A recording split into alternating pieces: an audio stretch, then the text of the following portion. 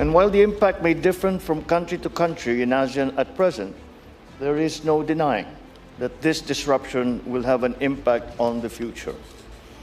Even if the tensions de-escalate in time, the damage to critical infrastructure, to vital systems, and trust in general will continue to be felt for years to come. ASEAN leaders are now considering emergency fuel sharing measures, diversifying energy sources, expanding regional power cooperation, and accelerating investment in electric vehicles and alternative energy technologies. Despite the summit's focus on the Middle East crisis, leaders are also expected to discuss tensions in the South China Sea, the conflict in Myanmar, and the recent border clashes between the Thailand and Cambodia. We come together guided by ASEAN's long-standing. The summit in Cebu has scaled back with limited ceremony, reflecting growing economic uncertainty as Southeast Asian governments brace for the wider global impact of the Iran conflict.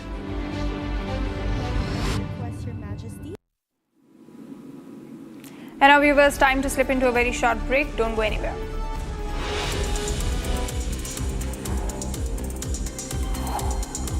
Suvendu Adhikari to be sworn in as Bengal's first BJP Chief Minister at 11 a.m. today. Prime Minister Modi and Amit Shah and other BJP Union Ministers to attend the ceremony. Another blow to Vijay. AMMK leader Dinakaran meets Governor, supports AIADMK's EPS to form the government in the state of Tamil Nadu.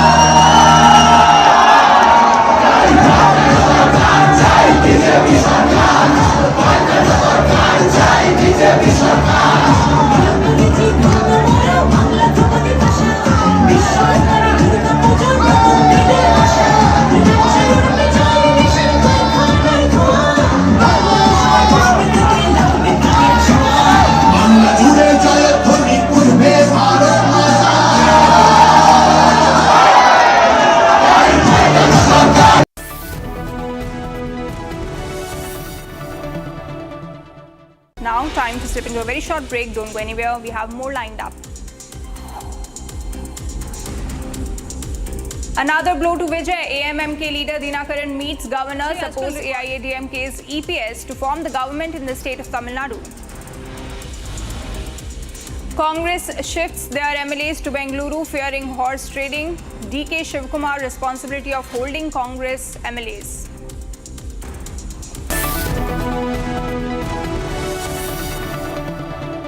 Introducing the Hitachi Sumo Heavy Duty Air Conditioner. Backed by Japanese innovation, Hitachi Sumo Heavy Duty AC is built to deliver a maximum cooling capacity of up to 7400 watts. Hitachi Sumo heavy duty ACs come with a long air throw of up to 24 meters. The Octa sensor technology of Hitachi ACs uses 8 intelligent sensors across indoor and outdoor units. An elegant machine that's bigger, bolder and better. Isn't just an AC. It's a powerhouse built for Indian summers.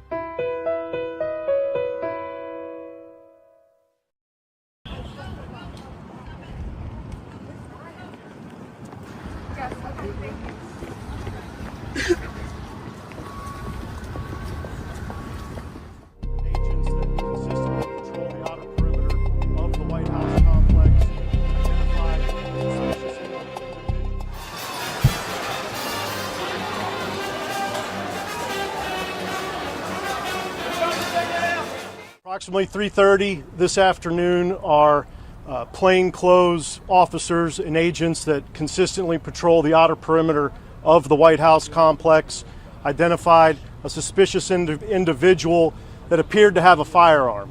They called in support from our marked uniformed Secret Service police to make contact with that individual. Upon making contact, that individual fled briefly on foot, withdrew a firearm, and fired in the direction of our agents and officers. They returned fire and engaged. That individual was hit. He's since been transported to the hospital.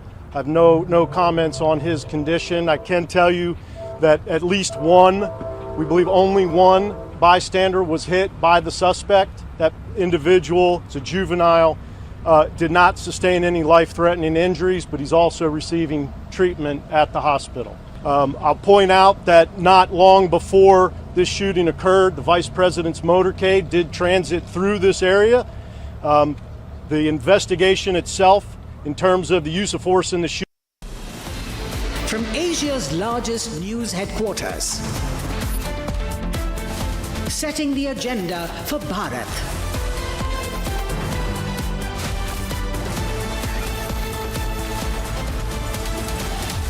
You're watching Republic.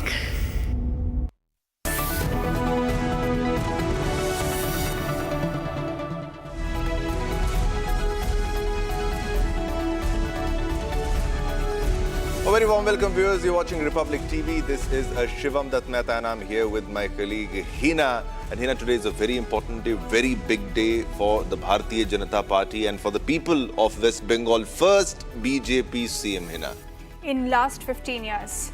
You know, it was fantastic how BJP was able to garner so many seats in the West Bengal elections and also were able to dislodge the 15-year-old rule of Mamata Banerjee-led government, Definitely. TMC. Definitely. But viewers, we get to this and all the latest, but let's start with the headlines first.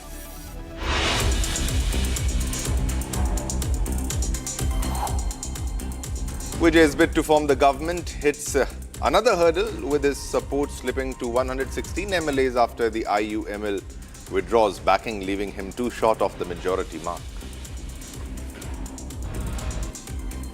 Another blow to Vijay. AMMK leader Dinakaran meets governor, supports AIADMK's EPS to form the government in the state of Tamil Nadu.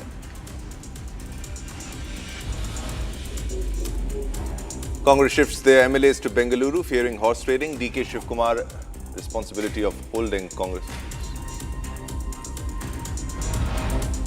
Major twists and turns in Tamil Nadu after extending support to TVK. VCK now says that it's neither with DMK nor with the TVK. It is going to announce its final decision on the stance. And big day for the Bharatiya Janata Party. Suvendu Adhikari to take oath as Bengal's first BJP Chief Minister. Prime Minister Narendra Modi to attend swearing-in ceremony.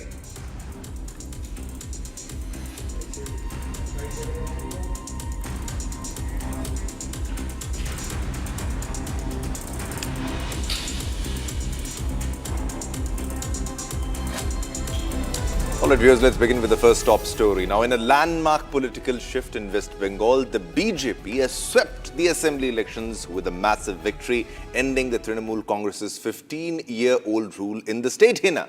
And Shivam, the senior BJP leader, Suvendu Adhikari, has been chosen as the BJP legislature party leader and is all set to take oath as Bengal's new chief minister today at Kolkata's Brigade parade ground. Indeed, a very big day, and top BJP leaders, including union ministers, are expected to attend the ceremony as the party prepares to form its first ever government in the state. Watch this report for more information. The BJP registered a historic victory in the West Bengal Assembly elections, winning 207 seats and ending the Trinamool Congress's 15-year rule. The result paves the way for Bengal's first ever BJP government under Suvendu Adhikari. At a meeting in Kolkata, Union Home Minister Amit Shah announced Suvendu Adhikari as the unanimous choice for leader of the BJP legislature party after all proposals backed his name. अभी कुछ समय पहले ही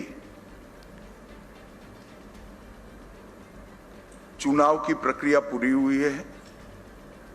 लगभग 8 प्रस्ताव और समर्थन प्राप्त हुए हैं और सभी प्रस्ताव और समर्थन एक ही नाम के मिले हैं। उसके बाद दूसरे नाम के लिए भी सबको समय दिया गया, पर्याप्त समय दिया गया, मगर कोई दूसरा नाम नहीं आया है। इसलिए केंद्रीय पर्यवेक्षक के रूप में मैं श्री शुभेंदु अधिकारी जी को पश्चिम बंगाल विधानमंडल दल के नेता के रूप में निर्वाचित घोषित करता हूं। Amit Shah called Adhikari a fighter and said the BJP government would provide stable governance while promising action on corruption, infiltration and law and order issues. Suvendu को मैं लंबे समय से जानता हूं, संघर्षशील व्यक्ति है शुभेंदु जी। एडमिनिस्ट्रेशन को भी देखा है और टीएमसी के दूषणों को भी देखा है।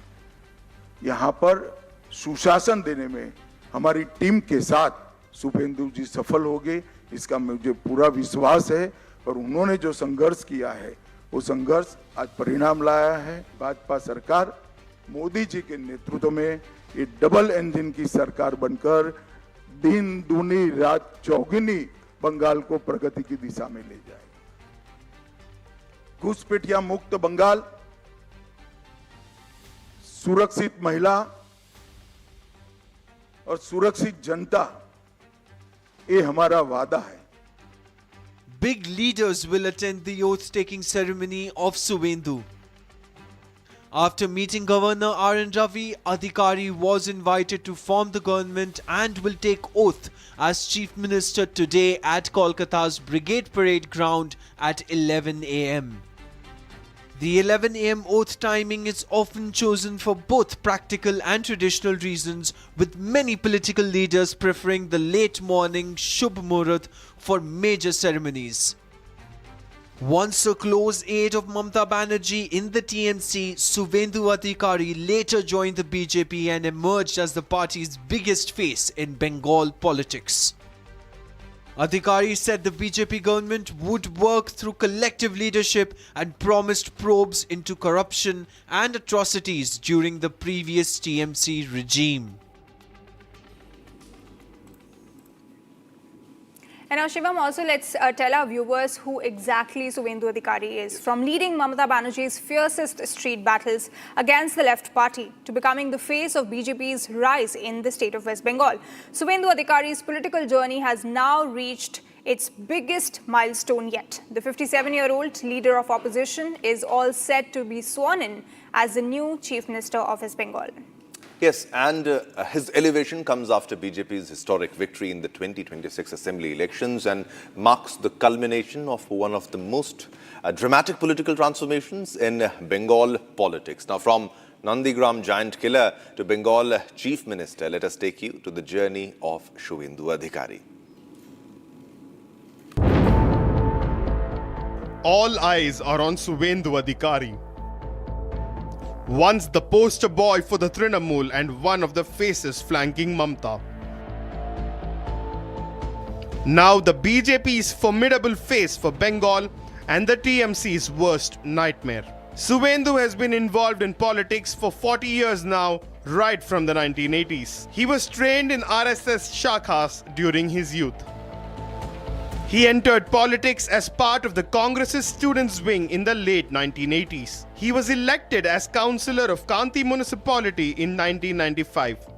He switched to the TMC when the party was barely a year old. His first taste of assembly victory came in 2006 when he won the Kontai assembly seat. Following this, he won the Tamluk Lok Sabha constituency in 2009 and in 2014. When Mamata announced her nephew Abhishek Banerjee's entry into politics, Suvendu's rift with the TMC began to emerge. To prevent him from defecting to the Congress, Mamata nominated Suvendu for Nandigram assembly seat in 2016 and inducted him into the state cabinet, giving him 3 portfolios. However, Abhishek Banerjee's rise and the TMC's setback in the 2019 Lok Sabha polls were the final straw. Suvendu decided to join the BJP ahead of the 2021 assembly election. And ever since then, the TMC has not been able to win any seat he contests. Suvendu has won Nandigram thrice, in 2016 for the Trinamool, in 2021 and 26 for the BJP. Listen in to what he had to say after leading the BJP to victory in the recently concluded election. ये बहुत जरूरी था, ममता बनर्जी का हराना बहुत जरूरी था। ममता बनर्जी का राजनीतिक संन्यास अभी हो गया है। 21 में नंदीग्राम में हारी, इस बार हार गया। इस बार भी हारा 15,000 से ज्यादा वोट से। उनको खुल के मुसलमान वोट दिया। वार्ड नंबर 77 में जितना मुसलमान वोट देने के लिए निकला, सब ममता को वोट दिया।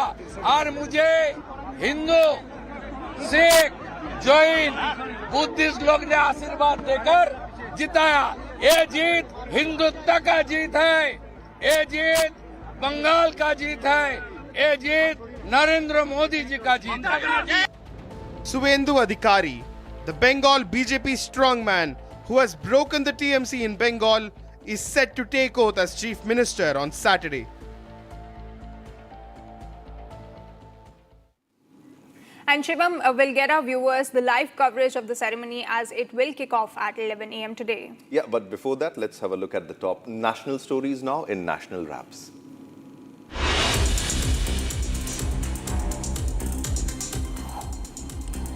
Ahmedabad crime branch busted an interstate cyber fraud syndicate accused of using AI-generated videos to change Aadhaar-linked mobile numbers without victims' knowledge. Police arrested 3 accused, Krishna Prajapati, Kashimuddin Ali and Rabir Hussain, while 3 more accomplices were held in Assam and Uttar Pradesh. Investigators now say that the gang allegedly used Aadhaar, PAN card and CIBIL data to open fake bank accounts and obtain loan fraudulently.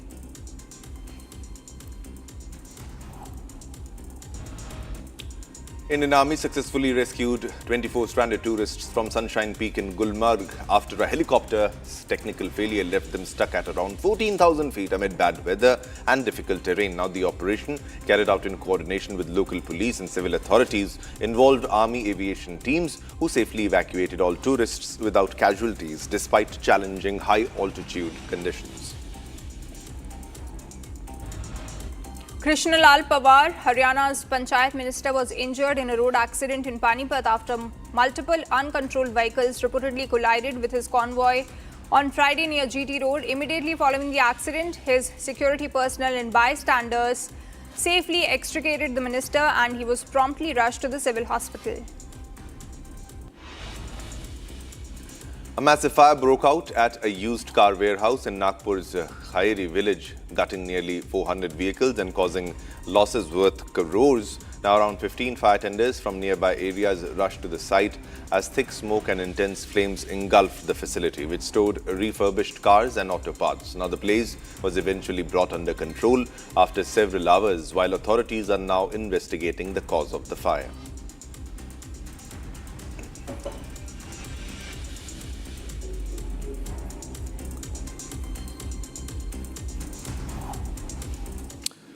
All right, now let's move on to another top story. Now, just hours before Vijay Thalapathy was expected to script history by taking oath as Tamil Nadu's Chief Minister, now fresh political uncertainty has gripped the state. Now, what seemed like a settled majority for the actor turned politician is once again under question. Now, with new reports suggesting that Vijay may now be short of the numbers which are required to form the government. Now, the latest twist comes after IUML reportedly withdrew support to the Vijay-led TVK alliance. And reopening the suspense over whether Tamil Nadu will actually witness a historical political transition today or not, after dramatic negotiations, multiple meetings with the governor and last-minute alliance arithmetic, the big question now remains, does Vijay still have the magic number? Or is Tamil Nadu headed towards another round of political instability? Let's take a look at this detailed report. Speculations persist whether Tamil Nadu is set for a historic political transition or not. With multiple parties backing off, TVK is now in a fix. The political dynamics of Tamil Nadu are once again under question. This big political development comes after Vijay met Governor Rajendra Vishwanath Arlekar for the third time in 3 days. TVK had emerged as the single largest party in the elections, winning 108 seats and shaking state's Dravidian political structure.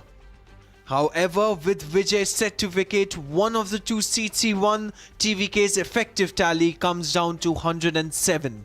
The breakthrough came after Congress walked away from the DMK alliance and extended support to Vijay. Congress, however, extended conditional support, stating TVK must stay away from communal forces. Now CPI has sent a letter of unconditional support to TVK. But in a major fallout, IUML has backed out, claiming that they are not supporting TVK. We didn't support anybody. We didn't give any letter to anybody. This is just a rumor. We are continuing with the alliance under the leadership of DMK. Can you confirm no support for TVK then? No. There is no question about that. We are continuing with the DMK alliance. Will it change in the morning? No. No. After all, no. It's going to be only support for DMK. Yeah. We are continuing with them only. Okay. Why was the confusion that? No. The confusion not in Indian Muslim League, is the public or in the media. But there was a letter that came out saying that you are supporting TVK. No. We didn't support. We didn't give any letter to anybody. And in another major political development, the AMMK leader met with the governor of Tamil Nadu and claimed that they will support AIADMK. Even the chief of TTV, Dinakaran, also said that they will be supporting AIADMK. He is our MLA. I have given the support to Mr. Pallichami. For that he is staying there along with other friends. So he signed the letter around 6:30 and sent it here. While when I saw on the TV that he has supported, our party has supported Vijay, I got shocked. So I got appointment with the governor and I have submitted the letter to the honorable governor and I told him to investigate and I feel it is forgery or it is horse trading. Are you suspecting horse trading that Yes. your MLA has gone rogue and supported TVK? No. It's horse trading mostly. Or the letter should be forgery. So it should be investigated. See, this kind of mockery of the thing we should not allow, no? But has the governor said he's received a letter indicating that your MLA is supporting TVK? Only that the letter he didn't mention anything, but he said I will investigate.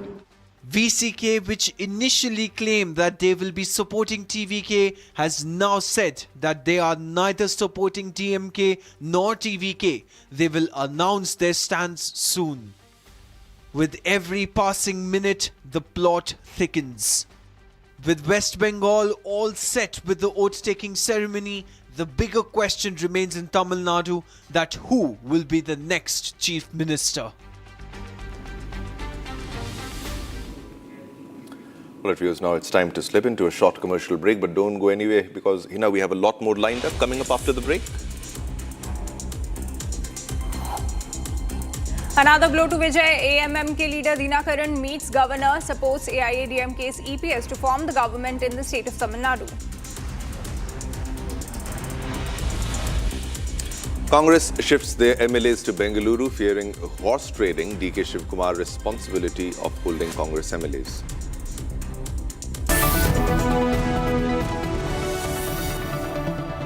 QS and THE, the world's foremost university rankings organizations, have ranked Amity amongst the top 3% universities globally, making it among the very few Indian universities to be included in both rankings.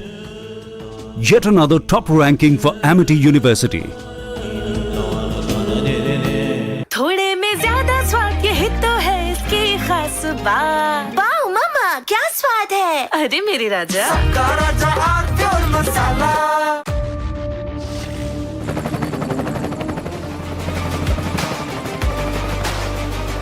Director, the taste of success. चमकी चाट से क्या बना है? Sandwich लस्सी और छाछ। हर घूंट में चमकी चाट।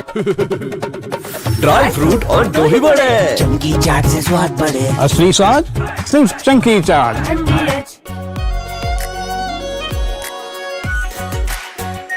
R pure shahi paneer masala, delicious, healthy every day.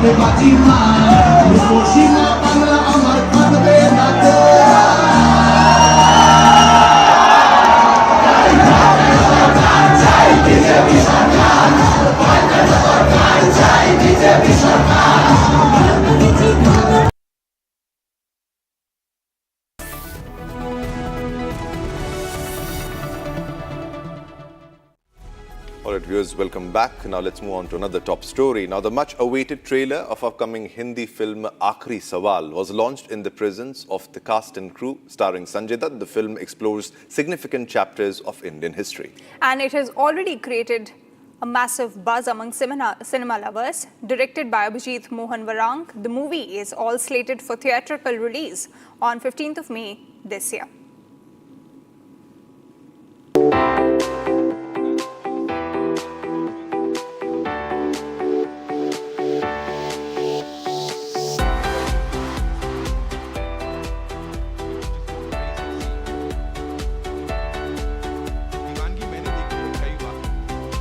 We have a very intelligent audience out there.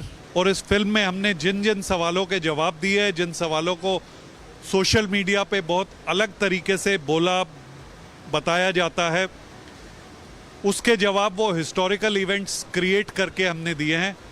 वो उन जवाबों को देखें और अपनी क्षमता, अपनी इंटेलिजेंस के अनुसार अपना ओपिनियन फॉर्म करें। इस फिल्म में हम केवल तथ्य दिखा रहे हैं which are taken from historical events.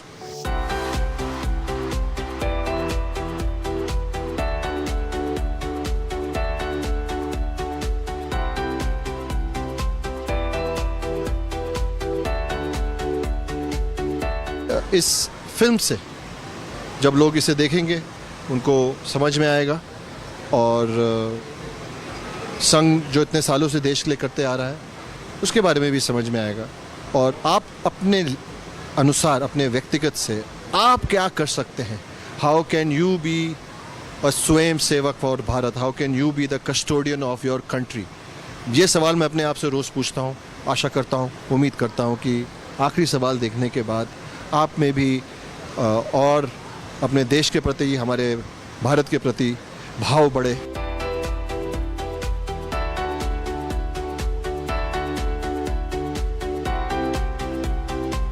मतलब ये सवाल जो है हर बार पूछे जाते हैं, इसके जवाब हम देना चाहते हैं लेकिन कोई सुनना नहीं चाहता है और जानबूझ के उसको बगल दी जाती है. इसलिए इस फिल्म के माध्यम से ये कुछ सवाल है जो राष्ट्रीय स्वयंसेवक संघ के बारे में हमेशा हर किसी के मन में होते हैं, ये पूछने का हमने धाड़स किया इस फिल्म से.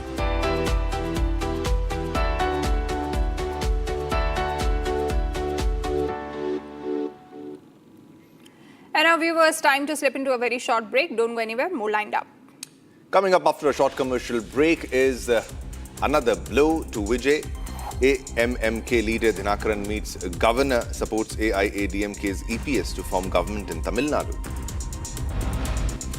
Congress shifts their MLAs to Bengaluru, fearing horse trading. DK Shivkumar given responsibility of holding Congress MLAs together.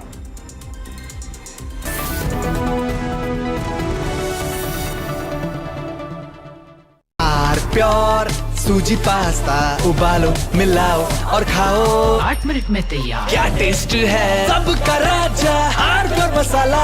Introducing the Hitachi Sumo Heavy Duty Air Conditioner. Backed by Japanese innovation, Hitachi Sumo Heavy Duty AC is built to deliver a maximum cooling capacity of up to 7400 watts. Hitachi Sumo Heavy Duty ACs come with a long air throw of up to 24 meters. The Octa sensor technology of Hitachi ACs uses 8 intelligent sensors across indoor and outdoor units. An elegant machine that's bigger, bolder and better. Isn't just an AC.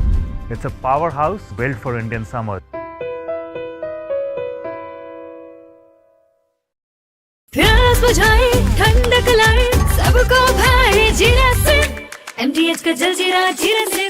जीरा से असली refreshing, असली स्वाद, असली मजा.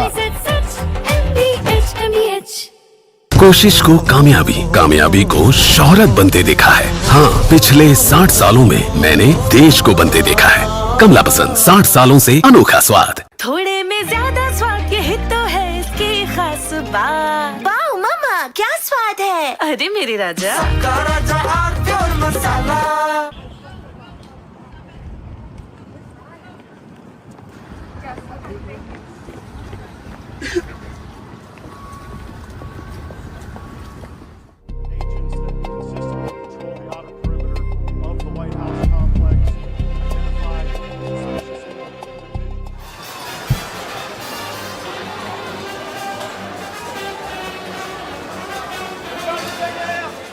Approximately 3:30 this afternoon, our plainclothes officers and agents that consistently patrol the outer perimeter of the White House complex identified a suspicious individual that appeared to have a firearm. They called in support from our marked uniformed Secret Service police to make contact with that individual. Upon making contact, that individual fled briefly on foot, withdrew a firearm, and fired in the direction of our agents and officers. They returned fire and engaged. That individual was hit. He's since been transported to the hospital. I have no comments on his condition. I can tell you that at least one, we believe only one bystander was hit by the suspect. That individual is a juvenile, did not sustain any life-threatening injuries, but he's also receiving treatment at the hospital. I'll point out that not long before this shooting occurred, the Vice President's motorcade did transit through this area. The investigation itself, in terms of the use of force in the shooting, will be conducted by Metropolitan Police Department.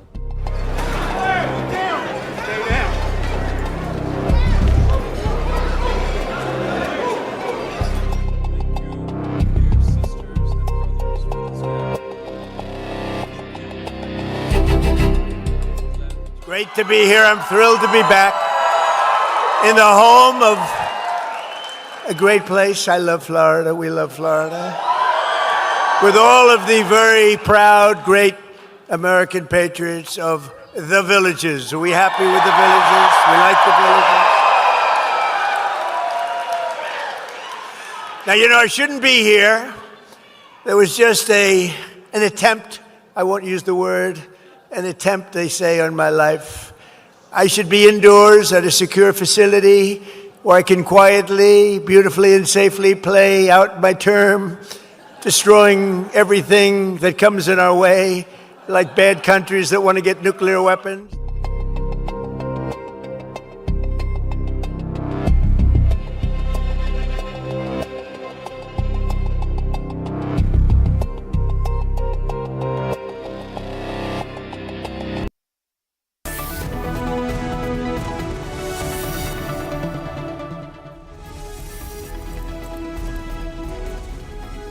A very warm welcome, viewers. You're watching Republic TV. This is Shivam Dutt Mehta and I'm here with my colleague Hina. And Hina, today is a historic day for the Bharatiya Janata Party, big day for the BJP because they are getting their first. The West Bengal is getting their first BJP Chief Minister. And Shivam will get our viewers all the latest updates as the ceremony is all set to kick off at 11 a.m.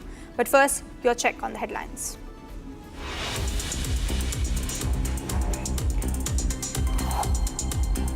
Vijay's bid to form the government hits another hurdle, another roadblock, with his support slipping to 116 MLAs after the IUML withdraws backing, leaving him too short of the majority mark. Another blow to Vijay. AMMK leader Dinakaran meets governor, supports AIADMK's EPS to form the government in Tamil Nadu.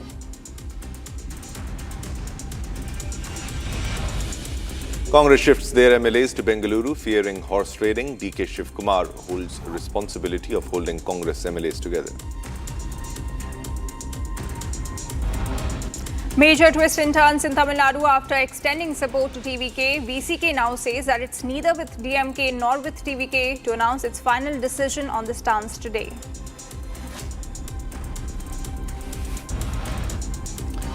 An historic day for the BJP. Suvendu Adhikari to take oath as Bengal's first BJP Chief Minister. Prime Minister Narendra Modi to attend swearing-in ceremony in a short while.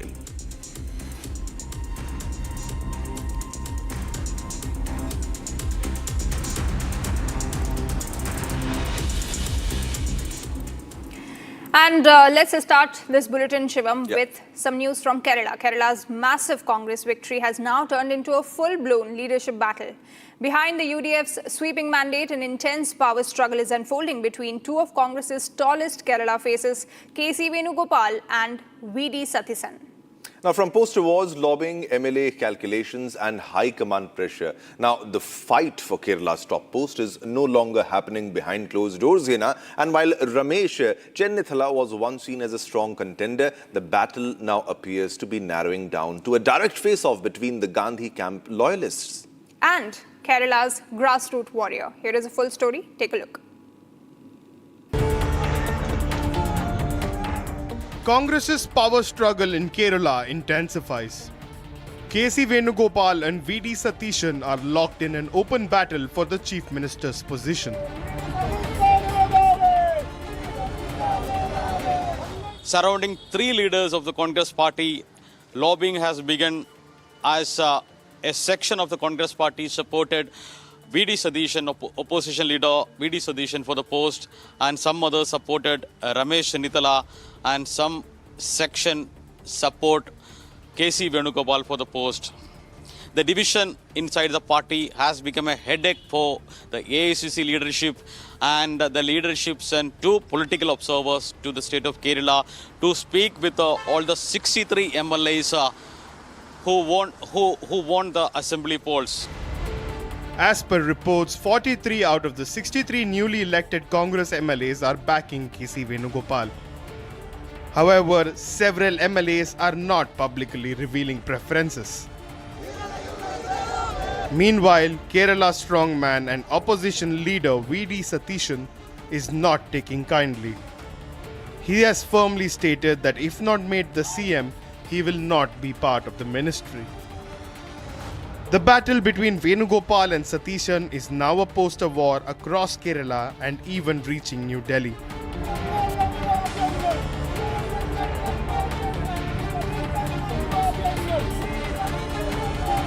Visuals emerged outside Karge's home against Venugopal as the new CM face in Kerala.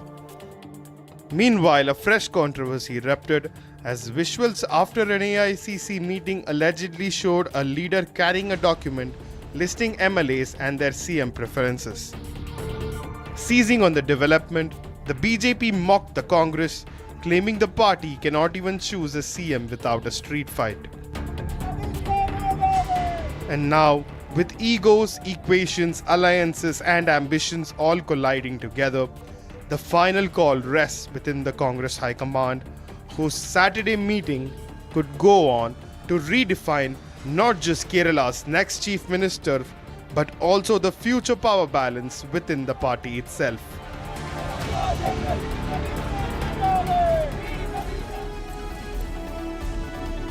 So, there are a lot of developments which are happening, one in Kerala, one in Tamil Nadu, and a very big development in West Bengal. But shifting our focus to Kerala, what's happening there? There are two lobbies and both of them are supporting, one the Gandhi loyalist and the other, that is VD Satishan. It's getting difficult for VD Satishan, a grassroots political worker who has helped the Congress party come to power, and he's responsible directly for the Congress victory. But now the coming in of KC Venugopal has become a threat for him. And right, and Shivam, ultimately the decision will be with the High Command, and what they will do will be very closely watched by us. Definitely. Now let's move on and get you other stories, ladies and gentlemen, and let's talk about TCS. Now, in a major development in the alleged sexual harassment and religious coercion case linked to TCS Pune case, the main accused Nida Khan has been sent to police custody till May 11. Now, Nida Khan, who works with TCS, had allegedly been absconding even since the controversy surfaced. Now, before being arrested from Chhatrapati Sambhajinagar, now police has claimed that she had been constantly changing locations to evade arrest, while sources now say she spent nearly 10 days hiding at the residence of AIMIM corporator Matin Patel. And police have reportedly also issued a notice to Patel and may seize his mobile phone as part of the ongoing probe into the matter. Now, meanwhile, in a parallel investigation, two other accused, Shahrukh Hussain Shaukat Qureshi and Raza Menon, have once again been taken into police custody from judicial remand for further questioning. Now, officials say that investigators are probing additional charges, including allegations of hurting the complainant's religious sentiments and administering a sedative substance to the victim. More in this report. Take a look. Her face covered, surrounded by police, key accused Nida Khan was brought to a Nashik court on Friday amid tight security. Remanded to police custody till May 11 in the Pune TCS harassment and conversion case. Nida Khan, an employee of TCS, was arrested from Chhatrapati Sambhajinagar after allegedly remaining absconding since the controversy erupted. Nida Khan, prime accused in Nashik TCS case, is arrested by Nashik police in Chhatrapati Sambhajinagar yesterday. She was on a run for more than 40 days, and after 40 days, Nashik police, or especially the SIT formed by Nashik police, is successful in apprehending her. She was on a run and she was hiding in various places. First she was said to be in Thane, then in Mumbai, then in Bhiwandi, and now she was finally found in Chhatrapati Sambhajinagar. With a transit remand, Nashik police presented her before the Nashik court today, where I am standing right now. She was presented before the Nashik court and she is granted a police custody of 3 days, which is until 11th of May. Police sources said Nida Khan had been absconding for nearly a month and was constantly changing locations to evade arrest. Earlier, the court had rejected her anticipatory bail plea, observing that there appeared to be a systematic plan to allegedly brainwash the complainant through organized attempts. As per sources, Nida Khan had been hiding for nearly 10 days at the residence of AIMIM corporator Matin Patel in Chhatrapati Sambhajinagar. Police had reportedly issued a notice to Patel and are expected to seize his mobile phone as part of the probe. Nida Khan मामले में निदा खान को कल रात संभाजीनगर से arrest किए, आज court में उनकी पेशी की गई सरकारी वकील और पुलिस ऑफिसर की तरफ से 5 दिन की पुलिस हिरासत मांगी गई। उसमें आज आर्गूमेंट किया गया कि 2 तारीख को यही कोर्ट ने निदा की अंतरिम जमानत की अर्जी खारिज की थी। उसके बाद वो फरार थी, उसको अरेस्ट किया गया और इन्वेस्टिगेशन में ऑलरेडी ये बाकी दानिश और तौसीफ के इन्वेस्टिगेशन में ये रिवील हुआ है कि निदा खान ने ये विक्टिम के मोबाइल में मुस्लिम प्रो और कुछ मुस्लिम एप्लीकेशन डाउनलोड की थी। यही उसको हिजाब पहनना सिखाती, यही उसको कलमा पढ़ाना सिखाती थी। तो इसके बारे में इन्वेस्टिगेशन ज़रूरी है। ये कोर्ट को आज सरकारी वकील की तरफ से और इन्वेस्टिगेशन ऑफिसर्स की तरफ से ये मांग की गई कि उसको ज़्यादा से ज़्यादा 5 दिन तक पुलिस कस्टडी दी जाए। अभी कोर्ट ने फिलहाल सोमवार तक पुलिस कस्टडी दी गई। Meanwhile, 2 of the 6 accused in the TCS case was also interrogated again. 2 other accused, Shahrukh Hussain, Shaukat Qureshi and Raza Menon, have been brought back into police custody from judicial remand for further interrogation.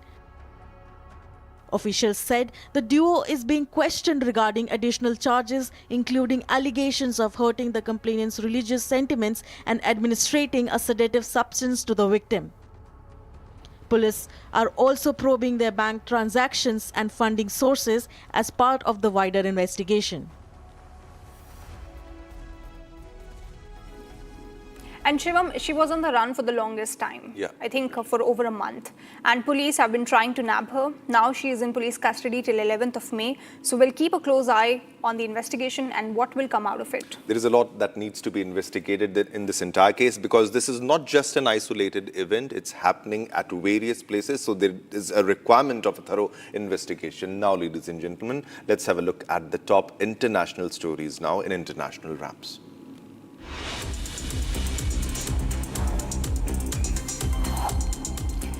Taiwan and Paraguay signed several trade-focused agreements Friday during Paraguayan President Santiago Pena Palacios' visit to Taipei City. The two countries, marking 69 years of diplomatic ties, say that the deals will strengthen cooperation in trade, education and culture. Taiwan Foreign Minister Lin Chialung called Paraguay a key ally and trade partner in Latin America. Bulgaria's parliament has approved Rumen Radev as the country's new prime minister following a landslide election victory by his Progressive Bulgaria party. Radev, a former president and Air Force commander, pledged to tackle corruption, rising prices and energy challenges as he takes office amid ongoing political instability. Analysts say his Russia-friendly views could influence policy, though Bulgaria is expected to maintain its broader Euro-Atlantic direction. Hamburg on Friday celebrated the 837th anniversary of its harbour with a picturesque maritime parade. Some 250 ships ranging from modern Coast Guard boats to antique vessels sailed past thousands of spectators. The ships were meant to represent the maritime history of Hamburg as an important trading hub since the Middle Ages. And Pope Leo XIV marked the first anniversary of his election with a visit to the sanctuary of Our Lady of Pompeii near Naples, where he renewed his call for peace. Now, during his homily, Leo urged people not to accept the images of death seen daily in the news and prayed for mercy to ease hatred and guide world leaders toward peace. Now, the Pope later traveled to Naples to meet Catholic youth, beginning a broader series of visits across Italy.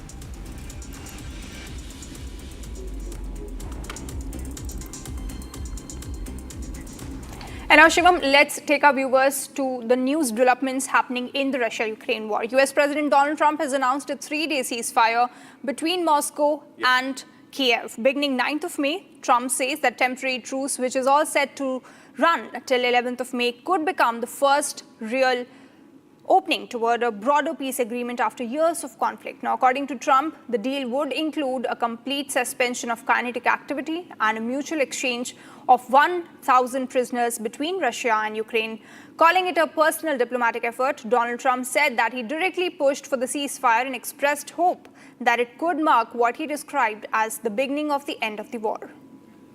Now, the announcement comes amid heightened tensions surrounding Russia's Victory Day commemorations and follows Moscow's earlier unilateral ceasefire proposal, which Ukraine had dismissed. Now, despite the truce announcement, fighting continued on Friday, with both sides accusing each other of fresh attacks. More in this detailed report on everything we know so far.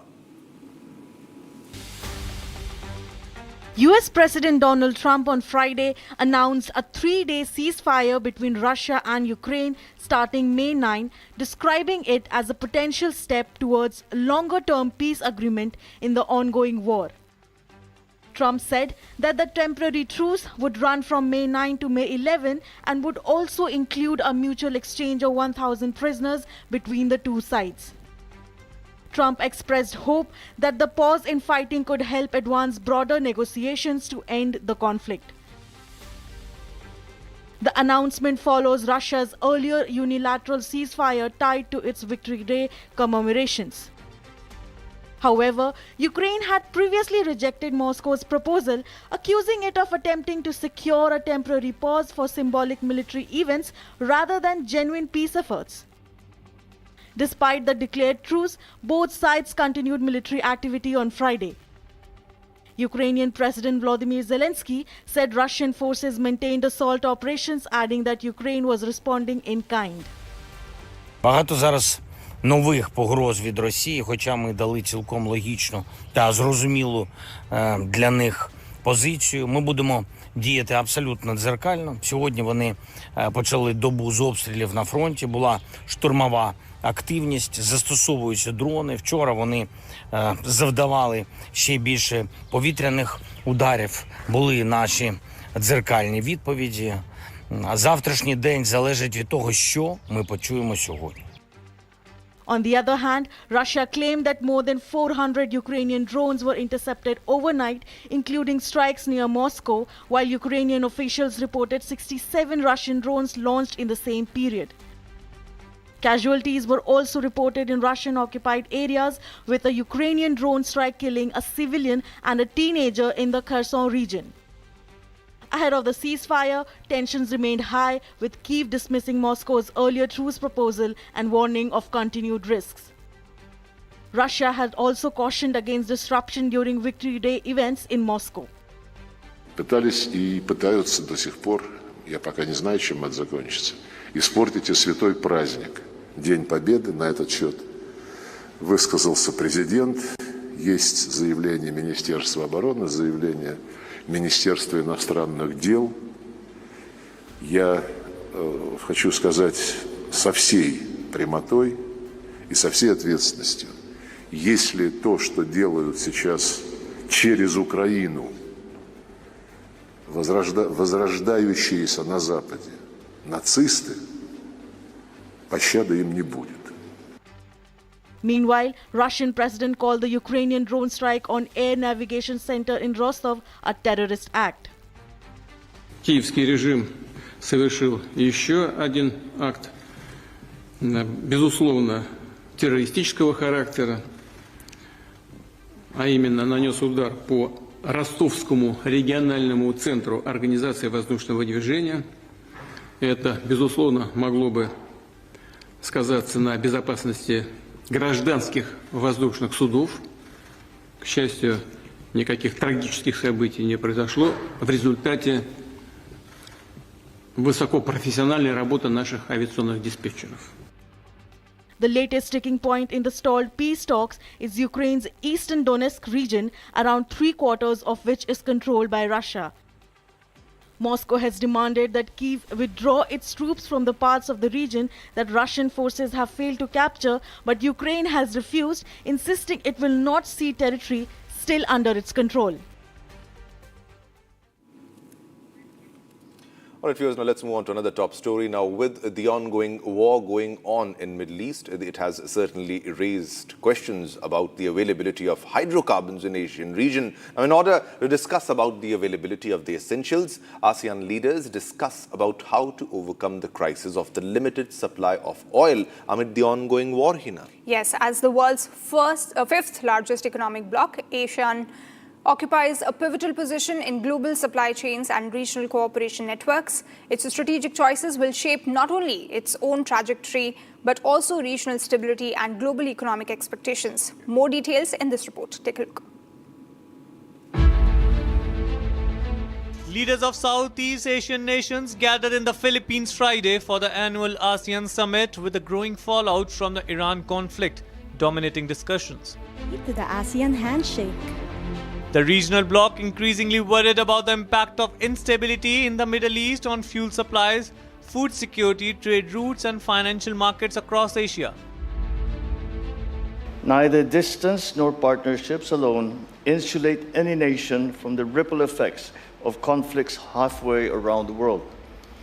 In an increasingly connected world, instability in one part of the globe will quickly reverberate across supply chains, financial markets, and the daily lives of our people. ASEAN countries import much of their oil and gas from the Middle East, making the region highly vulnerable to disruptions around the Strait of Hormuz. We have seen firsthand the vulnerability of our nations to external factors. The domino effect of oil supply disruptions on the various sectors of our countries has affected how we conduct business, how we work, how we live. Officials are also preparing contingency plans for possible evacuations of more than 1 million Southeast Asian citizens living and working across the Middle East if fighting escalates again. And while the impact may differ from country to country in ASEAN at present, there is no denying that this disruption will have an impact on the future. Even if the tensions de-escalate in time, the damage to critical infrastructure, to vital systems and trust in general will continue to be felt for years to come. ASEAN leaders are now considering emergency fuel sharing measures, diversifying energy sources, expanding regional power cooperation, and accelerating investment in electric vehicles and alternative energy technologies. Despite the summit's focus on the Middle East crisis, leaders are also expected to discuss tensions in the South China Sea, the conflict in Myanmar, and the recent border clashes between Thailand and Cambodia. The summit in Cebu has scaled back with limited ceremony, reflecting growing economic uncertainty as Southeast Asian governments brace for the wider global impact of the Iran conflict. All right, viewers, now it's time to slip into a short commercial break, but don't go anywhere because it's a historic day, Hina. And we will track the live coverage starting 11 a.m.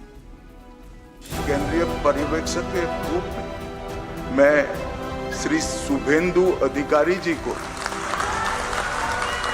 पश्चिम बंगाल विधानमंडल दल के नेता के रूप में निर्वाचित घोषित करता हूं।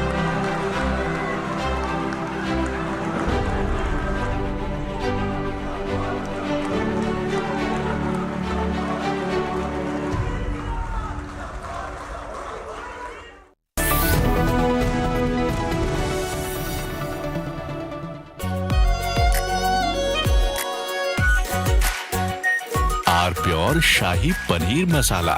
Delicious, healthy, every day. QSMTHE, the world's foremost university rankings organizations, have ranked Amity amongst the top 3% universities globally, making it among the very few Indian universities to be included in both rankings.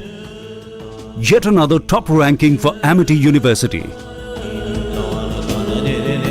चमकी चाट से क्या बना है? आलू चाट या fruit चाट, स्वाद बनाए चमकी चाट। क्या बात है? स्वादिष्ट पकोड़े और फरसान, अरे चमकी चाट है इसकी जान। असली स्वाद सिर्फ चमकी चाट।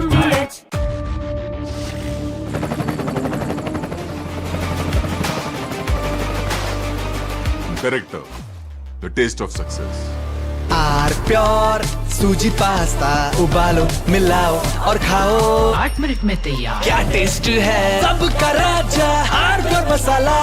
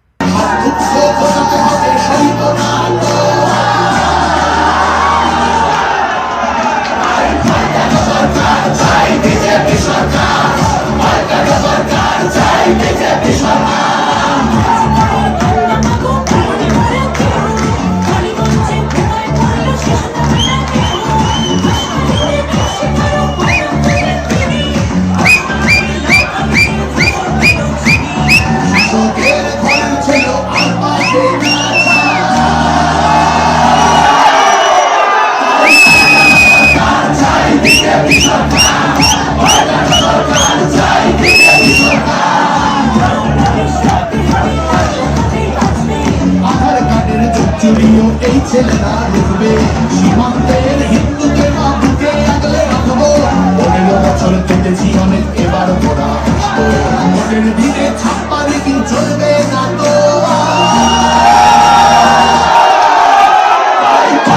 সরকার চাই বিজেপি সরকার পাল্টানো সরকার চাই বিজেপি সরকার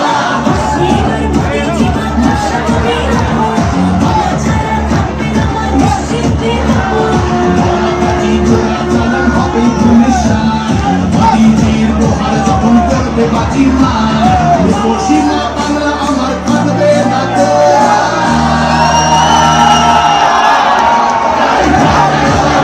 চাই বিজেপি সরকার সরকার চাই বিজেপি সরকার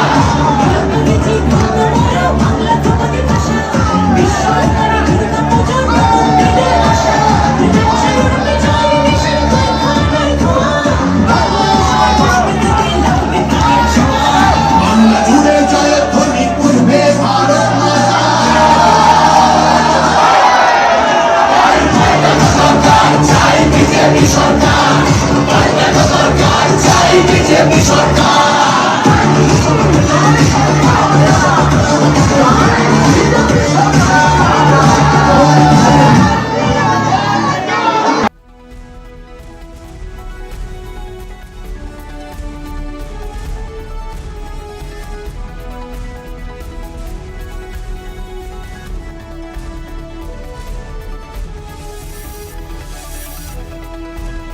थोड़े में ज्यादा स्वाद यही तो है इसकी खास बात वाओ मामा क्या स्वाद है अरे मेरे राजा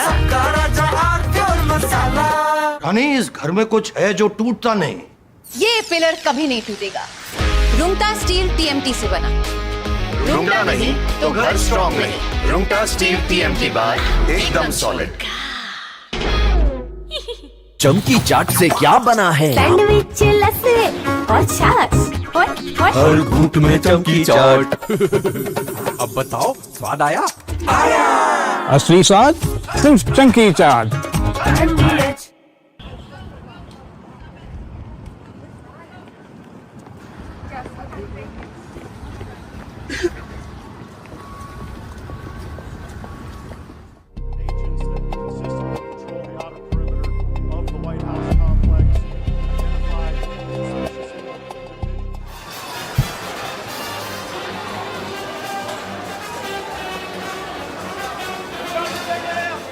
Approximately 3:30 this afternoon, our plainclothes officers and agents that consistently patrol the outer perimeter of the White House complex identified a suspicious individual that appeared to have a firearm. They called in support from our marked uniformed Secret Service police to make contact with that individual. Upon making contact, that individual fled briefly on foot, withdrew a firearm, and fired in the direction of our agents and officers. They returned fire and engaged. That individual was hit. He's since been transported to the hospital. I have no comments on his condition. I can tell you that at least one, we believe only one bystander was hit by the suspect. That individual is a juvenile, did not sustain any life-threatening injuries, but he's also receiving treatment at the hospital. I'll point out that not long before this shooting occurred, the Vice President's motorcade did transit through this area. The investigation itself, in terms of the use of force in the shooting, will be conducted by Metropolitan Police Department.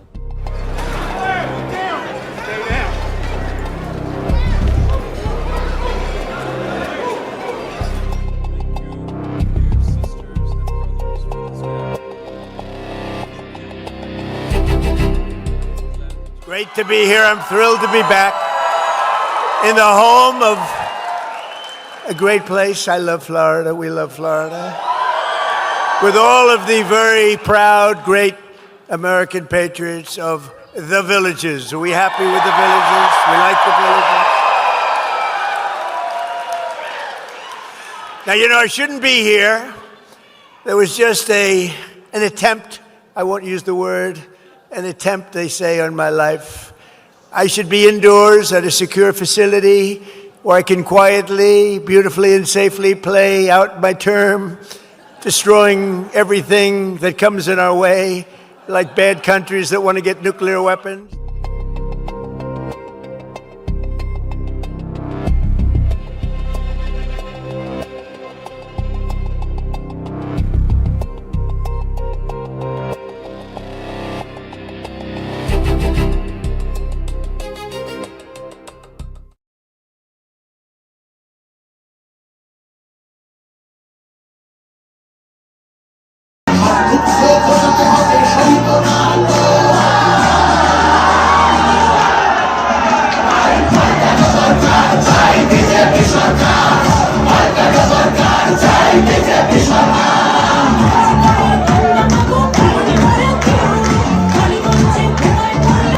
From Asia's largest news headquarters, setting the agenda for Bharat.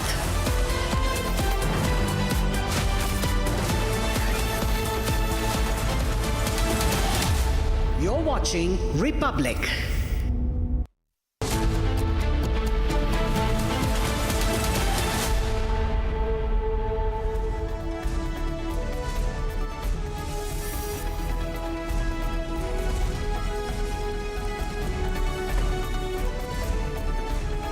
A very warm welcome, viewers. You're watching Republic TV. This is Shivam Dutt Mehta and I'm here with my co-anchor, co-host. Hi, very good morning. My name is Nayan.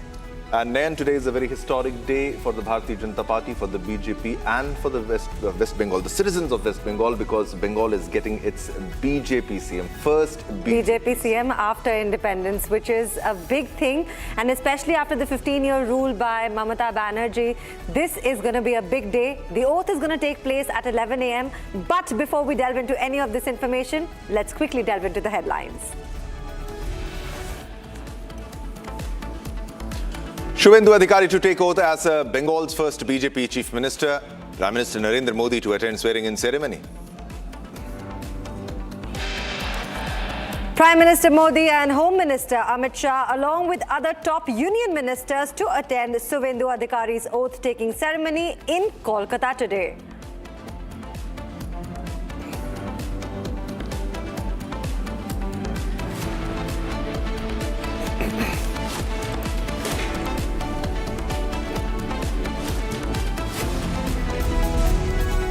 All right, Nayan, let's begin this bulletin with the big breaking news development. Our top focus will be on West Bengal, but we are getting a big breaking news. Now, countdown has begun for the swearing-in ceremony of West Bengal BJP Legislative Party leader Suvendu Adhikari as the first BJP Chief Minister of West Bengal since independence, Nayan. That's right. These are the visuals from late last night when Defence Minister Rajnath Singh arrived at the Kolkata airport to attend the ceremony that is now going to take place on at 11 o'clock this morning.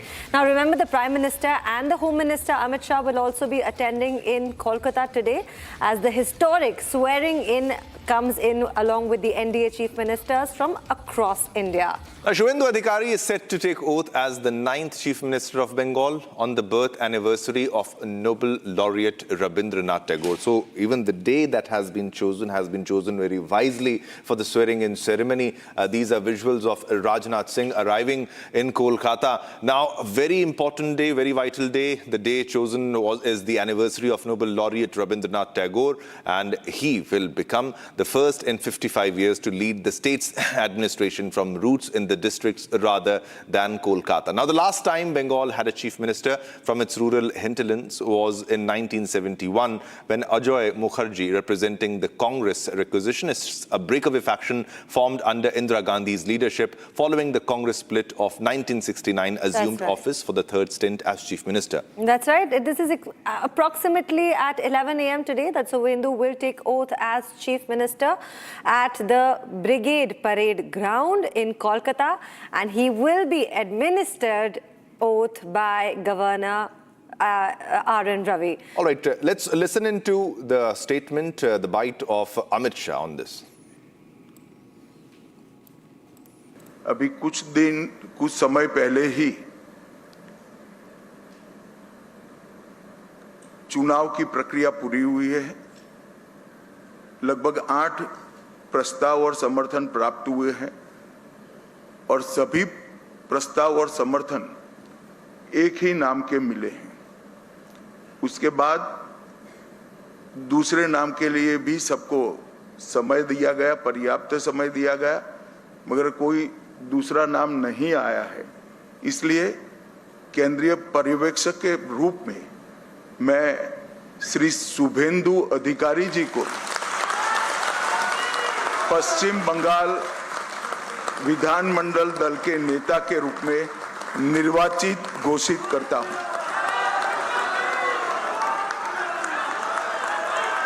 So, yeah, historic day, Nayan. Historic day indeed. Big day for the Bharatiya Janata Party and for the citizens of West Bengal. That's right. Suvendu Adhikari will take oath as the first BJP Chief Minister of West Bengal today at 11 a.m. Now, this decision was taken by the BJP legislature meeting in Kolkata in the presence of Union Home Minister Amit Shah. Yeah, definitely. Somebody who deserved, because he defeated the TMC Supremo not once but twice in 2021, and now again this time also wins from Nandigram, wins from Bhawanipur, and is now the new Chief Minister of Bengal. Today is the historic day. However, we must not forget that Mamata Banerjee doesn't want to resign. She wants to say that this is not fair, everything was against us, they misused the machinery and whatnot. But you have here the first BJP Chief Minister in West Bengal. In fact, do you also feel that, he's really a soldier, Suvendu Adhikari? In so many ways, he's risen his ranks from the grassroots level. He's really proven his mettle. He's fought against all odds, and twice, not just once, but twice proven his mettle, like you rightly said, once in Bhawanipur. And again, he's gone on to become now, finally, the Chief Minister of West Bengal. Yeah, definitely, because it's a quite difficult state earlier also because of the post-poll violence and the pre-poll violence and violence which is something not new in West Bengal. All right, we have our correspondents on the ground. First, we have Harsha joining us for more details on the story. Harsha, a historic day indeed for the BJP, and they're writing history today in the parade grounds in Kolkata, and you're covering the event. What are the latest that you are fetching? Many are coming, many chief guests are coming, Prime Minister is coming, Home Minister is there, and if you can share the list of the top leaders that are attending this ceremony and the latest on that, Harsha, over to you. Shivam, and I'm myself very excited. And we are in Route Brigade Maidan.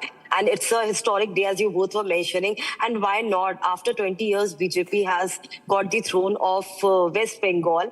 And even after independence, they have worked so hard. Their Karyakartas have worked so hard. The kind of movement now, today morning, we are seeing on ground. You won't believe I'm en route to Maidan. And just from, 10 kilometers before this Maidan, where exactly the oath-taking ceremony is. And the security has been beefed up. Locals are on, way towards Maidan. There are special invitees. More than 1 lakh people are today attending the swearing-in ceremony of Suvendu Adhikari. And you asked with me the list of the people. And Shivam Nayan, leaving H.D. Kumar Swamy and Gajendra Singh Shekhawat, all the union ministers are attending this oath ceremony. Also, chief ministers of all BJP-ruled states, chief ministers of NDA-ruled states, all have already arrived in West Bengal. All are going to be there in the oath ceremony. You imagine 1 lakh people at parade ground, and this is a ground that holds the historic relevance as well. We have seen the mass rallies on Maidan ground of the earlier leaders like Jyoti Basu and Mamata Banerjee when she challenged Jyoti Basu and actually got the throne in West Bengal. So this Maidan has seen many leaders and has also risen to the politics in the state of West Bengal. Harsha, also what a beautiful day, of selecting, this whole coronation that's going to happen in a very beautiful way. But it's the Rabindranath Tagore's Jayanti, and what a day to be chosen for Suvendu to be taken as or sworn in as the CM. They already earlier decided, Nayan, that the swearing ceremony has to be done on the Rabindranath Tagore's birth anniversary, the day which holds the utmost importance for the people of West Bengal. And from Shyama Prasad Mukherjee to each and every Karyakartas of West Bengal, they all have been stating since the day one that what is the relevance of Shyama Prasad Mukherjee in the state of West Bengal and for BJP. And so as this is the land of Rabindranath Tagore. So Rabindranath Tagore birth anniversary, nothing can be more auspicious auspicious than this day for Suvendu Adhikari to take oath on this day in the state of West Bengal. This also kind of messaging with the Bharatiya Janata Party is giving to the people, the citizens of West Bengal, that this is important day. The BJP is with West Bengal. The BJP will do everything on the principles of Rabindranath Tagore. These are the cultural sentiment. This is the historic sentiment of West Bengal, which BJP never forgets. If you see the history of BJP as well, they have ensured that the cultural sanctity and the historic relevance of that place remains as it is whenever there's a oath-taking ceremony. Yes, Harsha, thank you so much, and please stay connected with us. We will get back to you time and again and take all the coverage that's going to happen on the ground. But for now, we have guests joining us on call. Thank you, Harsha. Please stay connected with us. Yeah, we have the guests with us, live with us. I would like to invite and thank them for joining us. We have Kabir Shankar Bose, lawyer and analyst. Thanks a lot, sir, for joining. He's joining us live from Kolkata. We also have P.K. Basu, senior political commentator, who is joining us live from New Delhi. Now, let's begin first from Kolkata. Kabir Shankar Bose, it's a big day, historic day for the Bharatiya Janata Party, end of the TMC rule and the beginning of a BJP era. Your first take on that before the swearing-in ceremony begins? Absolutely. It's a people's joy. People have come out and, they have voted against the Mamata Banerjee government. This is a battle which the Bharatiya Janata Party has been fighting for a very long time. The state had gone to absolutely very bad situation. It had gone to a very bad position. Anti-incumbency, coupled with corruption, coupled with violence, coupled with many other issues. So this time what happened is the public has spoken out. And BJP was always the main party that was fighting the Trinamool Congress. Congress and CPM was nowhere in the picture. Suvendu Adhikari ji, the person who is going to be sworn in as the Chief Minister in a few hours' time, in a couple of hours' time, he has been leading us from the front. He defeated Mamata Banerjee in Nandigram in 21.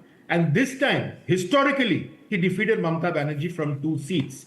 With massive public support, today we are going to form government. It's a very, very auspicious day. It's Rabindra Jayanti today. We've chosen this day. Honorable Prime Minister, Home Minister, about 20 CMs, they are all going to be present here. Bengal is going to start a new era. You know what we say, Sonar Bangla, that Sorar Bangla with Sarat Chandra Chattopadhyay had imagined. That era is going to start from today. It's a very, very joyous occasion. And I'm so happy to be part of your channel early in the morning. I'll also be heading to the oath ceremony to be a part of that. And I congratulate the people of Bengal for making this historic decision, making the Kabir, we have a lot to discuss. We'll continue our coverage from the live. We'll get you the live visuals also of the swearing-in ceremony, and we'll continue our discussion. Then we also have Mr. P.K. Basu. That's right. In fact, Mr. Basu, this is finally the time has come where the double-engine Sarkar will now take its front foot and will work on the front foot. What are your take and your comments on this wonderful thing that's going to now take place? By the way, I'm not in Delhi. I'm in Kolkata. I'll be We'll update that. I'll be going for the swearing-in ceremony. So you will be witness to the historic change, sir.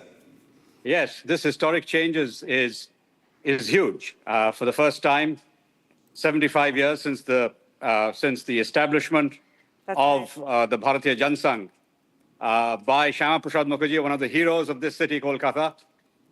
He established it on the 21st of October, 1951. We're almost 75 years later, finally, his party has come to power, the party that he established, with a vision for a business-friendly Bengal and a business-friendly India. We already have that across the country. Bengal was missing. We now have a double-engine Sarkar. I think this is an opportunity for the transformation of Kolkata and West Bengal, the transformation of Eastern India as a result of that too. Kolkata has been a laggard. It's now only the 6th largest economy in the country. It used to be the 2nd largest in terms of state GDP. So there's a lot of work to be done. The reindustrialization of West Bengal must begin. There are lots of opportunities. Labor-intensive manufacturing can move from places like Vietnam and Bangladesh to Bengal and Kolkata, where we have an abundance of labor available. There is also the opportunity for developing things like marine engineering, shipbuilding in Kolkata. It is the capital of marine engineering in the country still. Health tourism is another area. So lots of opportunities for economic transformation. Mr. Basu, the kind of optimism, the kind of enthusiasm that you're reflecting, it wasn't there during the TMC era. But also, we are cutting across to the live visuals of the swearing-in ceremony before it begins. This is exactly the place where it will begin. And you have the portrait of Sri Rabindranath Tagore. It's the historic day. This has been chosen because of this, the particular day. And visuals coming in, and also historic day for Suvendu Adhikari. Mr. Basu, the question to you, what earlier was stopping the Trinamool Congress to develop West Bengal in a manner that you are speaking about, that you are sharing with us, that you have the manpower, you have the available resources, you have the marine technology and whatnot? Why were they so reluctant in developing West Bengal in the way that you are speaking right now? And is it the left ideology that was stopping them? Was it a continuation of that? Or some other factors are also involved in that? Mr. Basu, first to you, and then Kabir, I'll come to you. Well, what was standing in the way was leftist thinking, Marxist thinking, that has benighted Kolkata and West Bengal for the last 49 years. And in fact, probably for the last 59 years, ever since the 1967 election. So Bengal suffered the Naxalite movement, then it suffered 34 years of CPM-led rule, and then it suffered even more ultra-left rule. If you remember, Shingur, the agitation against the Tatars, if you think of a state government that throws out a huge conglomerate like Tatas, who had their original headquarters, the Tata Center in Chorungi in Calcutta. If you throw them out, then how will anybody else want to invest in your city? Not just that, the SEZs, Wipro and so on were coming to establish their technology centers in Kolkata. The SEZ incentive was withdrawn. I think one of the first things the new government should do is to reintroduce the SEZ scheme, invite the likes of Infosys to expand their operations in this city. And there'll be enormous opportunities in a pro-business, pro-market-oriented government. For the first time since independence, really, we will have the regeneration, the economic, industrial, services regeneration of this great city of Kolkata. If I may add, it's also, Mr. Basu, it can also be called the reborn of a new Bengal, is how we're going to see it. But thank you. Please stay with us, Mr. Basu and Mr. Kabir. We'll be right back after a short break. All right, time to slip into a short commercial break, but ladies and gentlemen, don't go anywhere because we'll get you live visuals of the swearing-in ceremony and minute-to-minute updates on what's happening in West Bengal, because this is the first time they're getting a BJP Chief Minister. Coming back after a short break.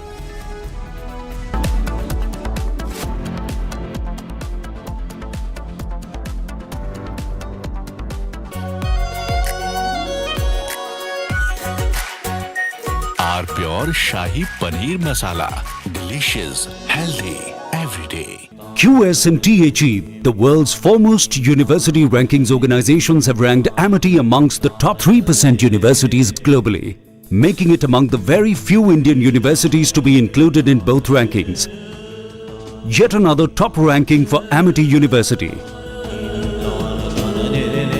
चमकी चाट से क्या बना है? Sandwich, लस्सी और छाछ।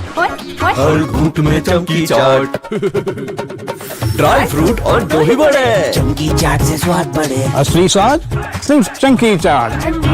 Are pure सूजी pasta, उबालो, मिलाओ और खाओ। 8 मिनट में तैयार। क्या टेस्ट है? सबका राजा आर प्योर मसाला।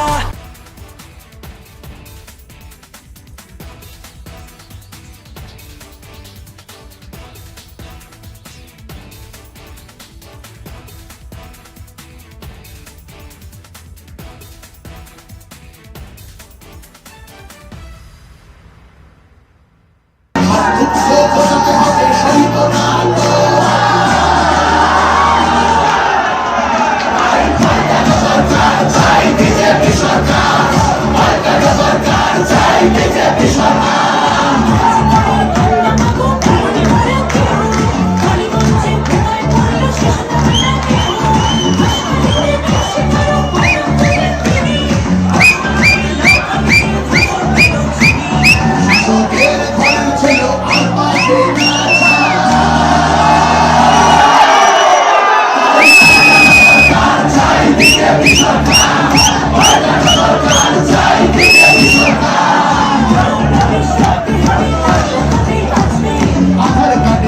সেঞ্চুরিও এই ছেলেরা রুখবে সীমান্তের হিন্দুদেরা বুকে আগলে রাখবো 15 বছর কেটেছি অনেক এবার ঘোরা আসবো ভোটের দিনে ছাপ্পা রেকিং চলবে না তো সরকার চাই বিজেপি সরকার সরকার চাই বিজেপি সরকার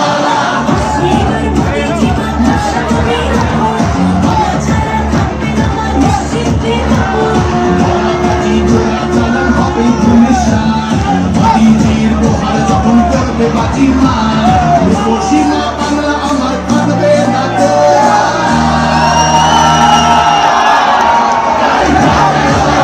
চাই বিজেপি সরকার সরকার চাই বিজেপি সরকার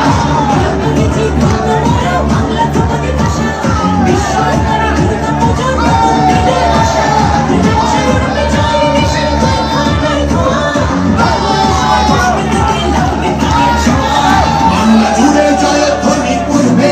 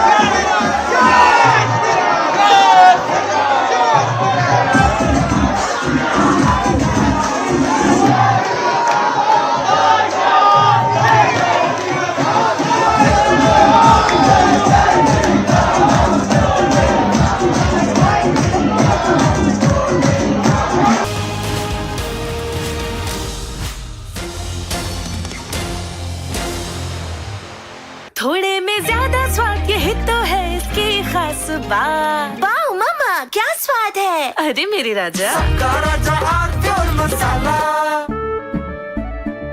केसरिया से मन जोगी हुआ रे, दिल झूमे देखो मतवारा हुआ रे। केसरिया से मन जोगी हुआ। हर पल मनाओ केसरी त्योहार। विमल, बोलो जुबान केसरी। प्यास बुझाए ठंडक लाए सबको भाए जीरा से। MTH का जल जीरा जीरा से। जीरा से असली रिफ्रेशिंग, असली स्वाद, असली मजा। रानी, इस घर में कुछ है जो टूटता नहीं। ये पिलर कभी नहीं टूटेगा। रुंगटा स्टील TMT से बना। रुंगटा नहीं तो घर स्ट्रॉन्ग नहीं। रुंगटा स्टील TMT बार एकदम solid.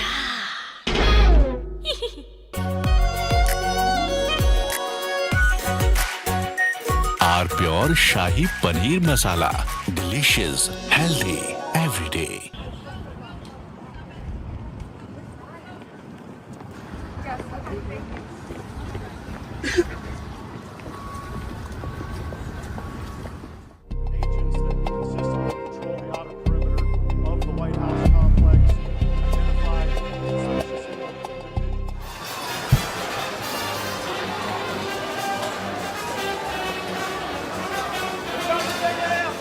Approximately 3:30 this afternoon, our plainclothes officers and agents that consistently patrol the outer perimeter of the White House complex identified a suspicious individual that appeared to have a firearm.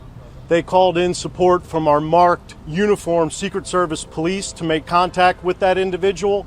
Upon making contact, that individual fled briefly on foot, withdrew a firearm, and fired in the direction of our agents and officers. They returned fire and engaged. That individual was hit. He's since been transported to the hospital. I have no comments on his condition. I can tell you that at least one, we believe only one bystander was hit by the suspect. That individual, it's a juvenile, did not sustain any life-threatening injuries, but he's also receiving treatment at the hospital. I'll point out that not long before this shooting occurred, the Vice President's motorcade did transit through this area. The investigation itself, in terms of the use of force in the shooting, will be conducted by Metropolitan Police Department.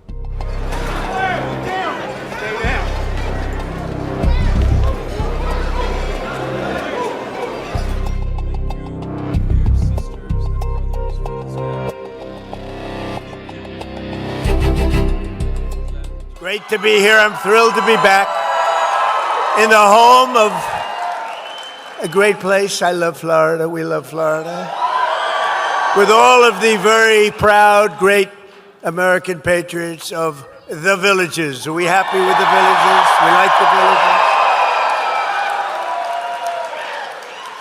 Now, you know, I shouldn't be here.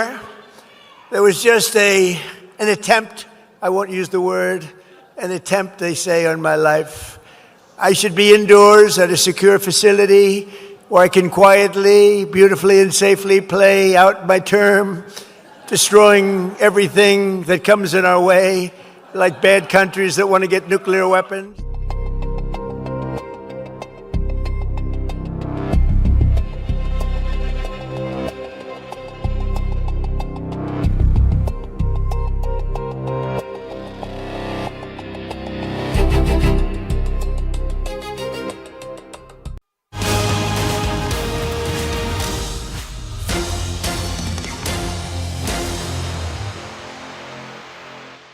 परिवेक्षक के रूप मैं श्री सुवेंदु अधिकारी जी को पश्चिम बंगाल विधानमंडल दल के नेता के रूप में निर्वाचित घोषित करता हूं।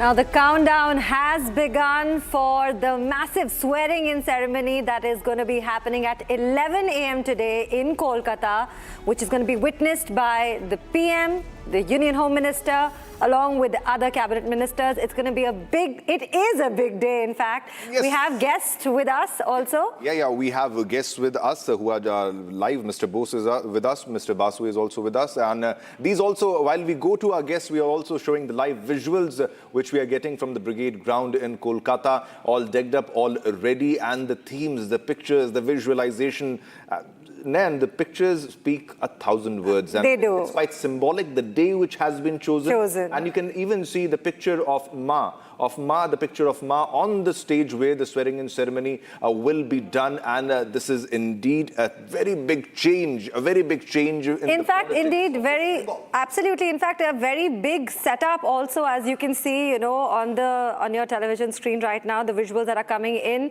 About 50,000 guests will be attending. But before you go anywhere, let's listen into what Home Minister Amit Shah has to say on the matter of infiltration and illegal immigration. मित्रों, इस जीत का महत्व भारतीय जनता पार्टी के लिए पार्टी के विस्तार तक सीमित नहीं है। इस जीत का महत्व हमारी आइडियोलॉजी के एक्सपांशन तक सीमित नहीं है। इस जीत का महत्व भाजपा एनडीए का 21वां राज्य आए इस तक महत्व नहीं है। इस जीत का महत्व है, इस जीत ने राष्ट्रीय सुरक्षा में जो सबसे बड़ा छिद्र था उसको भरने का काम किया है, वो महत्वपूर्ण। भारतीय जनता पार्टी का वादा है बंगाल की जनता को कि न केवल बंगाल, पूरे देश भर से हम एक घुसपैठियों को चुन चुन कर निकालेंगे और देश को घुसपैठिया मुक्त करेंगे। और मैं आज इस मंच से कहना चाहता हूं, जो लोग कहते हैं ये ध्रुवीकरण का मुद्दा नहीं है, ना जी, ये देश की सुरक्षा का मुद्दा है। आपका देखने का चश्मा पीला है, इसलिए आपको सब कुछ पीला दिखता है। ये देश की सुरक्षा का मुद्दा है। All right, we continue to be with our guest, Kabir Shankar Bose. Thanks a lot, sir, for being with us here. But the matter is quite important. Even after the victory, you have a lot to do in West Bengal, whether it be the industries or the poll promises that have been made. But one of the most important issues that not just Bengal, but many other states, especially the border states, are facing, it's the matter of illegal infiltration, illegal migration, which is happening like in very big numbers. You can just imagine, sir. For a very long time. This is the reason why there is being a demography change in West Bengal. What is BJP going to do? How are you going to tackle this menace in West Bengal, the menace of infiltration? Just following up on what Amit Shah ji just said, on infiltration. A few months back, there was a public interest litigation filed by Lieutenant General Subrata Saha on the infiltration issue, and 452 kilometers of unfenced border land, which the West Bengal government, despite having been paid by the central agencies and the forces, the BSF and all, for land acquisition, all payment done, they were refusing to give the land. In this matter, I was appearing for the PIL petitioner. The Calcutta High Court passed a very specific order in the month of February, saying that by 31st March, about 181 kilometers of land has to be given, for which the payment of acquisition was complete. Shockingly, while the election was going on, they did not even give 2 kilometers of land. The Trinamool Congress government did not give even 2 kilometers of land. Even after court order, Kabir. Even after court order. Even after the court order. And that's why on the last date, there is an order of the Calcutta High Court Chief Justice imposing 25,000 cost on the very officer, the director of the ministry, who refused to give the land. So this is how Trinamool Congress has been. So that means they're not bothered about what the courts have to say or what the center has to say. They don't want to function together. Now that BJP government has come to power, that totally unfenced land, which is 452 kilometers of border land, that will be fenced and infiltration will be stopped. This is what the government is going to do. Okay. Mr. Basu is also with us, Nayan. Mr. Basu, before Nayan has a question for you, I'll just ask this question, the same question to you too, because Amit Shah also spoke on the matter of infiltration. Now, we spoke about industrialization, on how we are creating more jobs and bringing more industries, but the main issue should be infiltration, and this should be one of the top focus, not just for West Bengal, even for Assam, where you already have a BJP government. But how is BJP going to tackle this menace? What are the ways that in which you can handle this? You wanted NRC, you wanted CA, you had a lot of things. Now, even with the help of SIR, you have the voter deletion of those who are not in the voter rolls. But what more can the BJP do? Of course, the fencing of the border with Bangladesh is the key. There's more than 450 kilometers of border that is unfenced, and that needs to be fenced as quickly as possible. Then a clear CAA process must resume, so that all legitimate minorities of Bangladesh, including, of course, Hindus, particularly, who have come to India, get citizenship in this country. And those who are illegal immigrants into this country or infiltrators will lose their status here. They'll have to go back to wherever they came from, which is primarily Bangladesh. So that is a process that will resume. The important aspect is that the fencing of the border is crucial, and that's a national security concern. So from a national security perspective, this is very important to get this done. But I would stress that the other major priority of this government is going to be economic, and 59 years of economic decline need to be arrested. Right. Bengal's economic renaissance is at hand over the next 5 years. Mr. Basu, that brings me to my next, I want to take our focus back on Suvendu, who's been a soldier. He's won and he's fought on the front lines. He has also positioned himself and proven his mettle. What are your thoughts about that? The fact that Suvendu has finally, after winning and taking over Bhawanipur, what are your thoughts on that? Twice. I mean, that is a remarkable achievement. He defeated her from Nandigram last time. This time he came to her own lair where she lives in Bhawanipur. My grandfather lived in Bhawanipur as well. So I have a personal stake in this great triumph that Suvendu has brought about. Bhawanipur and Rajbihari, the two areas of South Kolkata that were bastions of Congress and the TMC, have been breached. And that is a triumph for the BJP. It is a triumph for Suvendu, who has fought remarkably hard over the last 6 years and shown the way, provided the leadership that has enabled Bengal to reach this day of deliverance. Today is Rabindu Jayanti. It is also a day of deliverance from 59 years of Marxist madness and darkness. We come into the light of Sri Ram's rule. We come into the light of Shyama Prasad Mukherjee. Mr. Basu, I would request you to stay with us while we show these live visuals of celebrations, Mr. Basu, which are happening. You can also watch these visuals, live visuals of celebration. Let's pull up the audio for the celebrations which is happening right now, coming in from Brigade Ground.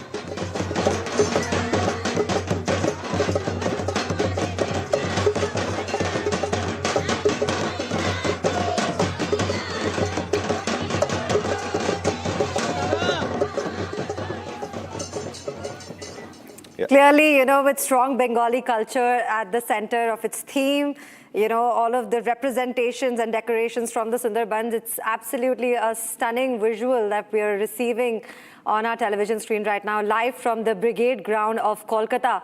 The swearing-in ceremony to take place at 11 a.m. today, but we have Mr. Basu with us.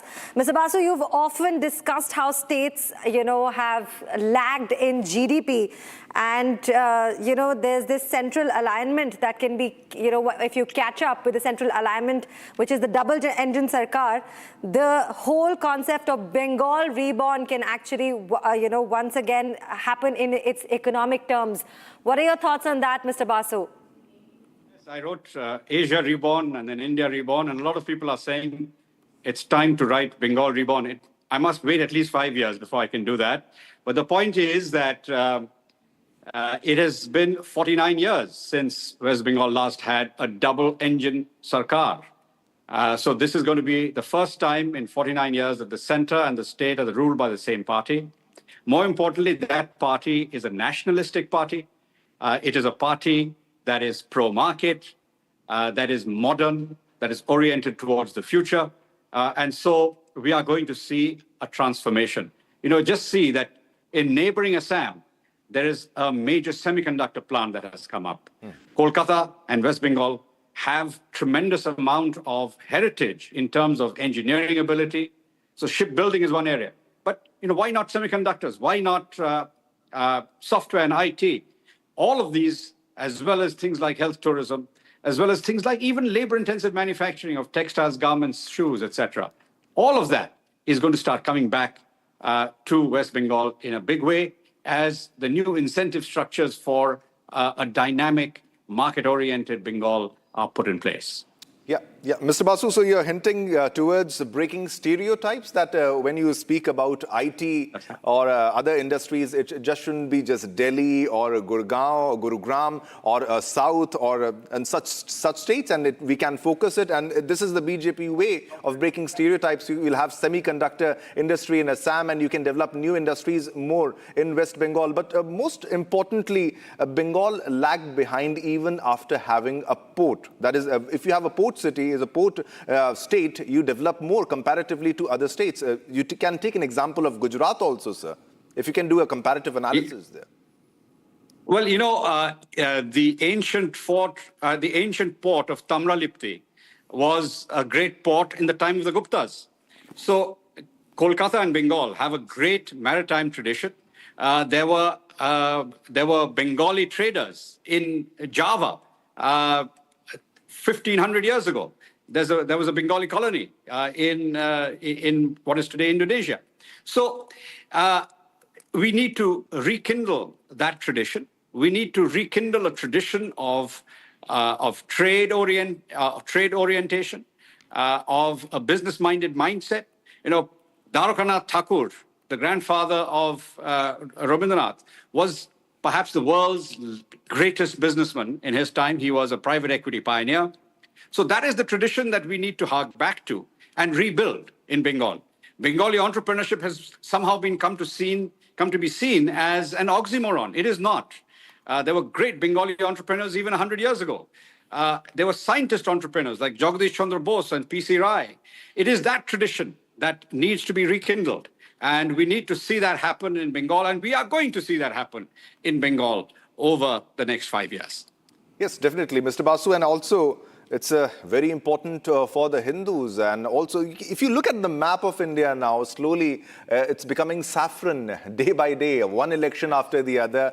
There were a bit of challenges in middle time, but now BJP is coming back in full colors, winning each state after the other. 22 out of 28 states, right? Yeah, That's like a we're big getting number. live visuals also because it's a developing story. We're getting live visuals outside Suvendu's home. We'll cut across to that visual also. And this indeed is the remaking of Bengal. Historic day for Bengal. First BJP Chief Minister for Bengal after Trinamool's long 15-year rule. This is the BJP era, and the BJP era begins. And Prime Minister Narendra Modi and Amit Shah will be in attendance. They will be in this swearing-in ceremony, and all the possibility of top NDA chief ministers also being a part of the swearing-in ceremony. All right, Mr. Basu, coming to you, one question on the Renaissance that you were speaking about. And also, we have the portrait of Ma Kali on the stage where the swearing-in ceremony is going to begin. Any words on that? Something important for the Hindus also this time? Oh, absolutely. Ma Kali is the goddess of Bengal. Ma Kali and Ma Durga, two versions of the same goddess. And Dakshineshwar, I am personally Dikshito in the Ramakrishna Mission. Sri Ramakrishna was the pujari at Dakshineshwar Kali Mandir. And on the other side, you have Belur Math. So the Prime Minister has the same name as Swami Vivekananda's given name, birth name of Narendra. So there are so many symbolisms today. Bengal is back. And the vision of Shamiji, the vision of Netaji Subhash Chandra Bose, the vision of Shyama Prasad Mukherjee will be implemented in Bengal over the next 5 years. And we are going to see a tremendous economic, political, and cultural renaissance that has waned. You see, if the economy is weak, then culture also suffers. Sports, if you think about even sports, Bengal was a leader 60 years, 70 years ago in so many sports. It has fallen way behind in tennis, in football, in cricket. So it is important to have an economic renaissance, which can only begin with a business-friendly, pro-market government, especially given that this state has a huge amount of public debt built up over the last, a new vision, a vision that is market-oriented, that invites capital from all over the world to invest in Bengal and help to rebuild a great economy in this state. Mr. Basu, I am referred to this one famous time where you famously questioned Rahul Gandhi in Singapore about his family legacy, to now BJP now maintaining a dominant hegemonic position in Indian politics with over 22 out of the 28 states. What are your comments now? Well, Bengal suffered greatly at the hands of the Congress. Unfortunately, there was something called the freight equalization scheme, which significantly discriminated against the likes of Bengal in particular, where there was a lot of mineral wealth. And the freight equalization basically caused and helped propel the deindustrialization of Bengal and the eastern part of India. So all of that is in the past.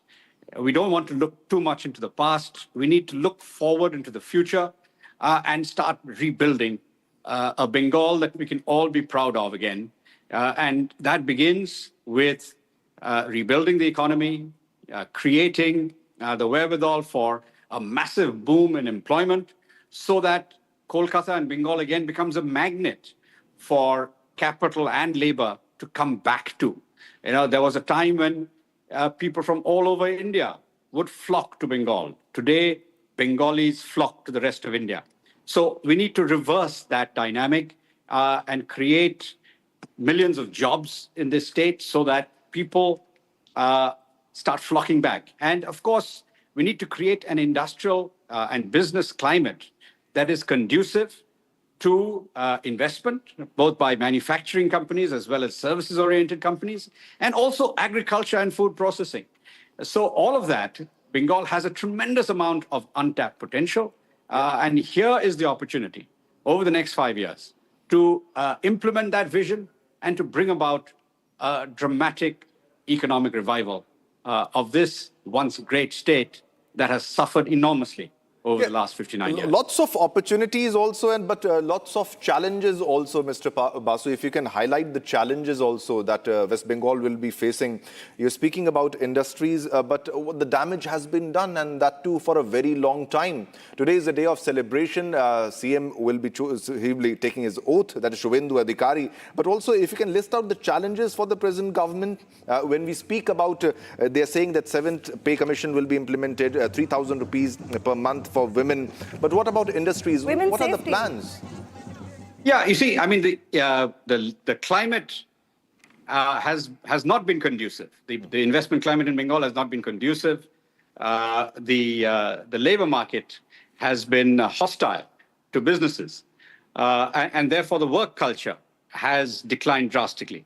So, but if you look at Bengalis and the residents of Bengal, when they go outside the country, whether it's outside Bengal, whether it's the rest of the country, Bangalore, Gujarat, etc., Bengalis are hardworking. If you go to the West, you see Bengali entrepreneurs, you see Bengali IT personnel doing great work. So what is important now is to create a culture of work in Bengal itself that will be attractive, that will make the state again a magnet. It is not going to be easy because there's a huge amount of debt that the state has taken on. It is one of the most indebted states in the country.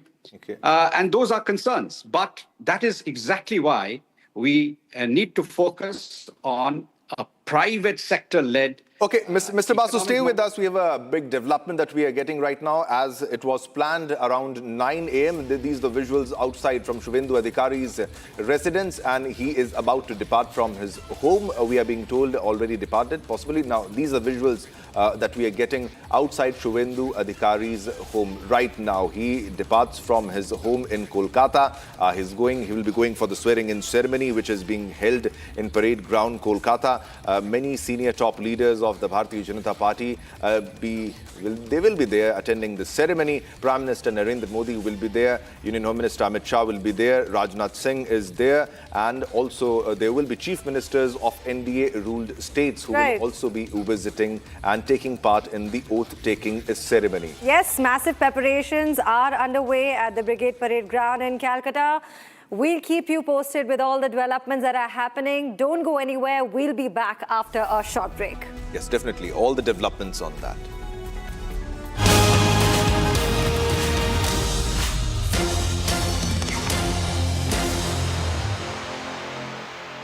Pure सूजी pasta उबालो मिलाओ और खाओ 8 minute में तैयार क्या taste है सबका राजा pure masala QS&THE, the world's foremost university rankings organizations, have ranked Amity amongst the top 3% universities globally, making it among the very few Indian universities to be included in both rankings.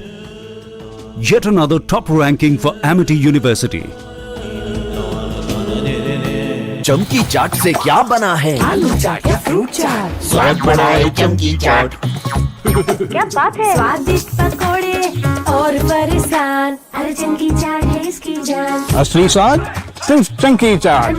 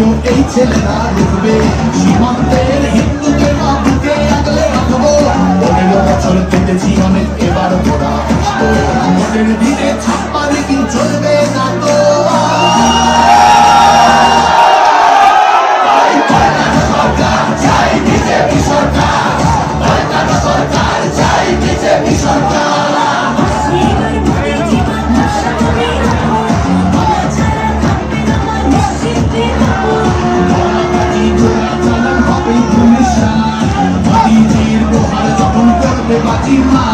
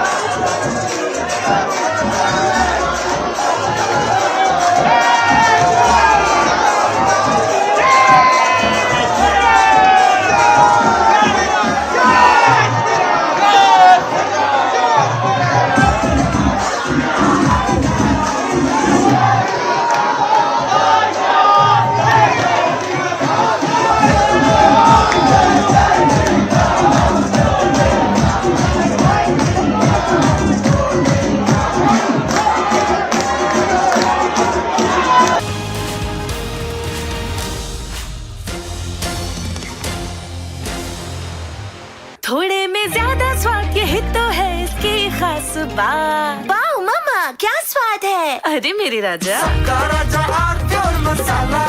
Introducing the Hitachi Sumo Heavy Duty Air Conditioner. Backed by Japanese innovation, Hitachi Sumo Heavy Duty AC is built to deliver a maximum cooling capacity of up to 7400 watts. Hitachi Sumo Heavy Duty ACs come with a long air throw of up to 24 meters. The Octa sensor technology of Hitachi ACs uses 8 intelligent sensors across indoor and outdoor units. An elegant machine that's bigger, bolder and better. Isn't just an AC.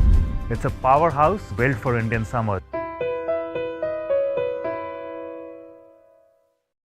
प्यास बुझाए ठंडक लाए सबको भाए जीरा से MTH का जल जीरा जीरा से जीरा से असली रिफ्रेशिंग, असली स्वाद, असली मजा। MTH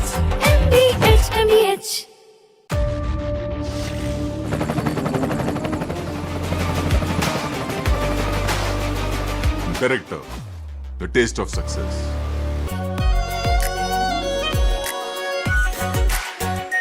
R pure shahi paneer masala, delicious, healthy everyday.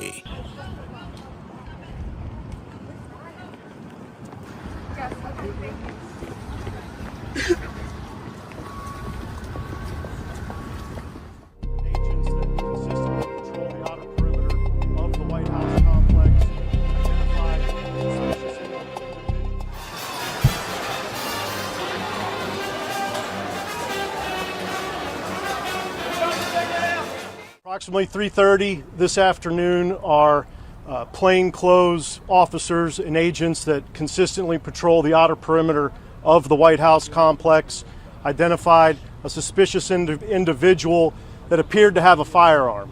They called in support from our marked uniformed Secret Service police to make contact with that individual. Upon making contact, that individual fled briefly on foot, withdrew a firearm, and fired in the direction of our agents and officers. They returned fire and engaged. That individual was hit. He's since been transported to the hospital.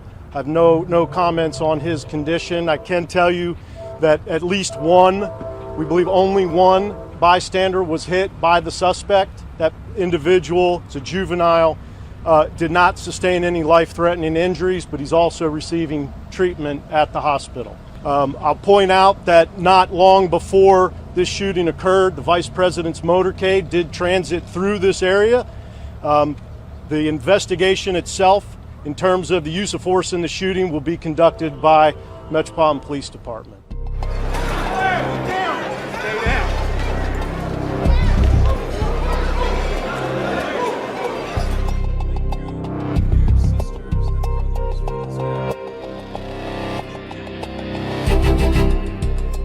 Great to be here. I'm thrilled to be back in the home of a great place. I love Florida. We love Florida.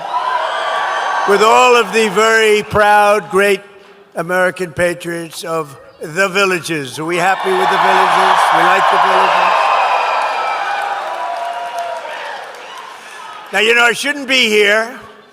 There was just an attempt, I won't use the word, an attempt, they say, on my life. I should be indoors at a secure facility where I can quietly, beautifully, and safely play out my term, destroying everything that comes in our way, like bad countries that want to get nuclear weapons.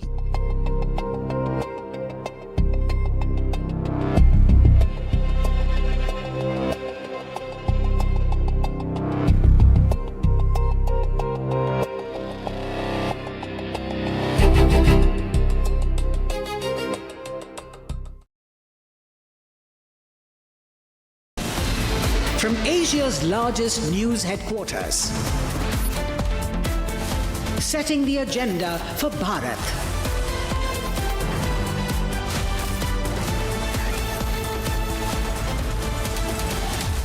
You're watching Republic.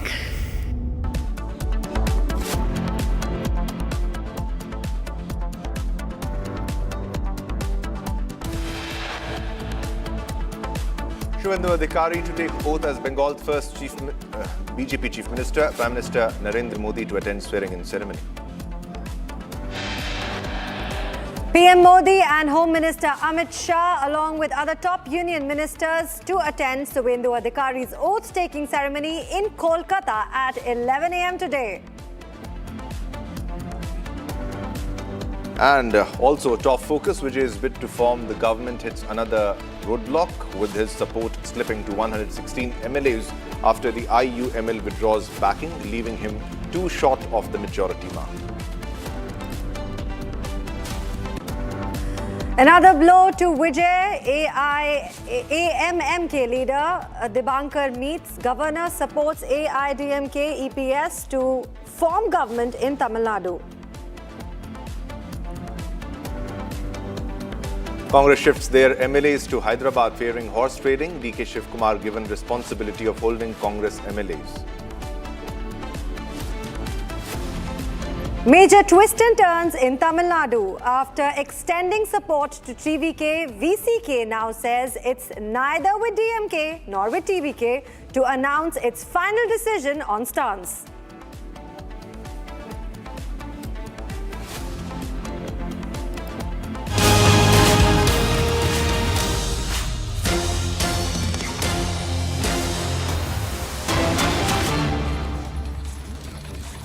All right, viewers, we have another big breaking news development coming in right now. TVK MLAs told to stay at party headquarters and not to speak with anyone, and 5 Congress MLAs have been moved to Hyderabad under CM Revant Reddy's care. Now, AMMK also, all a big development here. 5 Congress MLAs moved to Hyderabad under CM Revant's care, and AMMK asks governor to call on EPS to form a government. So there's a lot which is happening in Tamil Nadu, especially for Vijay. He's not getting to form his government. He's falling short of the majority mark. And all right, we have Sharda for all the latest developments, Nan. Now, Sharda, this is coming in as a big question. Will Vijay take oath today? That's the bigger question that I want to ask you, Sharda.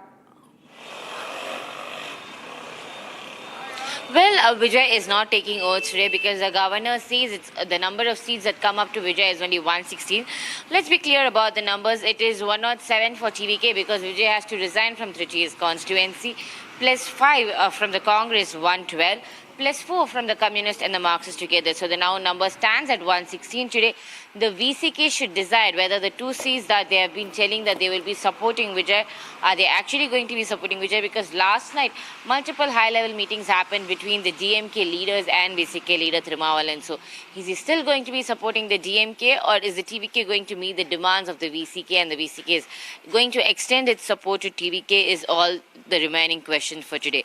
If that happens, Vijay will reach the 118 mark of the majority and he can form the government. So that is still in question.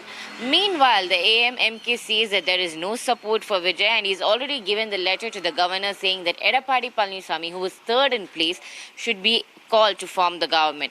This comes after multiple backdoor talks between the DMK and the AIADMK has happened, according to our sources, and the DMK wants to support the AIADMK taking over the government, and they would be acting as the external support for the AIADMK to form the government, according to the DMK. Meanwhile, TVK will act as the opposition if the governor calls Edappadi and if Edappadi proves the majority. So for the next 2 days, it's all going to be political game. It's going to be a horse race between the parties, and expectedly horse tradings to happen. And that's the reason Congress MLAs, 5 MLAs who were elected by the people, have now been taken to Hyderabad, following which the safety of them is being provided in Hyderabad to make sure that the Congress MLAs are not being poached by the DMK. All right, thanks a lot for the details. Keep tracking for the latest developments. We're also being told that there might be a press conference. के रूप में मैं श्री शुभेंदु अधिकारी जी को पश्चिम बंगाल विधानमंडल दल के नेता के रूप में निर्वाचित घोषित करता हूं।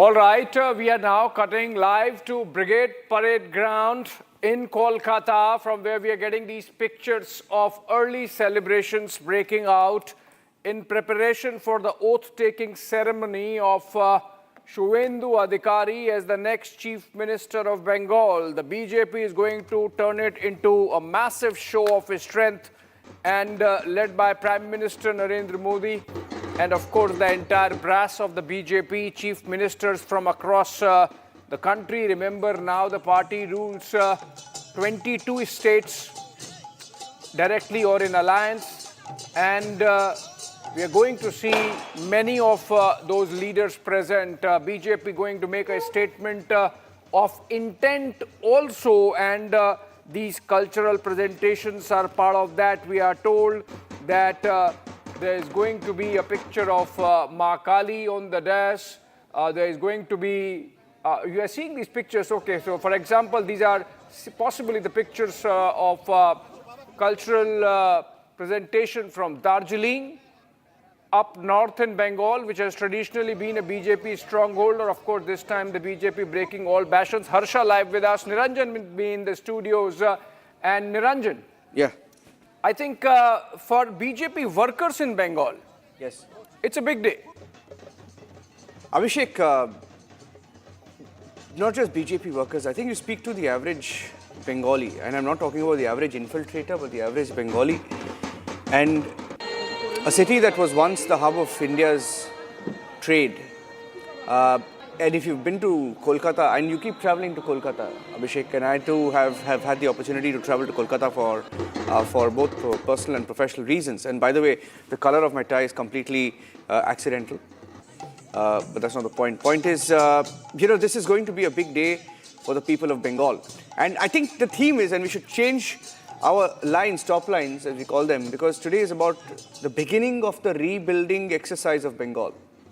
Beginning of the rebuilding exercise of Bengal. In fact, I just saw that some BJP leaders who were elected, some BJP MLAs said that they were approached by the Hafta and the Mafia, saying that, sir, okay, those are pictures of some more BJP leaders arriving. The Samrat Chaudhary is Bihar Chief Minister. Yeah, Bihar Chief Minister. So, so who all are attending, by the way, Abhishek, before we get into the analysis, who all are attending today? So obviously the Prime Minister, the Home Minister has been camping in Bengal. You're going to see other top leaders of the party. As I mentioned, the Chief Ministers of the states where the party is in power, 22 of them now in the picture. Samrat Chaudhary from Bihar, neighboring Bihar reaching. Okay, we also have a post from Suvendu Adhikari, the CM designate. He's going to take oath along with 5 ministers as of now, which means, Niranjan, there is going to be another oath-taking ceremony of the rest of the rest of the Council of Ministers. Bengal can have up to 33 ministers in a house of 294 assembly, and the BJP beginning tight with just 5, including the Chief Minister. And which means the event itself is going to be short. We are seeing Jayant Chaudhary, Union Minister, there reaching. Let's cut across live. Should we cut across? Yeah. Yeah, if you're speaking, why not? Mandate.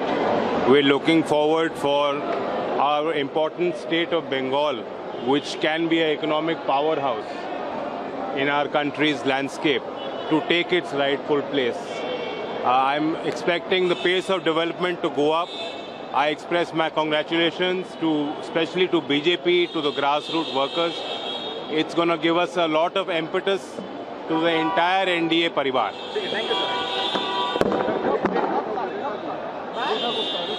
Jayant Chaudhary and NDA leaders, union ministers are arriving. In fact, a very interesting picture that we saw there, Abhishek, yesterday. In fact, at 8 p.m. when we spoke about the national realignment, okay, BJP leaders on queue, all of them. I think there was a flight from Delhi that landed because Rekha Gupta second in line speaking to the media. Let's cut across.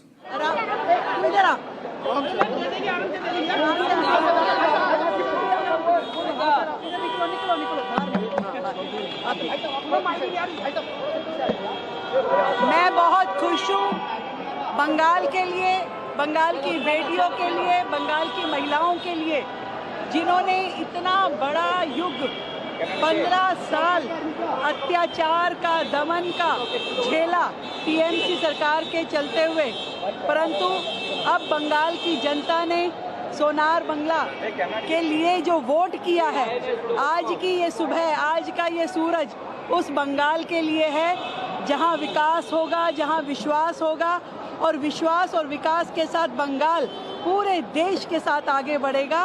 और जितना भी पिछली सरकार के दौरान अत्याचार, भ्रष्टाचार होता था वो खत्म हो गया है। शुभेंदु दा के सरकार में एक शुभ संकेत दिया है कि बंगाल का अब शुभ ही शुभ होगा। Thank you. Prafulla Ketkar are joining us live, Abhishek. Should we go across to them? Prafulla Ketkar and Ratan Sharda. Prafulla Ketkar has worked on the ground in several states. I think Bengal was just waiting to be sort of won by the BJP, isn't it? Prafulla, the anti-incumbency against Mamata has been there for many years, but somehow with muscle power, by threats, intimidation, she's managed to hold on. What's the mood on the ground now, Prafulla? And what kind of, if you can start by talking about what kind of mood is there on the ground now compared to what it was under Mamata Banerjee? See, I'll just give you, a couple of reactions. We were talking to Swapan Das Gupta, who won from the Raj Bihari, the very, very, heart of Bhadralok. And his immediate reaction was, people are seeing this as a liberation. If you talk to the vendors, the kind of expectations they have, even the generally even yesterday, Home Minister Amit Shah spoke about the criminalization of politics and the politicization of entire state machinery.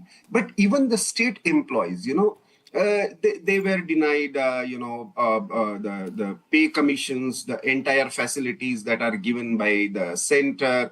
All these things were simmering, but somehow the control of the party machinery on the administration was so tight, and that has been the character of any state where communists have ruled for the long time. Mamata came with the slogan of Parivartan, but unfortunately that Parivartan was only of change of face and change of party flag. Otherwise, rest of the things remain same. In fact, it became worse in certain cases.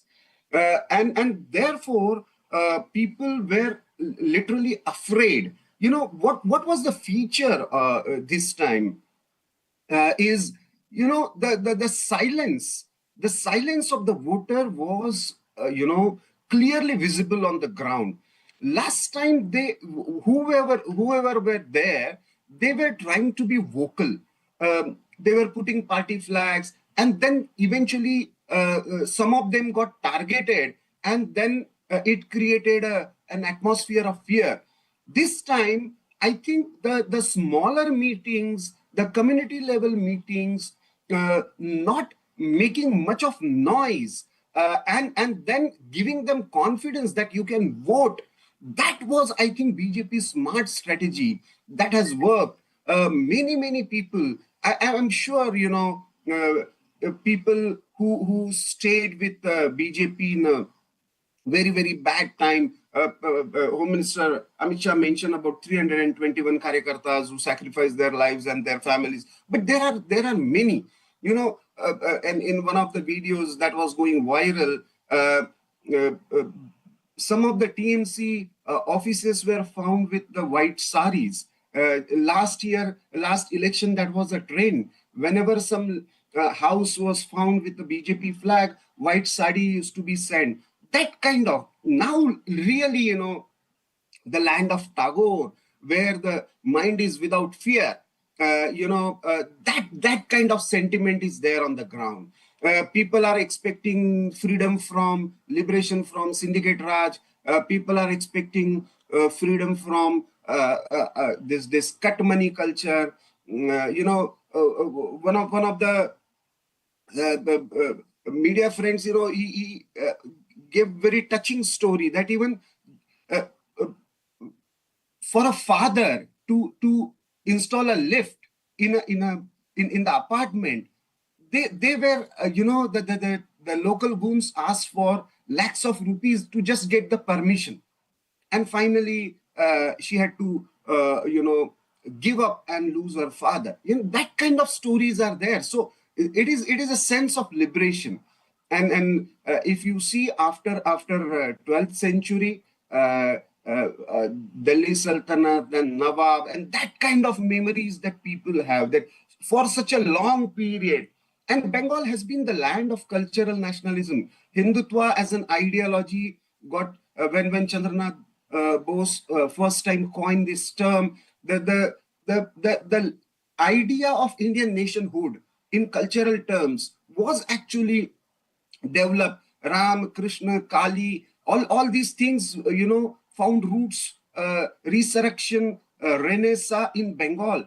And it was not antithetical to Indian nationalism. It was not something that, it is only a later construct by the communists that it was a Bengali nationalism. It was more Indian nationalism. Of course, it found expression in Bengali language. So all these things are there in the mind of common people. And of course, there will be a lot of expectation about on the security dimension also, about the illegal infiltration also. But today, I think there is a lot of euphoria. Many people who made sacrifices, people must be thanking them. There is a genuine sense, if I have to again use the word by Shwapan Das Gupta, that it is a sense of liberation for the common people in Bengal. Ghosh is also joining us live, Abhishek. Chandrachur Ghosh and Ratan Char also joining us live. I'll actually be anecdotal and I'll hand it over to Abhishek and he can take it to Chandrachur Ghosh and Ratan Chardaji. I have a cook, rather had, right? And she decided to, and she was from Sandesh Kali. Okay, I won't take names. She's from Sandesh Kali. And she actually, because we spend 12, 13 hours at home, in office rather. So she was, she takes care of our family. And then she decided to go back for the elections. And I asked her, why are you going back for the election? She said, if I don't go back and vote, Sheikh Shah Jahan's people won't let my family live in peace. That was the kind of fear, Abhishek. And it's not a joke. I mean, you speak to people. People went back to vote. Some went back in for fear. I don't know whether she voted for Sheikh Shah Jahan or for the BJP, whether it was a silent vote for the BJP, but she did say how her family was tortured by Sheikh Shah Jahan. So that is the kind of atmosphere. And it for me, I felt so terrible because we've, through Republic Bangla, we've seen the kind of, atrocities that our teams and people in Bengal were put through by Mamata Banerjee. And it's as real as that. Yeah. It's as real as that. Ratan Sharda, you think what Niranjan is saying is actually a challenge? The culture of political violence in Bengal under the new BJP government, do you think that's going to be taken up as a challenge, or the culture of political violence in Bengal perhaps would co-opt the BJP? I think this is a very wrong assumption. I am very sure that BJP will be able to wipe out the violent culture that Bengal started somewhere in 1967 in Nakshal movement. After that, we had the violent reprisal by Congress under Siddharth Shankare when thousands of youth were killed in the name of Naxals. Then we had the continuous violent cycle of Communist Party government, then your TMC government, same people moving from one party to another party, and violence becoming as a part of natural culture. Nobody even questioned it. Hundreds died. Now, for example, under TMC, 321 people died, including women, men. And you hear the story of oppression, it is mind-boggling. You have today theatre owners giving a statement, coming together saying that they were not allowed to show what movies they wanted to show. I saw a video of a poor fish cutting woman who was asked to pay 20 rupees per day, and one day she just made 25 rupees. Still she had to pay. I know of people, I was told by some people who came from Kolkata that you had to pay even when you painted your home, they would come and ask for their cut. So everywhere the oppression, the kind of oppression, Sandesh Khali we talked about, and that lady who became the MLA now, Rekha Patra, could not even enter the village for years together. She was ridiculed, she was molested, and every kind of atrocity you can think of. The celebration you saw was a celebration like it was a liberation. It was not by BJP people at all. Havra Bridge, the mad show of freedom, like liberation you saw, was not created by BJP. It was common people. Even on the day of election, my friend was there. He said our whole apartment was stopped from going to vote from the front door because TMC was standing there. They didn't know there was another door. They went out of the door and everybody voted. So this oppression is mind-boggling that in a democracy, when my wife was hearing all this, she said, how is it possible that in a democracy, for years together, this kind of oppression, this kind of atrocity and genocide happened, and it just went on and on? What kind of helpless courts we have?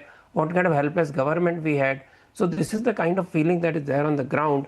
And as far as this celebration is concerned, remember, for RSS, it is always a cultural renaissance project. It is not a political project at all.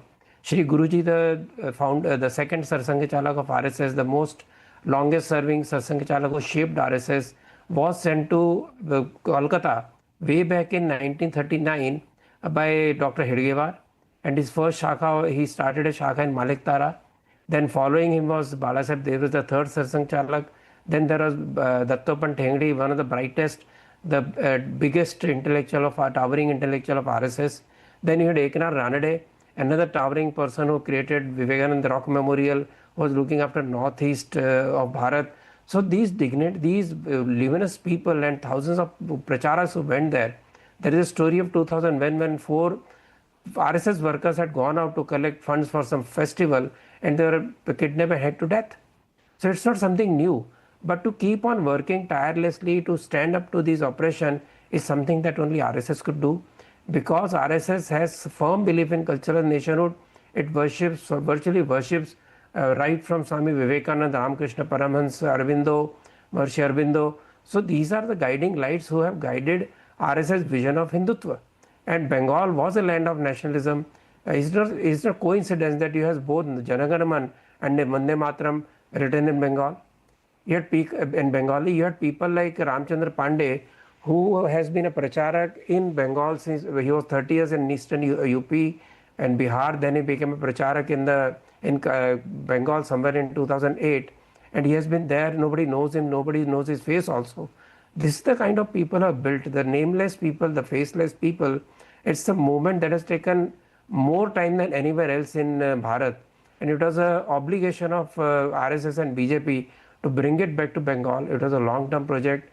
It was done at with huge sacrifices, but finally people could be converted to thought, and for which we should also, in a way, very ironically thank TMC, because they went overboard. Mamata Banerjee went overboard, and when you think you own the land, you start behaving like a Tsar or like a Stalin, your end is definitely due. And Bengalis are known for their revolutionary mind, their reformist mind. The entire Sharda, you can behave like Stalin only in Tamil Nadu in India, not in Bengal. But the fact of the matter is that finally... Ratan Chada's audio is down, I think. His audio is down. His audio is down. Even in Tamil Nadu, ultimately anti-Hindu parties lost. Yeah, they did. Yeah, of course. That's the story of this election, the Hindu consolidation and that political... is a lesson which is beyond Bengal. This is all India lesson. It is. Even in Kerala, leftists had to keep quiet. They had to support Sabrimala. Congress had to keep quiet because they feared Hindu backlash. But now they are again facing it. Hindus I saw many anti-Hindu, tamasha going on. But Ratan Sharda, what has also changed is how it's stuck in the minds of people now. When you speak about it, people would, maybe discuss it, not discuss it. But today, when you make it a topic of discussion, you discuss it in debates, you make it an issue, you point that out. I would say 2018 of Bengal is similar to 2014 of Bharat. Yeah. What happened to Bharat in 2014 is happening to Bengal in 2018. It's a full circle of 226. This is a full circle moving from Delhi back to Kolkata. Yeah, I want to get in Chandrachud Ghosh also. Chandrachud Ghosh, one of the interesting, how do I put it, interesting fallout of the defeat of Mamata has been the Palturams in Bengal. The Palturams, I mean, they're falling dime a dozen. The media is falling. What we used to call the Min-Min media. The Min-Min media has changed colors completely overnight. They've gone saffron. TMC leaders are all coming out and crying, right? It's insane what's happening in Bengal. Very right. In fact, I was wondering, I just made a post yesterday wondering whether Republic is going to acquire one of the Min channels, which you mentioned, the way they have changed their tone. We would rather occupy audience and viewers than channels, you know. When But we jokes already apart, have one such a fantastic team there in Bangla. Yeah. Go ahead. One major trend that we have seen, I mean, perhaps we have not talked about it, is the mandate against the ruling Trinamool government. It has been expressed in 2026, but the mandate was visible in 2019. Because in 2016 election, BJP got just 10% votes. And from 10% to 40% in 2019, that major jump you cannot explain other than being the expression of the grievances and the annoyance of the people. So, I mean, but the Mamata government was successful in holding back that flood by unleashing a reign of terror. What has happened in this election is that the intervention of the Election Commission, the widespread deployment of the central forces, the sense of security among the people, and as Ratan Shardaji very rightly pointed out, the unrelenting ground level work, silent work by the RSS Pracharaks, the workers, that has had a major impact where people probably for the first time got the opportunity and they grabbed it. But even then, the Trinamool was not completely wiped out. They still managed to get around 40% of the votes. So you can imagine, even in these circumstances, if they get that kind of vote, such widespread, disgust and the anger of people, where now you see the expression of happiness, the sense of liberation all around, that is completely autonomous. It is happening on its own. Nobody is directing them.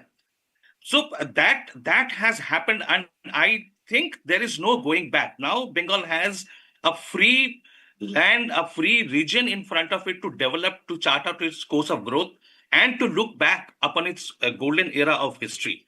So, I mean, in this situation, it is but natural that all those opportunists, media and entertainment industry people who had thronged around Mamata Banerjee, they will try to somehow sneak into the power circles around Suvendu Adhikari and the BJP leadership, and also in Delhi through the central leadership. It's a valid point you are making, Chandrachud, but the fact of the matter is, with the kind of both organic and inorganic growth that the BJP has registered over the last decade, it's par for the course, perhaps even for the BJP to get people, the latest being Raghav Chadda from the Aam Aadmi Party. It's for the BJP and the RSS to decide what are the filter mechanisms and how they take people in, and what kind of transition systems are in place if they take those, if they opt for that kind of inorganic growth to which BJP has not shown itself to be averse. That's a very important point that you make. Can we go back to the pictures for a bit and come back to the conversation, or if you want to take a break? Okay. Pictures from the quick short break. Brigade ground. तरक्की से इतना तेजी से तरक्की हो रही है भाजपा का सरकार आने के बाद, और बंगाल में और भी जल्दी विकास और प्रगति होगी। यहाँ बंगाल के लोग की बहुत अपेक्षाएं हैं और ये पूरी तरह मतलब हम निभाएंगे, और हमारी जो सरकार है भाजपा सरकार बंगाल के, वो पूरी तरह इस पे लगे रहेंगे।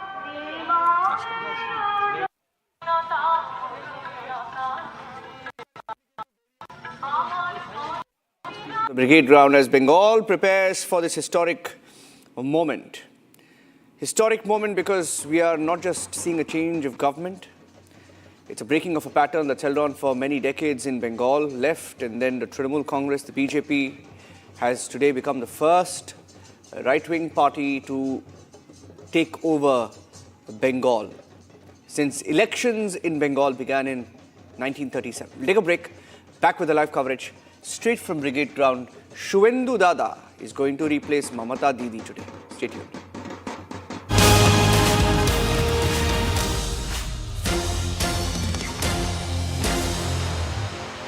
थोड़े में ज्यादा स्वाद, यही तो है इसकी खास बात। वाओ मामा, क्या स्वाद है? अरे मेरे राजा।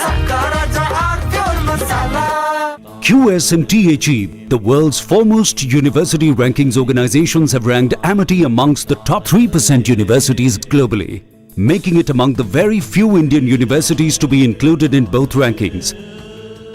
Yet another top ranking for Amity University. चमकी चाट से क्या बना है? सैंडविच, लस्सी और छाछ। हर घूंट में चमकी चाट। अब बताओ, स्वाद आया? असली स्वाद सिर्फ चंकी चाट। केसरिया से मन जोगी हुआ रे, दिल झूमे देखो मतवारा हुआ रे।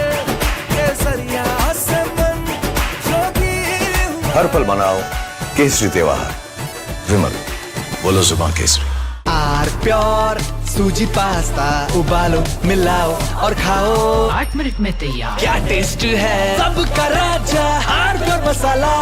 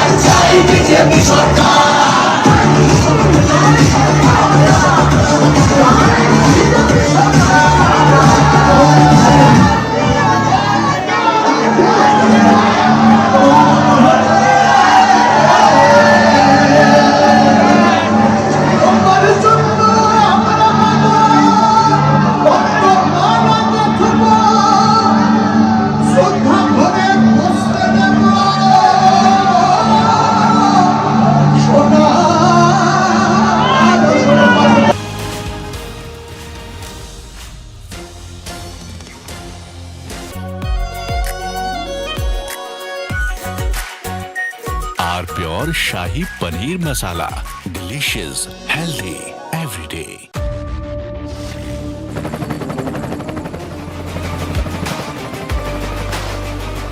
Character, the taste of success. प्यास बुझाए, ठंडक लाए, सबको भाए जीरा से। MTH का जलजीरा जीरा से। जीरा से असली रिफ्रेशिंग, असली स्वाद, असली मजा। MTH।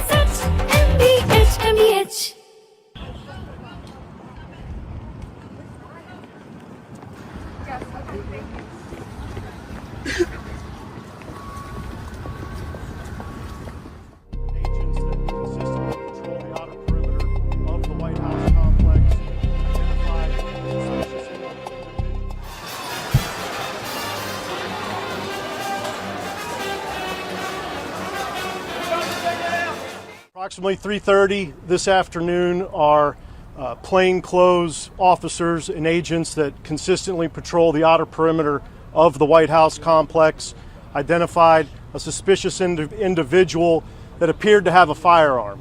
They called in support from our marked uniformed Secret Service police to make contact with that individual. Upon making contact, that individual fled briefly on foot, withdrew a firearm, and fired in the direction of our agents and officers. They returned fire and engaged. That individual was hit. He's since been transported to the hospital. I have no comments on his condition. I can tell you that at least one, we believe only one, bystander was hit by the suspect. That individual is a juvenile, did not sustain any life-threatening injuries, but he's also receiving treatment at the hospital. I'll point out that not long before this shooting occurred, the Vice President's motorcade did transit through this area. The investigation itself, in terms of the use of force in the shooting, will be conducted by Metropolitan Police Department.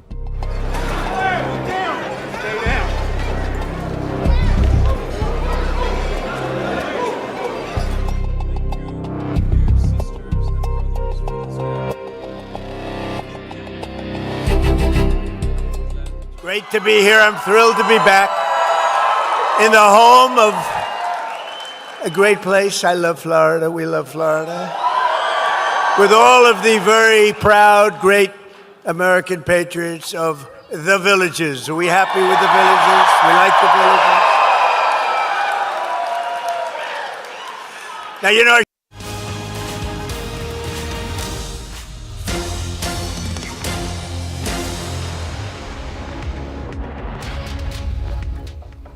welcome back. You're watching the live coverage as the man behind us, that Suvendu Adhikari, he's going to be taking oath as the Chief Minister of Bengal in a few minutes from now. And we have pictures of Suvendu. Abhishek, he just left his residence.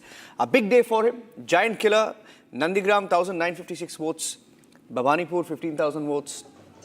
What a victory it's been for him. I mean, coming out of the from outside the BJP ecosystem, I think Suvendu Adhikari has really made a point in terms of his leadership skills and his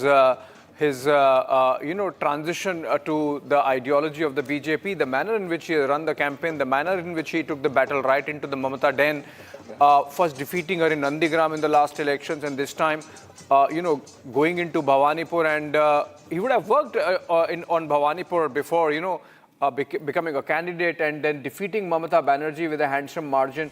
I think this is in both a measure of the kind of anti-incumbency that's been there.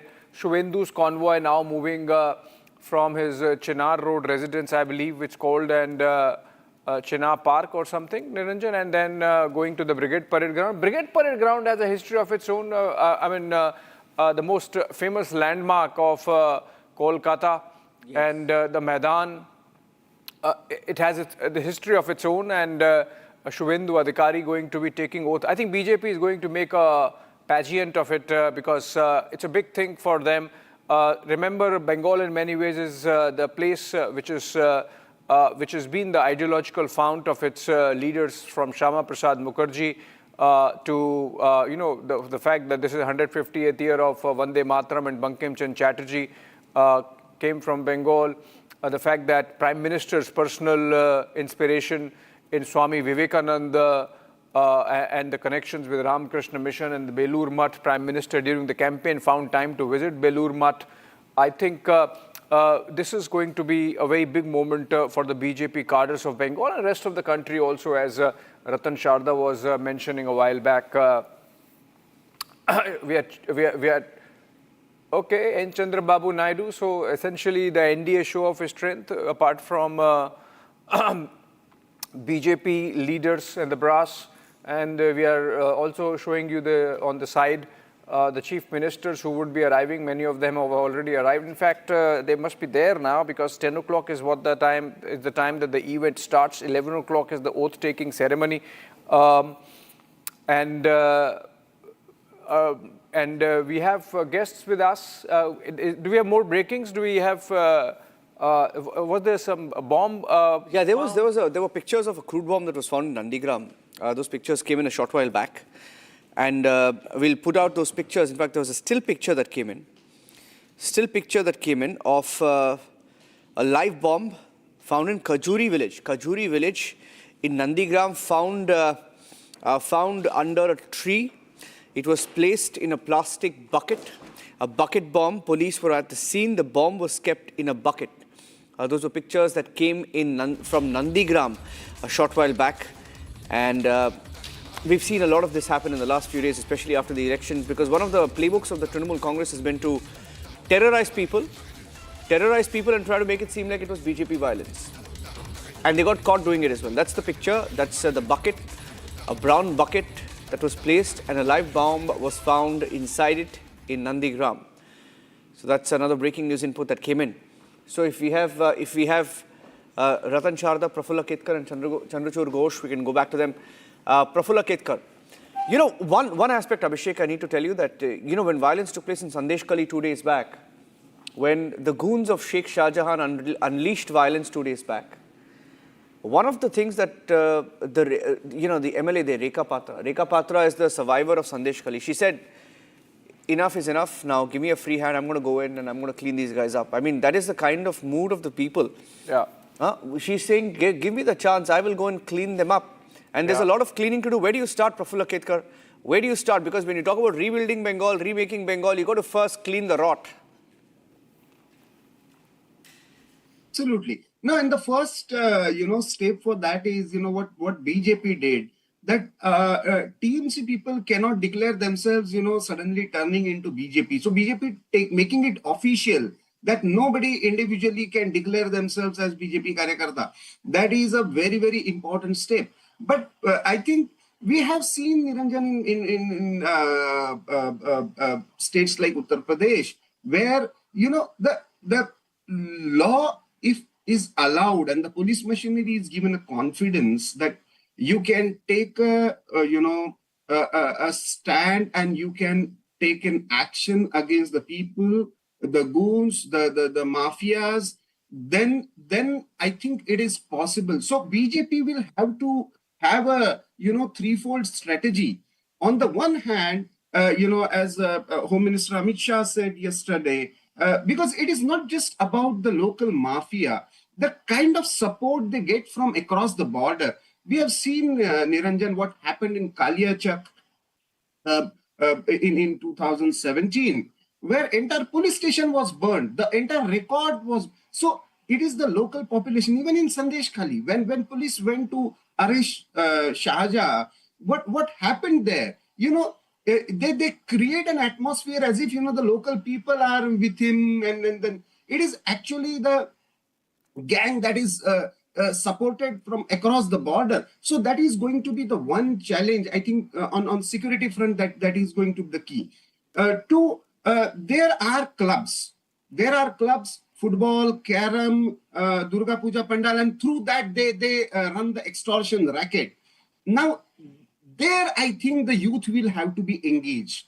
There the hard hand will not work. You will have to constructively channelize their energy with various government programs and giving them positive employment opportunities, because they are not goons in a sense, but they work for somebody, and to run their small clubs, they have to be dependent on them. So that is the second important thing. But when it comes to the mafia, the local goons who are running, and there are multiple Shahjahans in Bengal.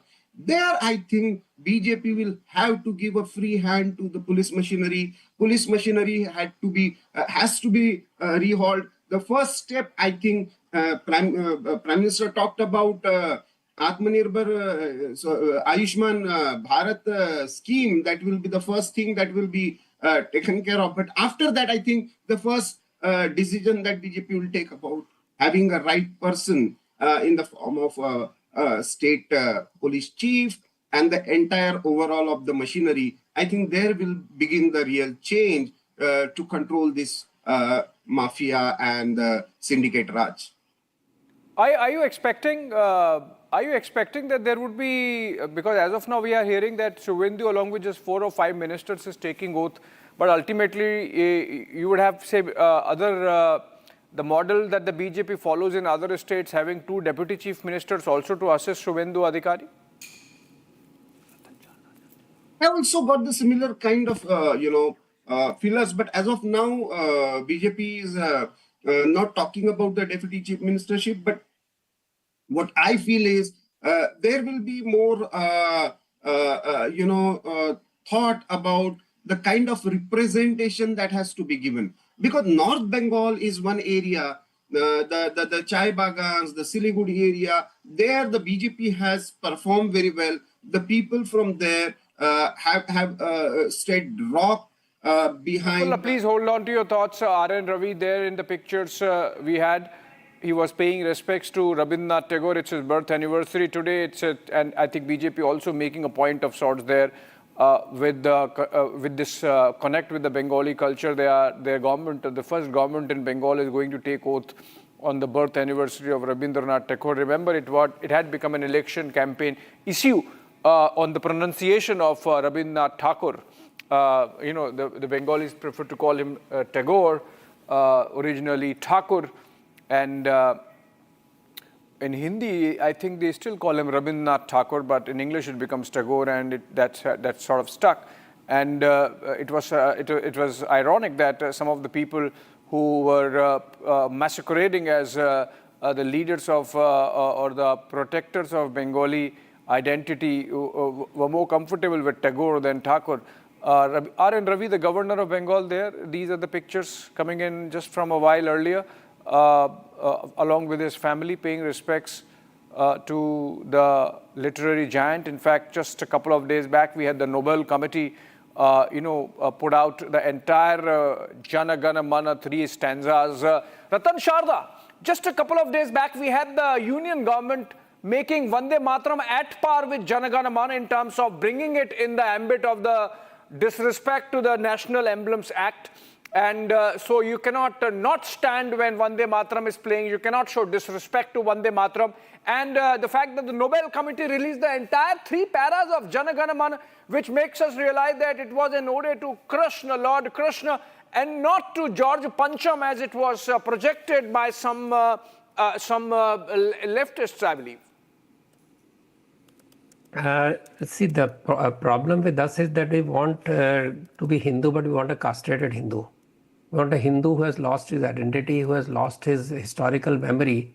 So you have to curtail Jana Gana Mana, you have to curtail Vande Mataram. This very thought led to the creation of Pakistan. If you go back to history, this demand was the precursor to demand for Pakistan, and we bent and see what happened. So if the patriotism cannot be conditional, your devotion to motherland cannot be conditional. Motherland or Bharat stands above everything else. And when you talk of Rabindranath Tagore, of course, he was also created in some sort of humanitarian international person, but he has written some wonderful essays like Swadeshi and all, those Swadeshi Samaj and various other essays, very clearly establishes the cultural moorings of Bharat. When he talks of Swadeshi Samaj, he talks of Hindu identity. And it is a significant day that we are this oath-taking ceremony is happening on his birthday. We were talking of the lawlessness also. I would like just to add that Punjab was in the worst condition when KPS Gill took over. Police was totally demoralized. Their houses were attacked. Their people were killed. They were kidnapped. It was much more worse than what we see in Bengal today. One leader, KPS Gill, one Chief Minister, Beant Singh, together they changed the face of Punjab. Same police became a lion, and the police crushed the separatist movement. Beant Singh ji paid a price, there's somebody who had to pay a price for what folly we had gone for. But it was unfortunate, very unfortunate. But that is how Punjab changed. In UP, which was known for its lawlessness, known for its gangland, known for its mafia, counterfeit currency, whatnot, all that was crushed over a period of few months when police was empowered. All you need is go by law. Give police full power and protect them. Yogi ji clearly, it seems that he had given them full assurance that if anybody comes up a case against you, anybody tries to bamboozle you, I am standing behind you, I stand behind you even in the court of law. So when you give this kind of support to the police, things will change. These are petty criminals. These are criminals who are parasites on the society. to give them the honor that they are jobless and they are poor people. Yes, they need employment opportunities, but every unemployed person doesn't become a goon on the road who collects tolls on the road, who collects various kind of hafta. I think strict law and order is the first thing. Naxal movement is supposed to be a movement which was supposed to be against injustice, exploitation, but it turned out ultimately it was a fight for power. It was a fight for violent takeover of the state. It did not do anybody any good. They stopped development. How did how did Bengal sink? It sank because of Naxal movement, then followed by communist movement, then followed by TMC, who did not want development, because how do you control people if they have better money, if they have better situation, prospect, they move away from you.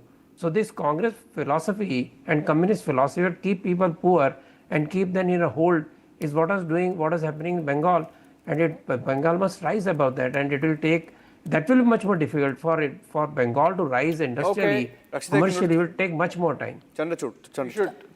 Just quick question from Chandrachud. We were talking about the connect with Bengal as Abhishek has just started talking about. Now, Suvendu Adhikari, there was a lot of, Trinamool was talking about Bengali Ashmita. We was talking about, there will be a Bohiragoto leaders in Bengal. But with Suvendu Adhikari, Mr. Ghosh, you feel that they are trying to counter. He's a street fighter. He's one who has experience, administrative experience also when he was in the TMC. And also the fact that how BJP has been, including the Prime Minister, trying to be, carve out an endearing figure with, Bengali culture from Jhalmuri to even March Bhat. You have Anurag Thakur also having, fish with Chandan Tilak on his forehead. So there has been a lot of connect with the Bengali culture, with all the leaders of the BJP coming together. You feel that Suvendu Adhikari is the one who will actually carry that forward and give that counter to the TMC? Absolutely, there is no doubt about it. Suvendu Adhikari is somebody who has risen from the ranks, who has toured the whole state, particularly during the past 5 years. He has stood beside the ordinary people, the BJP party workers, and stood like a rock beside them, giving them shelter, giving them assurance. But that apart, this whole thing of the BJP leadership endearing themselves to the Bengalis by adopting Bengali culture, there is no pretension in it. It is very natural. It's a very organic link. And, it had to be done in that way because of the misinformation campaign, the distorted campaign that was run by the Trinamool government that BJP is anti-Bengali and Bohiragato. They are outsiders. They don't belong to Bengal's culture. That was the whole distortion of Bengal's history.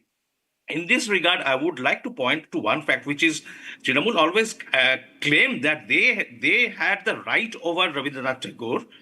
But today, on Pochise Boishakh, the birthday of Tagore, I would like to remind everybody, all your audience, that a very clear-cut message was given by Tagore on the occasion of the foundation stone laying of the Mahajati Sadan, the iconic building in Kolkata, where he was invited by Subhash Chandra Bose, and he gave a speech there. And the theme of the speech was that Bengal should remain linked, connected with the united nationalism of India, and should never fall prey to egotistic selfishness and false pride. It should never try to pull away from India. And Trinamool was doing exactly that. It was posturing, it was posing itself as a force, as a political force, which was almost fighting against India. So they had developed the narrative. It was like Bengal versus India, Delhi versus Bengal. So that was a devastating thing that was happening playing in the psyche of the people. But one more thing I would like to come back to is the law and order question. You see, one of the first things that the BJP government will have to do to stop Sandesh Khali kind of incidences and even local the mafia rackets that have operated is to completely revamp the police bureaucracy, which had been made subservient by the Trinamool party, by party cadres. They were demoralized. Many of them almost became like party members, unofficial parties. We will continue the conversation. I have to take a very short break, but we will come back with live updates from the ground as well with our panel of guest viewers. We slip into a very, very short break. Don't go anywhere. We'll be right back.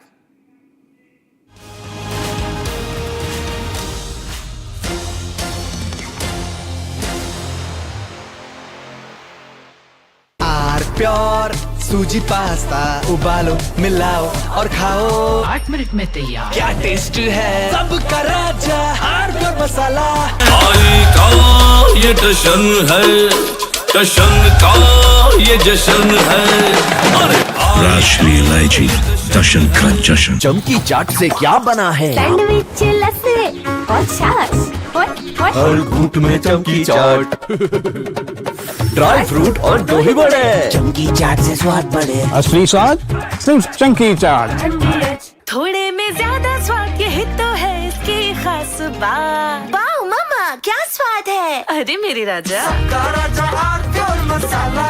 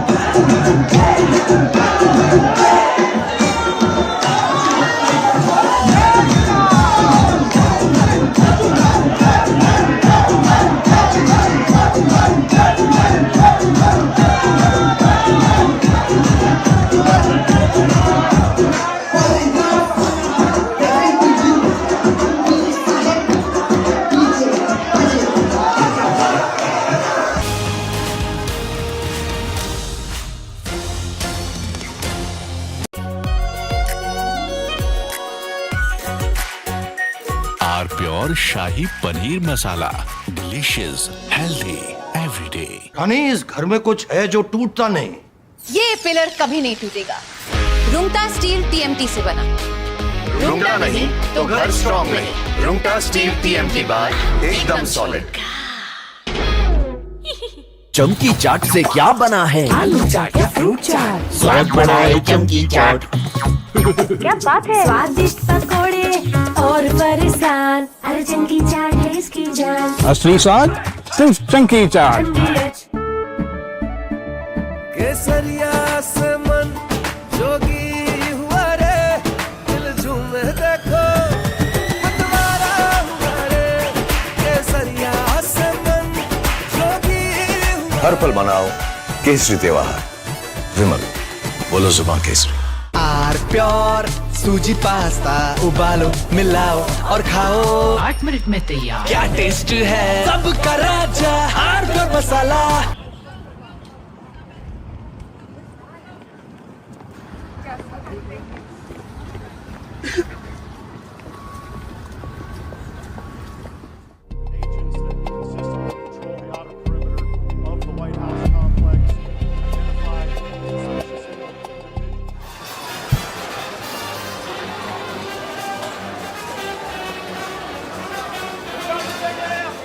Approximately 3:30 this afternoon, our plainclothes officers and agents that consistently patrol the outer perimeter of the White House complex identified a suspicious individual that appeared to have a firearm. They called in support from our marked uniformed Secret Service police to make contact with that individual. Upon making contact, that individual fled briefly on foot, withdrew a firearm, and fired in the direction of our agents and officers. They returned fire and engaged. That individual was hit. He's since been transported to the hospital. I have no comments on his condition. I can tell you that at least one, we believe only one bystander was hit by the suspect. That individual is a juvenile, did not sustain any life-threatening injuries, but he's also receiving treatment at the hospital. I'll point out that not long before this shooting occurred, the vice.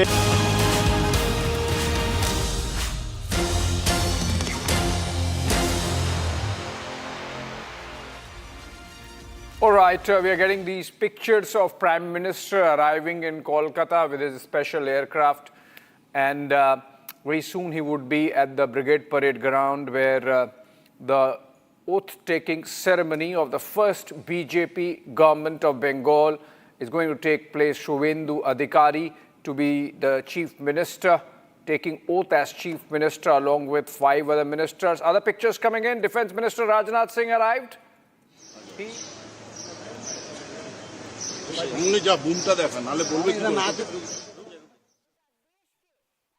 It's going to be turning out to be a veritable 21. show of strength. 21. Suvendu is going to be 22nd, of course. So a couple of hours before that happens, an hour at least. And then they'll all go together to Assam. Then 22 will go to Assam.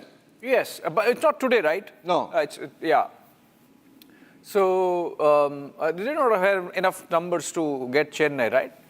Not yet. You never know, actually. Yeah. Anything could happen. Yeah, and can we go to Chennai and look at we had what's some happening breaking there? news coming in because it's complete. The suspense thriller that it's turning out to be, I think, Jananayagan. It's like the 300 crore movies that Vijay used to dish out. Yeah. It's just that he's acting once, he's the actor once again, the main actor once again, except the villains this time are both Stalin and EPS, trying to sort of snatch that. And he can't have a fight sequence with them. He can't. It's going to be extremely interesting what happens there. But I think we should stay on Bengal for a bit, Abhishek. Yeah. Given that the Prime Minister has landed and all the fanboy channels, and I want to tell you something about the fanboy channels. Have you heard about the fanboy channels, Abhishek? The fanboy channels went to the stadiums and short of giving oath to Vijay, they stood at the pandals. They spoke about the arrangement of the pandals and how the seats were arranged, and the seat covers were put. Yeah. And they were about to give oath to Vijay. Didn't happen day before yesterday, didn't happen yesterday, didn't happen today. And the fanboy channels, for some reason, are all very keen. It's like the Kejriwal movement. You remember when Kejriwal came in, the Kejriwal fanboys, all lined up. And similarly, they're doing the same with Vijay. Except that, it's not looking good for them. But Kejriwal the Kejriwal of 2013 turned into Kejriwal of 2015 also. So with the kind of,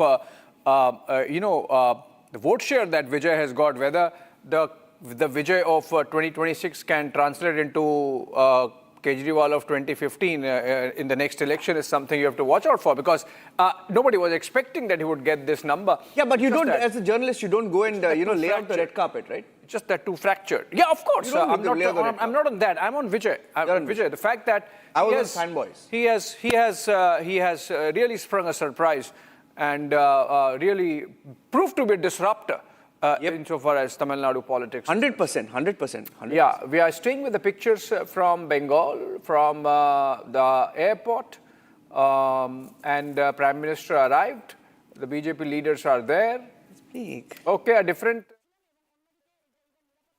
plane landing. We will see him out in a bit. And do we have more pictures? Something more from Brigade Parade Ground, perhaps? Has Suvendu Adhikari reached? Do we have pictures of the dais? Do we have a reporter there? We can go to the reporters to get a feel. We have a reporter, Harsha's there, but we are being told that the network there is terrible. Yeah. Network is terrible, and you've had to completely depend on news agencies to give you the live feeds from there. But Shatarupa is joining us live. I think we can go to Shatarupa, contested from Baliganj in Kolkata. Tough fight. She fought a tough battle. Shatarupa, a big day for all of you. Why are you not at the brigade ground? Why are you at home? Why are you in Baliganj? It's your fault. It's your fault. You people wanted me here. So I agreed. And then the central media said that, no, I need to be on television. So here I am, all decked up to go to the brigade, but I'll have to see the brigade through you people. But Shatarupa, we are already getting those reports that very low intensity post-poll violence continues. The BJP leaders have made statements of intent that this should not happen, that this is not allowed. Do you see a clean break from earlier culture of political violence in Bengal? 100%. You see, the intent is very, very, very clear from our leadership. Our state president has made it very clear that just by picking up a flag and overnight, coloring your forehead with saffron abid does not make you a BJP. You should have been part of the struggle to be called BJP now. You should have been a member. You should have understood our ideology and then call yourself a BJP after going through the official protocol of membership. But here, Shamikda has very clearly said that just by, carrying a flag, you go and disrupt somebody else's office. This is not part of our culture. We don't do that. Our leadership down the ladder, middle leadership, the Karyakartas have all been told no kind of violence will be tolerated. Nobody is to harass any Trinamool person, whether it is a spokesperson, whether it is a neta. Nobody is supposed to harass Trinamool under any circumstances. Nobody is supposed to talk ill of the Chief Minister and her ex-Chief Minister and her rest of her ministers. Nobody is supposed to make any kind of personal comments on them. Most importantly, the police have been told that pick up any miscreants irrespective of the color or political affiliation. So this intent, this statement from the Honorable State President, of course, speaks volumes of BJP's discipline. And even when, in Baliganj, people are telling me that, you should come and attend this julus or come and help us take over that office. I'm also being very clear that this is no way. We are not going to do anything like this. It is the mandate of the people with which we are blessed to come to power now. In a few minutes now, Suvendu, I think, has already reached the brigade, as per my information goes. He will be sworn in. The Prime Minister, I think, has just landed. There have been several other chief ministers who have come. So today is a happy day for us that almost after 75 years after Shyama Prasad Mukherjee's death and his struggle in 1952 to keep West Bengal as part of India during the time of partition in the Radcliffe Mission, it is after so many decades that BJP is now going to form a government in the birthplace of Dr. Shyama Prasad Mukherjee. I don't know if it's pertinent to say this here. I had coined a slogan that Shama Prasader Janmo Bhumi Hobe Ebar Bijoy Bhumi, which means the land of Shama Prasad Mukherjee's, the birthplace, will now become the symbol of victory, the land of victory for BJP. And it happened this time. It is an extremely emotional moment for us, all of us, because this victory comes to us after the death of some 300 people. In 2021, I remember lakhs of people had to run away from their home. We had to keep them safe in different states, different BJP states. People's houses have been razed to the ground. Women have been ravaged. Men have been killed. Our karyakartas were made to, they were killed and hanged from trees. My heart goes out to the memory of a boy called Abhijit. His brother Bishwajit is very much always in the news. He carries on the fight. He had little pet dogs, puppies.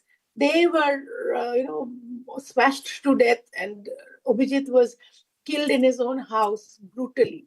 So this is something that our hearts, our memories are filled with these kind of, heavy, sad stories.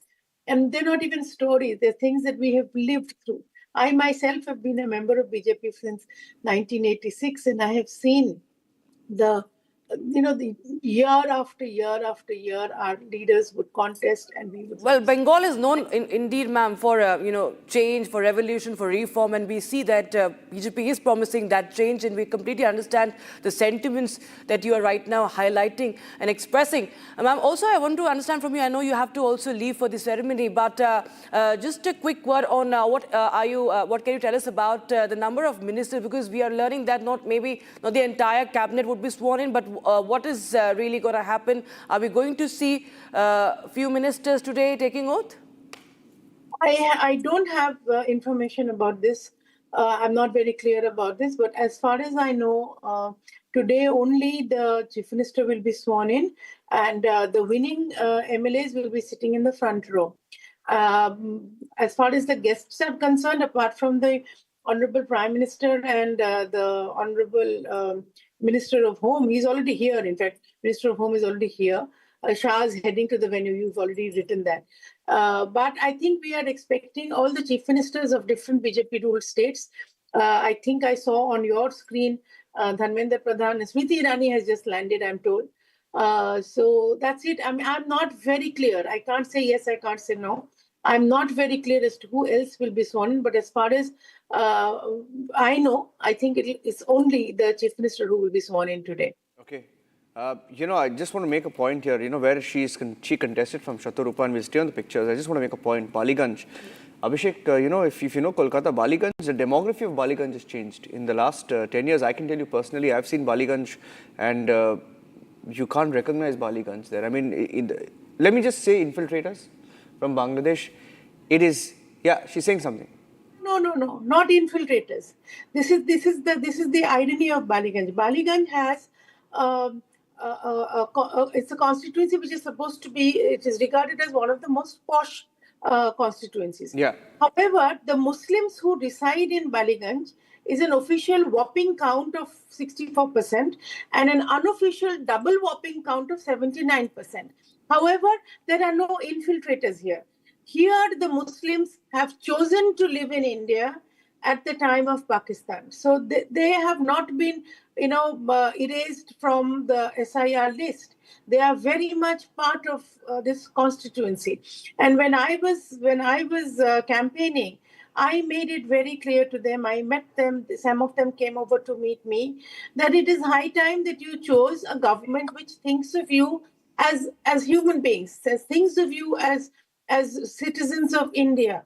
Muslims of Baliganj would ever vote for you? No, they didn't. They didn't. Would they ever vote for you? They didn't. No, they didn't.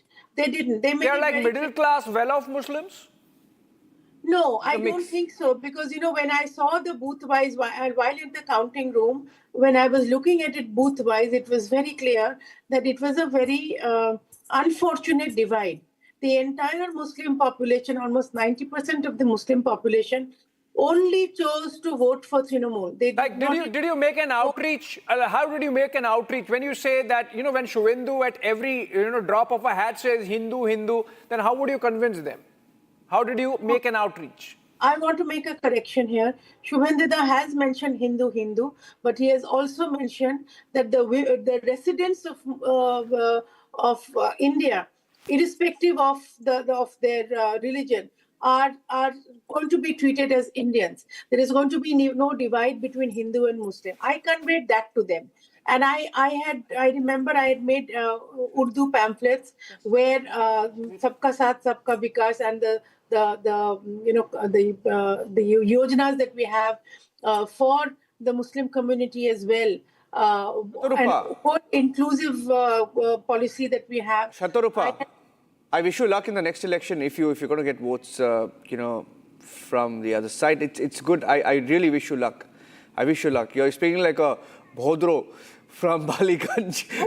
कार्यकर्ताओं ने शुवेंदु अधिकारी जो CM बन रहे उनका बड़ा योगदान है और आदरणीय प्रधानमंत्री जी के ऊपर लोगों ने भरोसा किया। या भय और भरोसा ये लड़ाई थी, तो भय हार गया और भरोसा मोदी जी का जीत गया। और इसलिए अभी डबल इंजन की सरकार यहाँ काम करेगी, यहाँ परिवर्तन होगा, यहाँ डेवलपमेंट होगा, यहाँ इंडस्ट्री आएगी, इंफ्रास्ट्रक्चर होगा, लोगों को रोजगार मिलेगा, माता बहनें सुरक्षित होगी। बहुत बहुत धन्यवाद। Okay, that's okay. Eknath Shinde also there. Let's go across. Before we take a break and come back, I want to go across to Adwaita Kala also joining us. Adwaita Kala is a commentator on politics, and she's seen and witnessed governments come and go, governments fall, arrogant leaders fall. I for some reason I can't help but remember the Uddhav Thackeray government, Abhishek, and the fall of Uddhav Thackeray government. It's something like that. When we look at what happened in Bengal, I think people were extremely angry. Adwaita Kala, when you look at the BJP government being sworn in today, how would you describe the emotions of the people of Bengal? Niranjan, I was watching the visuals that you all have of the Prime Minister's plane landing. And I said, this is probably the first time in his long career as Prime Minister now, over 15 years actually, wherein he's going to be landing to not a hostile reception. Because remember, Mamata Banerjee was taking on governors. She was showing her arrogance to someone of high office like the Prime Minister. There was actually no rein on her, neither rein in terms of just basic niceties or a basic protocol of office. Just nothing. She was running her own, kind of empire there. And I don't often quote Rahul Gandhi, but he was absolutely right in saying that this was a very corrupt syndicate and called it out quite clearly. And that's exactly what it has been. It has been a culture of intimidation. It has been a culture of abuse, of violence, of the kind of fear that whenever I encountered it, for example, if I would want to do like a YouTube show and casually call someone from West Bengal, educated, well-spoken, well-connected, come on and discuss politics in West Bengal, they used to say, sorry, but we can't do that because we live here and it'll be intolerable for us to be caught up in any kind of situation. They're very vindictive. So this was what was going on right from, the so-called Bhadralok to the cadre on the ground, to poor people, on the women of Sandesh Khali. There was just this air of intimidation and fear, which was frankly something that one has not witnessed in any other state of India. And once you realize that, you see just how monumental this victory was and the personal sacrifice that many people have made over the years, nameless, faceless people with no possibility of power, making sacrifices year after year, decade after decade. So this moment really belongs to those brave people who stood by their party, stood by their ideology, stood by the democratic principles that we have all been assured, that of freedom to live and to speak in the way we want to. And this, unfortunately, was not the reality in West Bengal. And I always say this, she used elite voices very strategically. So in Delhi and on television screens, she a very different picture of Trinamool on television and a very different picture on the ground. The difference between Sayoni Ghosh and Santosh Khali, yes. If I could try to show the contrast with those words and those names. Rakshita, I think we have our reporters on the ground. Adwaita, stay with us. We are coming back. We'll take a short break. Short break. Coming back on the other side with ground reports and, of course, live coverage.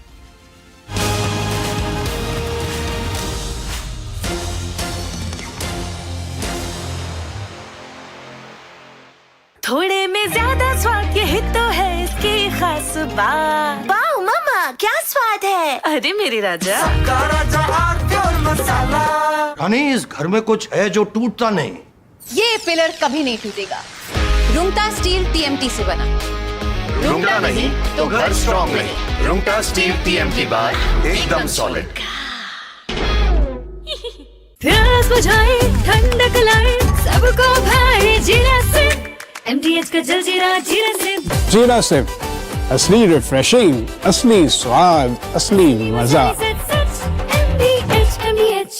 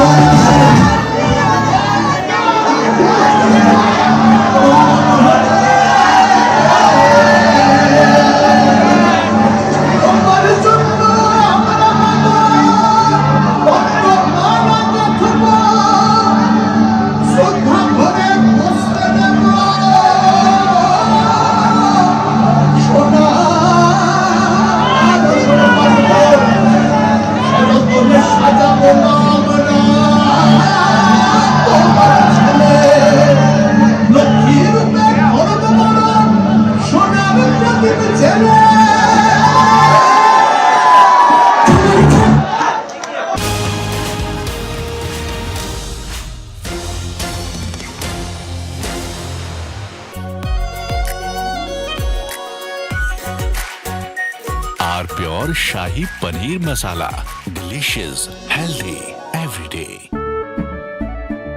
केसरिया से मन जोगी हुआ रे, दिल झूमे देखो मतवारा हुआ रे। केसरिया से मन जोगी हुआ। हर पल मनाओ केसरी त्योहार। विमल, बोलो जुबान केसरी। चमकी चाट से क्या बना है? सैंडविच, लस्सी और छाछ। हर घूंट में चमकी चाट। अब बताओ स्वाद आया? असली स्वाद सिर्फ चंकी चाट।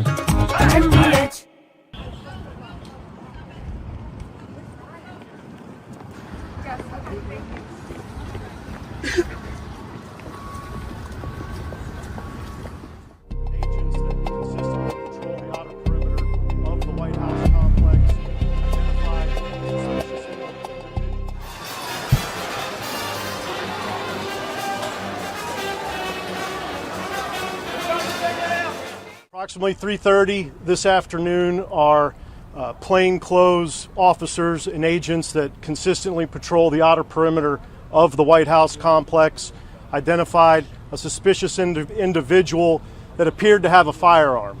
They called in support from our marked uniformed Secret Service police to make contact with that individual. Upon making contact, that individual fled briefly on foot, withdrew a firearm, and fired in the direction of our agents and officers. They returned fire and engaged. That individual was hit. He's since been transported to the hospital. I have no comments on his condition. I can tell you that at least one, we believe only one bystander was hit by the suspect. That individual is a juvenile, did not sustain any life-threatening injuries, but he's also receiving treatment at the hospital. I'll point out that not long before this shooting occurred, the Vice President's motorcade did transit through this area. The investigation itself, in terms of the use of force in the shooting, will be conducted by Metropolitan Police Department.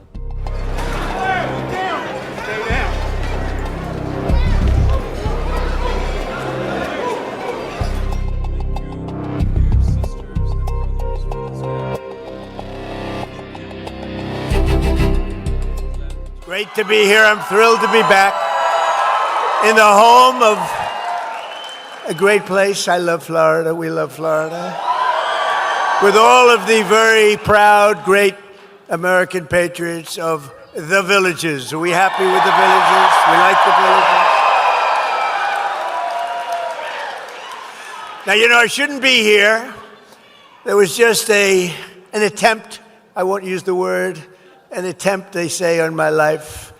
I should be indoors at a secure facility where I can quietly, beautifully, and safely play out my term, destroying everything that comes in our way, like bad countries that want to get nuclear weapons.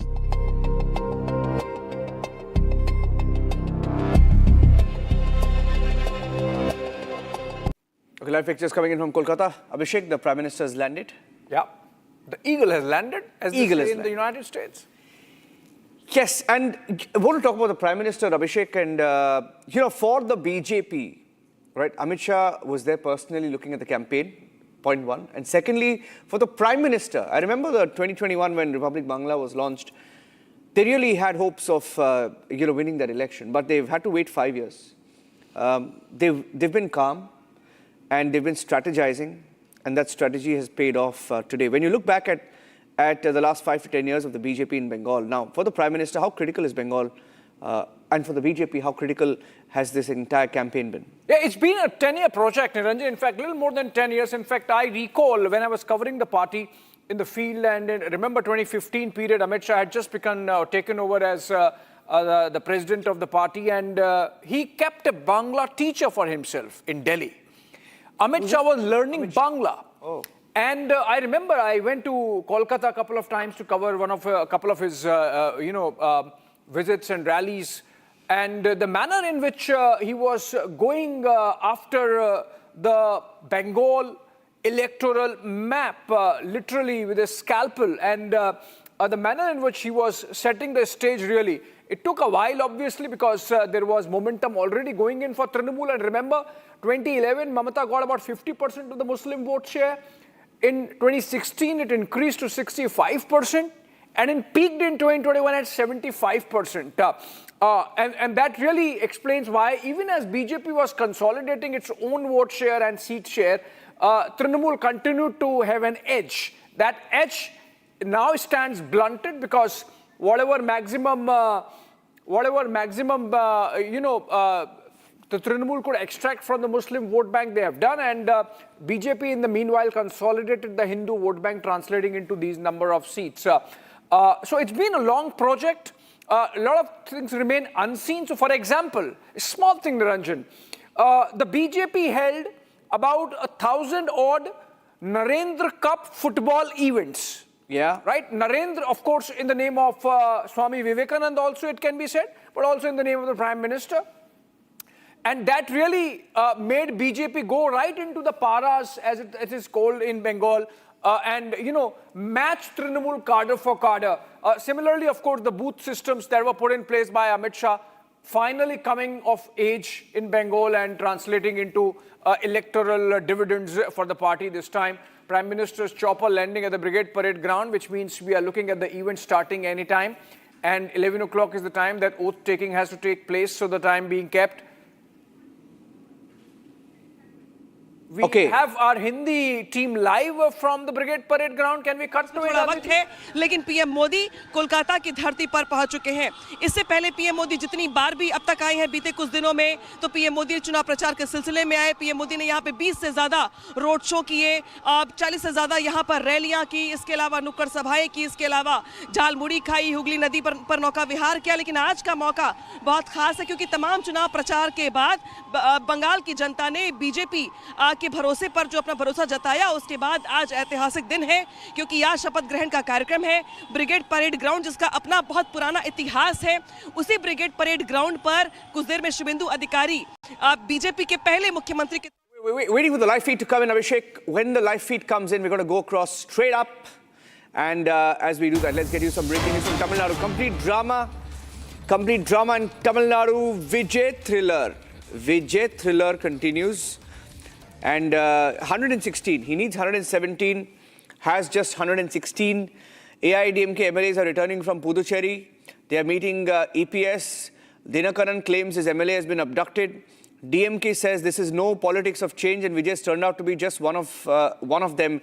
It's complete drama in Tamil Nadu. Going across to Sharda with the updates. In fact, Dinakaran spoke to Sharda and showed how they faked the letters last night.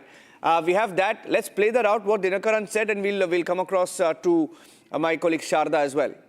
Okay, Sharda, I'll come to you. If you can tell us what is happening there. All these leaders are coming back. Is there a meeting? Are they continuing to strategize? Why is VCK delaying the decision? Picture abhi baki hai.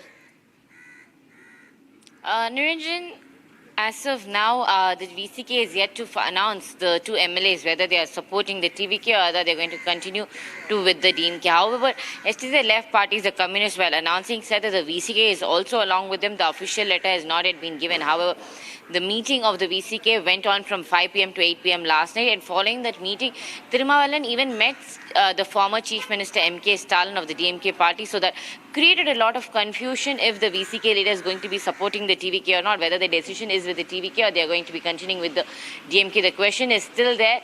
Vijay is right now at 116 numbers, and the two more is required from the VCK party whom he has approached, so we have to wait and see. In a few minutes, VCK is to be giving their official announcement of which they are supporting the TVK or not. We are still waiting for that.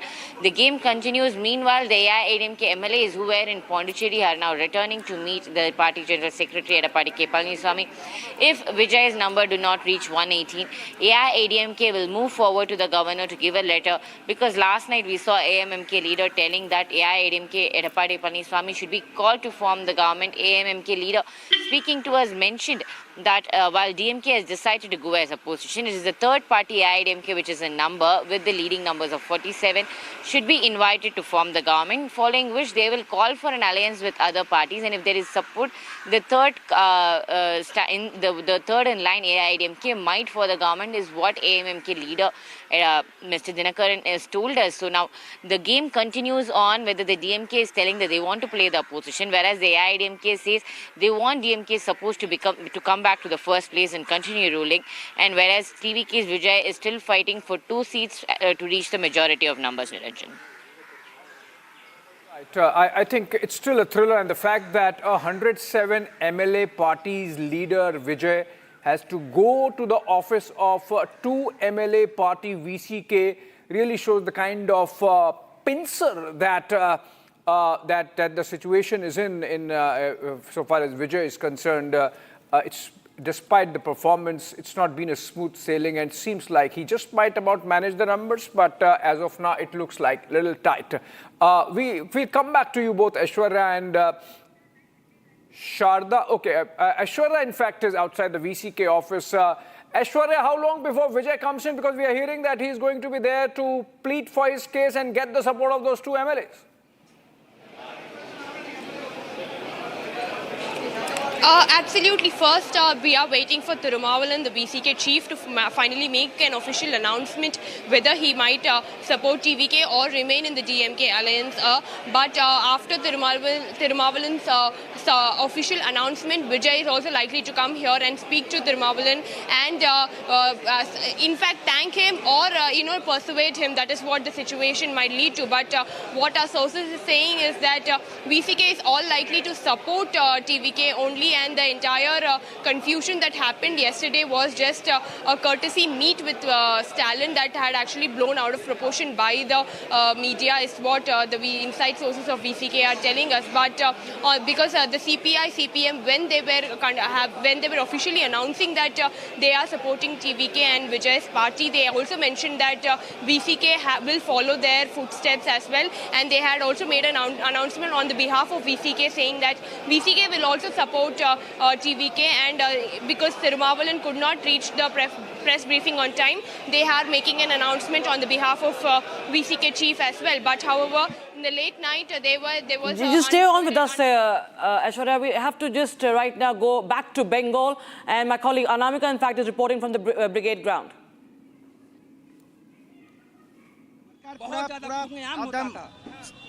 हमें किनारे में चला गया था, पूजा पाठ करना चाहता था, करने नहीं देता था, हम लोग को कोई बात नहीं सुन रहा था सरकार। लग रहा है आप लोग पूजा पाठ खुल के कर पाएंगे? रामनवमी के পিসি চোর ভাইপো চোর চলে গেছে, এখান থেকে পিসি চোর ভাইপো চোরের আর জায়গা নেই, পিসি চোর ভাইপো চোর পুরো এখান থেকে চলে গেছে। এবার চোর রাজ খতম हुआ, রাজ খতম हुआ, খতম। अब हिंदू राज शुरू हुआ। ধ্বনি উঠবে খালি জয় শ্রী রাম, জয় শ্রী রাম। चेहरे पे मुस्कान है, माथे पर भगवा टीका है, चेहरे पे मुस्कान के साथ खुशी इस बात की कि अब बंगाल भयमुक्त होगा, बंगाल आजाद हो रहा है। हिंदुओं को बहुत दबाया गया, हिंदुओं को पूरा दबाया गया, इतना दबाया गया कि हिंदू मुख से अपना हम भगवान का नाम नहीं ले पाते थे। हरे कृष्णा महामंत्र हम लोग जाप करते थे और जाप नहीं कर पाते थे, कुछ नहीं, सिर्फ राम सलाम करना ही बस, उसके बाद कुछ नहीं। ऐसे इतना दब के हम लोग जी रहे थे।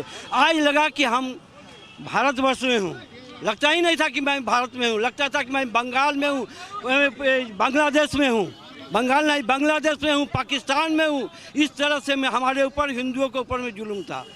हिंदुओं से मतलब इन लोगों से आज हिंदू पूजा पाठ करने की आजादी मिली, पूजा पाठ करने की आजादी मिली है, भगवान का धार्मिक अनुष्ठान है वो करने की आजादी मिलेगी, पूजा पाठ करने की। और बताइए, और आप लोगों को convoy coming out of that sound bite, and we are cutting live to pictures of the Prime Minister arriving at the Brigade Parade Ground. A massive history there of that location where once in 1972 Sheikh Mujibur Rahman had made an address while on his way to Dhaka after the change, after the revolution there, having led the Mukti Bahini, and after defeating Pakistan in the armed rebellion against West Pakistan. Then Prime Minister now arriving at a very Different moment for the brigade parade ground, revolution of sorts, given the fact, Rakshita, that this is the first time since independence that a right-wing government is taking oath and coming to power in Bengal. Remember, between Congress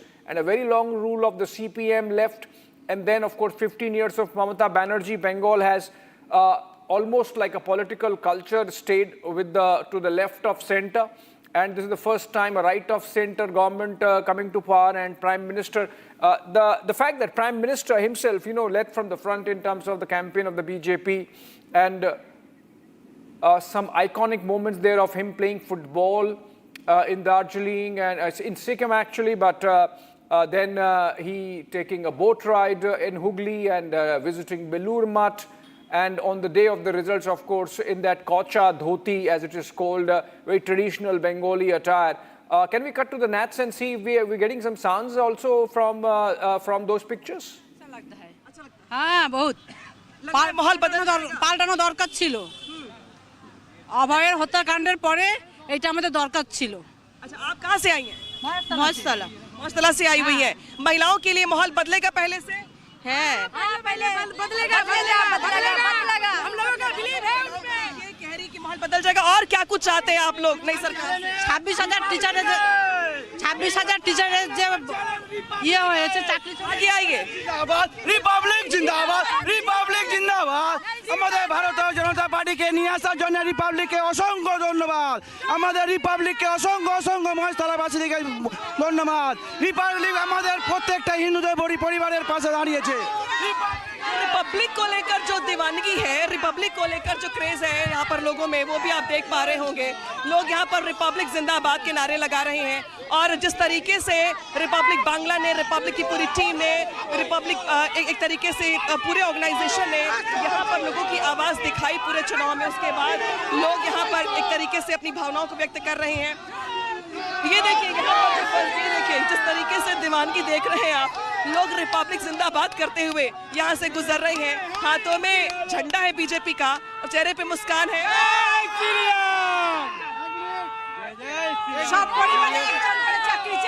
एक एक करके बोलिए बंगाल में एक नया सूरज उगा है बंगाल में एक नया सूरज उगा है बहुत दिनों बाद आज बंगाल का सपना पूरा हो गया जो हिंदुत्व का लिए जो गाली दे रहा था लोग हिंदुत्व को आज हिंदुत्व क्या चीज है लोग अच्छी तरह समझ जाएगा ठीक है ठीक है तो जो हिंदुत्व क्या है आप लोग यहाँ के समझ जाएंगे अब जरा मैं कुछ और लोगों से बात कर लूँ आप लोग बताइए नई सरकार से जी আমাদের মহেশতলাবাসী সমস্ত যেসব কার্যকর্তারা এসে এবং মহেশতলার সমস্ত গ্রামবাসীরা যারা এসছে এই দিক থেকে সবাই মিলে আমরা রিপাবলিককে ধন্যবাদ এবং আমাদের তরফ থেকে প্রণাম জানাই সবাই सभी लोग हाथ जोड़कर रिपब्लिक को धन्यवाद तस्वीरें देखिए ये भरोसा है के लिए लड़ाई है तो सबसे आगे रिपब्लिक है হ্যাঁ सबसे आगे रिपब्लिक এই যদি না থাকতো আজ আমরা হিন্দু অনেক নিচে নেমে যেতাম রিপাবলিককে ওই ভাষা কইতা এই রিপাবলিক বাংলা আমাদের সত্যের পথে নিয়ে গেছে এই রিপাবলিক বাংলা আছে বলে আমরা যে এই পথে নামতে পেরেছি এই সত্য সাংবাদিক কথার কারণে हम बोल रहे हैं लेकिन कह रहे हैं कि रिपब्लिक बांग्ला ने रिपब्लिक ने हमारी आवाज को बुलंद খুব ভালোবাসি রিপাবলিক বাংলা সারা জীবন দেখে যাবে कार्यकर्ताओं की आंखों में आंसू है बोलते हुए We've seen that. Okay, we are getting in some visuals from. Okay, Keshav Prasad Maurya is also there.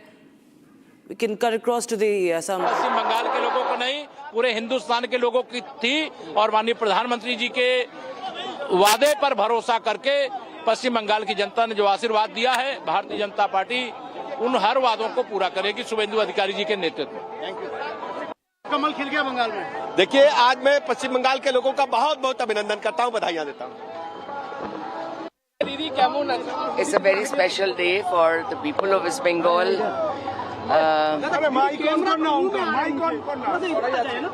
Please, exactly. So it's a very big day for the people of West Bengal. They have given us this mandate. It's them, and now everybody will work and do their best so that West Bengal development actually happens now. आज रविंद्र जयंती का दिन है और उसके उपलक्ष्य में कार्यक्रम रखा गया है। रविंद्र संगीत भी हर जगह बज रहा है, तो बीजेपी को कहा गया था कि बाहरी पार्टी है, तो क्या ये साबित करने की एक तरह से कोशिश है? ये कोई साबित करने की बात नहीं है। डॉक्टर श्यामा प्रसाद मुखर्जी की भूमि को अगर आप बोलना चाहते हैं कि वो बाहर के पार्टी हैं, तो इसके जैसा ये इसका क्या जवाब दिया जाए, बोलिए तो। Thank you very much. Right, we're getting in reactions in the run-up to that oath-taking ceremony that is going to begin any time from now. We have the dignitaries arriving, the top ministers, MLAs. You have the governor also, yes, arriving. The cavalcade of the governor and the Prime Minister will be also arriving. He has, in fact, landed at the brigade ground. He's reached the brigade parade ground. He should be there in the backstage, and very soon we are going to see pictures of the event streaming in and ceremony starting. It's going to be a small one, Rakshita. We are told 5 odd ministers to take oath. Some of the names are already there in public domain, but we would rather not speculate. Suvendu there in saffron. I mean, he is really both literally and metaphorically worn saffron on his sleeves. And rise of the saffron in Bengal today we see. Today he's making a statement with his kurta also, the rise of the saffron in Bengal. We were discussing that this is a first for the Bengali politics, for the people of Bengal, that they have voted a right-wing government to power after a good 76 years of independence. And Suvendu there dressed for the occasion, and he's going to be taking oath as Chief Minister. Along with 5 more ministers, Bengal can have 33, maximum 33 ministers as per the standard that we have. For 15% of the assembly strength can be the Council of Ministers for any state and the union also. So in the case of Bengal with 294 MLAs, they can have 33. Shatarupa is still with us. Shatarupa. The regional dynamics in play, the fact that BJP has traditionally had its strongholds in North Bengal, and now, of course, breaching the South Bengal bastion of Mamata Banerjee, those dynamics would be coming into play in the Council of Ministers, as also the kind of work that's been done by Union Home Minister Amit Shah in terms of mapping of electoral constituencies. The fact that SIR played its role, so many things that have gone into this BJP victory. One aspect which is now emerging is that the SIR actually helped the Trinamool more perhaps than the BJP.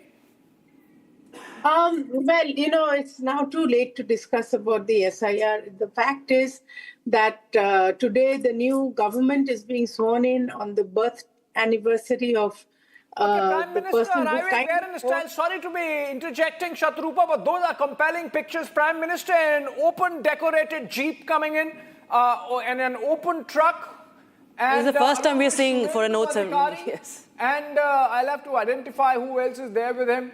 Shamik Bhattacharya is there. Shamik Bhattacharya, the state president of the party there. So Prime Minister making a grand entrance there in Brigade Parade Ground, venue of the oath-taking ceremony of the first BJP government of Bengal, the Chief Minister designate, and the outgoing leader of opposition, Suvendu Adhikari, on one side to his left, and Shamik Bhattacharya, the BJP president, to his right.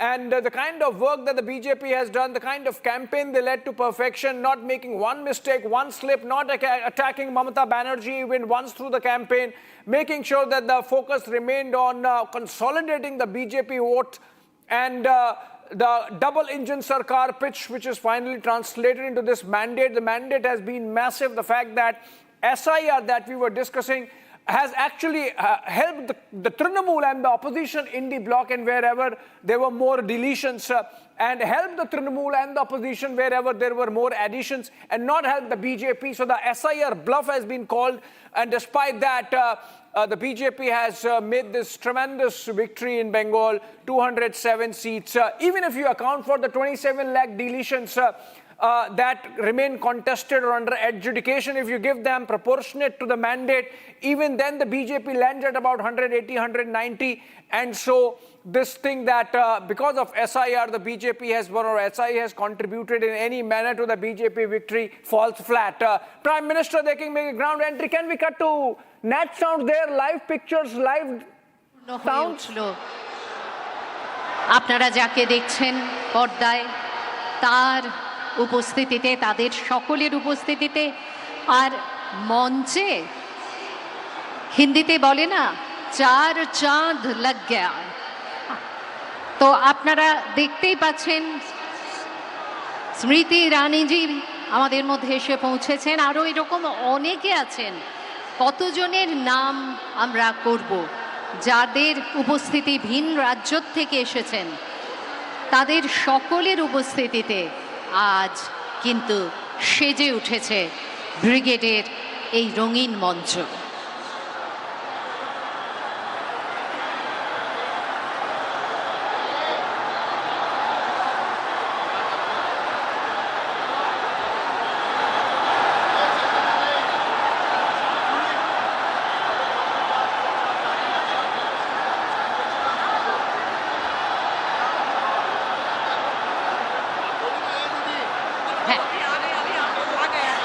আমাদের মধ্যে এসে পৌঁছে গেছেন মাননীয় প্রধানমন্ত্রী, আমাদের পরম আদরণীয় প্রধানমন্ত্রী শ্রী নরেন্দ্র মোদীজি।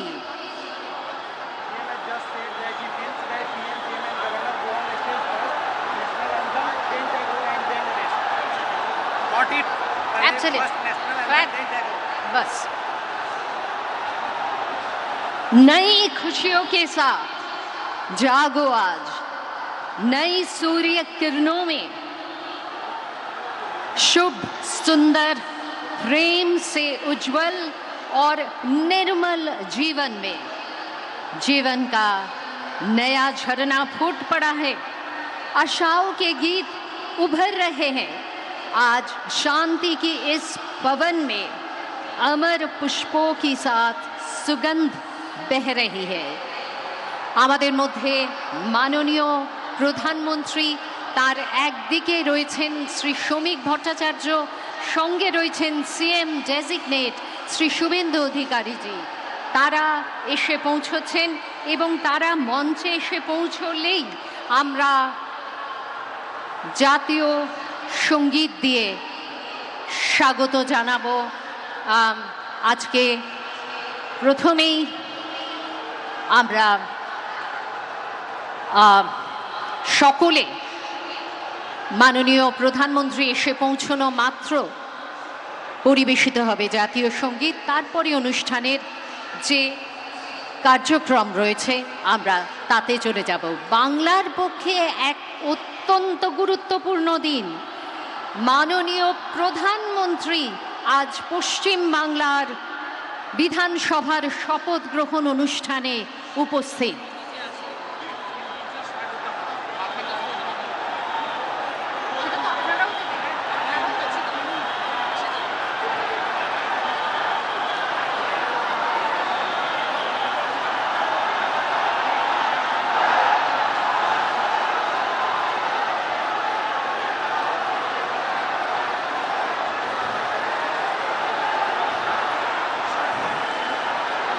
आप सब जोरदार करतल ध्वनि के साथ परम आदरणीय प्रधानमंत्री श्री नरेंद्र मोदी जी का स्वागत करें।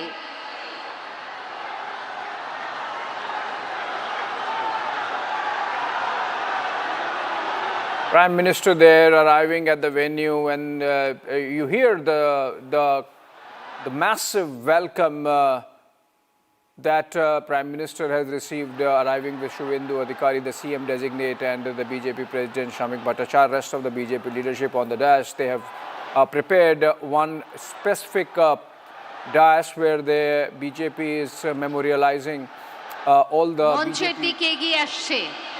workers. কিন্তু যাতায়াতের পথ দুপাশে মানুষ উচ্ছ্বাস, তারা শুধুমাত্র একটু দেখতে চাইছেন, একটু কাছে যেতে চাইছেন। সব সময় সেটা সম্ভব হবে না। এই সীমিত পরিসরের মধ্যে দিয়ে মাননীয় প্রধানমন্ত্রীর সঙ্গে সিএম ডেজিগনেট শ্রী শুভেন্দু অধিকারী, শ্রী শ্রমিক ভট্টাচার্য, আরও অনেক বিশিষ্ট ব্যক্তিত্ব আজকে উপস্থিত আছেন। মঞ্চের দিকে এগিয়ে আসছেন তারা।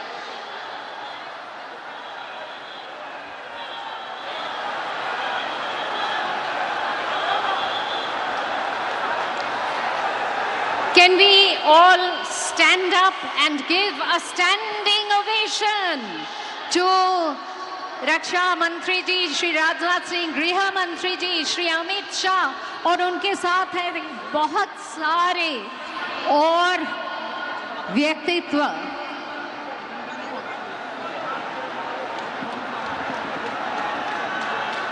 नितिन नवीन जी সকলে মিলে এদেরকে স্বাগত জানান। নিতিন নবীন জি আমাদের মধ্যে আছেন, গৃহমন্ত্রী আছেন শ্রী অমিত শাহ, আমাদের মধ্যে আছেন রাজনাথ সিং জি, রক্ষা মন্ত্রী।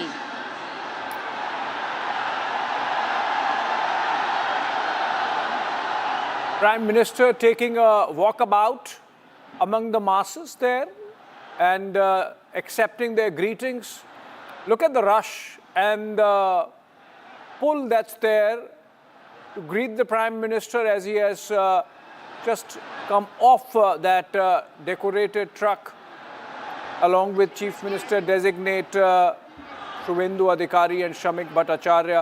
Prime Minister there doing a walkabout of the ground where the crowd is present and accepting those greetings, even as the rest of the BJP leaders are on the stage and ready for the oath-taking ceremony to begin anytime now. Prime Minister just coming up to the stage after going through that welcome amongst the masses. It's a big moment for the BJP cadres and the people of Bengal.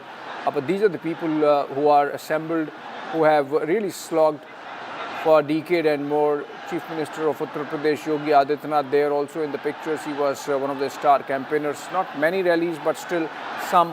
And essentially, if you look at it, the architect of this victory is definitely this man on screen, Union Home Minister Amit Shah, flanked by Rajnath Singh on one side and N. Chandrababu Naidu, key allies of the NDA, Chief Minister of Andhra Pradesh to his right. And we're going to see Prime Minister reach the dais anytime now. Look at the rush among the cadres to be taking selfies and pictures as the Prime Minister walks by. Prime Minister there, one of those few iconic moments of his campaign. He could split screen and run by the time he reaches the stage, him taking a boat ride at the Hooghly, visiting the Belur Math temple, having Jalmuri in Jhargram. That really sort of trended for a while during the campaign across Bengal and sent a message of the Prime Minister's intent to be seen with the masses, Prime Minister's intent to identify himself. মানুষের উত্তেজনা and শঙ্খধ্বনি all right. সেই সঙ্গে মানুষের still there where Prime Minister is yet to arrive on the stage. কিছুতে মুখর Still milling through the masses, taking the greetings. এই মঞ্চ The oath taking of the first BJP government in Bengal is taking place on the birth anniversary of Nobel laureate Rabindranath Tagore. CM designate. And they are on the stage now. বাকি যারা মঞ্চে এসে উপস্থিত হয়েছেন আপনারা সকলেই দেখতে পাচ্ছেন। আমি জানি এখানে হয়তো 1 লক্ষের বেশি মানুষ আছেন, কিন্তু বড় বড় স্ক্রিনেও আপনারা দেখতে পাচ্ছেন যে মঞ্চে উপস্থিত আছেন কত বিশিষ্ট ব্যক্তিত্ব। আজকে মনে হয় যে ভারত সরকারই যেন উপস্থিত পশ্চিমবঙ্গে। হঠাৎ করে একদিনের জন্যে ভারত সরকারের কাজকর্ম যেন পশ্চিমবঙ্গ থেকে, কলকাতার থেকে সংগঠিত হচ্ছে। সবাইকে ধন্যবাদ আজকের এই ঐতিহাসিক ঘটনার শরিক থাকার জন্যে।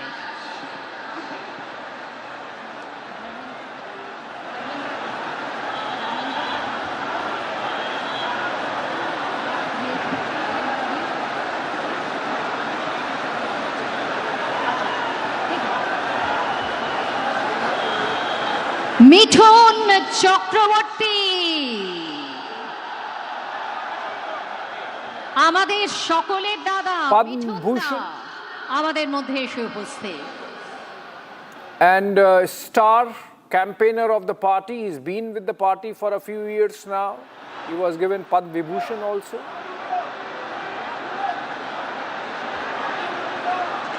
And now we have closer pictures of the stage. You can see the BJP leadership there. Suvendu Adhikari comes with tremendous amount of legislative experience, twice a member of Lok Sabha, thrice an MLA, Mithun of Chakraborty, opposition for 5 years, symbol of and এসে পৌঁছে গেছেন councillor 3 times মাননীয় from প্রধানমন্ত্রী, chairman of the আমাদের Kontai পরম municipality, আদরণীয় প্রধানমন্ত্রী Adhikari pocket Shri borough, Narendra Adhikari Modi G. family.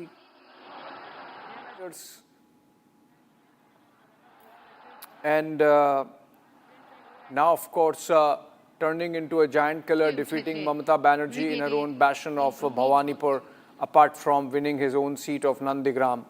These are pictures from earlier when Prime Minister arrived at the venue, riding a decorated truck, and along with CM designate Suvendu on one side and the BJP President Shamik Bhattacharya on the other. We are going to see oath-taking ceremony of Suvendu Adhikari panning out in a bit. আমাদের মধ্যে এসে পৌঁছে গেছেন From the time that the আমাদের পরম ruling slogan in Bengal. Shri Narendra Modi G. Okay, do we go now? Okay, we have Mr. Abhijit Roy joining us on this broadcast. He's MD of Berger Paints, joining us live from Bengal. And Mr. Roy, there was one time when, once upon a time rather, that the ruling slogan in Bengal was Tomar Bari, Amar Bari, Naxal Bari. Now the slogan is Jai Shri Ram. But essentially, it is not just a transition to Hindutva politics.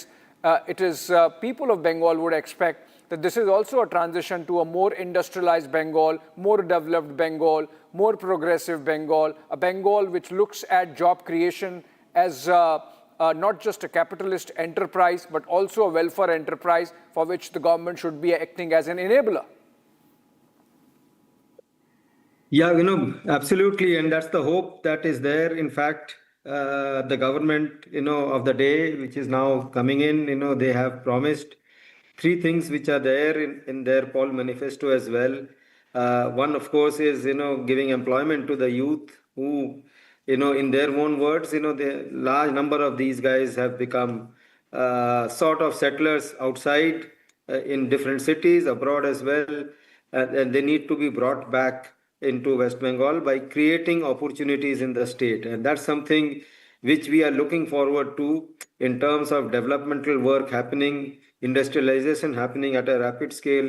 At the same time, services, sector also looking up in this state. So that's the expectation which is there, a lot of expectation from this new government. As was the change, when the left front went away and the TMC came, there were immense expectations at that point of time. Some of it got delivered, some did not. And in this case, it is even higher. 49 years, there was government which was mostly, center and state were different. This time it is the same government, the same party government in both the places. The infrastructure development, we are expecting that substantial improvement should happen there, and that's something which we look forward to at this stage. And what about the culture which acts as an enabler or supportive of enterprise? Do you think that transition would be easy to make, or it's going to be a difficult enterprise altogether to bring in that culture of respecting enterprise, respecting capital, respecting the culture which leads to strengthening of those systems which are pro-capital formation, because that's a culture which has been lacking in Bengal. Yeah, so that is a legacy of the left, which was there, and initially they were very anti-industrialist sort of, and therefore, large number of the enterprises went away from here. They did try to amend it at the fag end of their stint, but didn't work out. There were a lot of opposition from within, and it didn't work out at that point of time. We expect that such change in attitude of the people have become different, aspirational. They want industrialization. They want their kids to stay in West Bengal.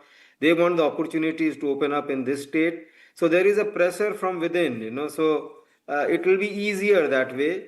It's the mindset of the bureaucrat and the politicians which need to change, meeting up these aspirations of the people. I don't think it should be that difficult.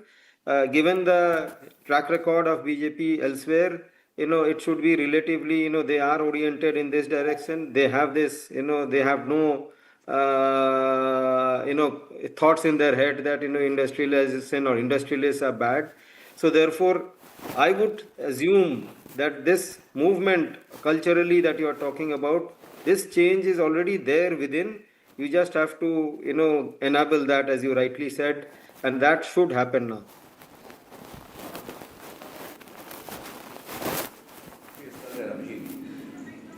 People will talk about rebuilding Bengal, and you need to rebuild Bengal. You need to remake brand Bengal, and once the trade capital of India, a lot of people are now asking questions: how do we rebuild Bengal? Because I remember, videos you can see in the last 10-15 years, or at least the videos that we've been shown of Mamata Banerjee harassing industrialists, Mamata Banerjee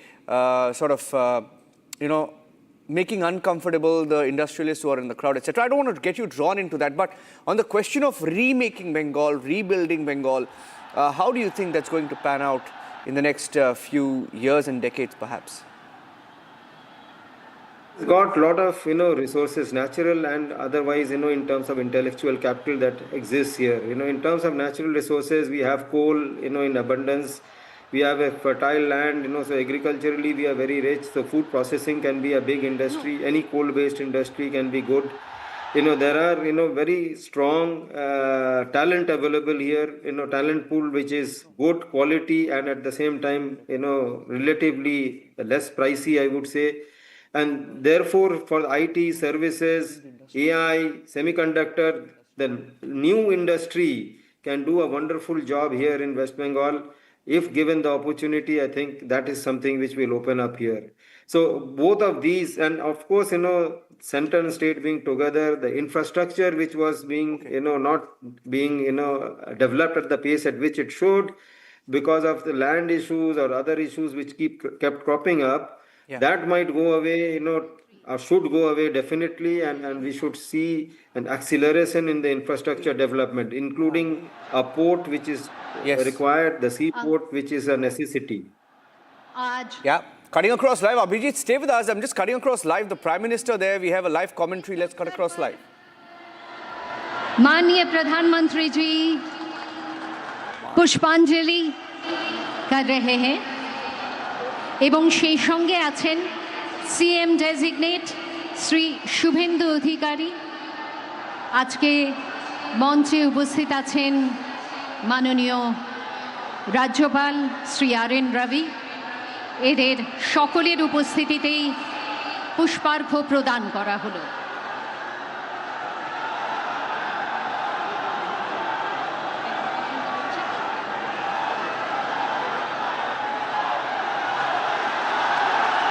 जोरदार कट्टल ध्वनि के साथ स्वागत कीजिए माननीय प्रधानमंत्री परम आदरणीय प्रधानमंत्री श्री नरेंद्र मोदी जी का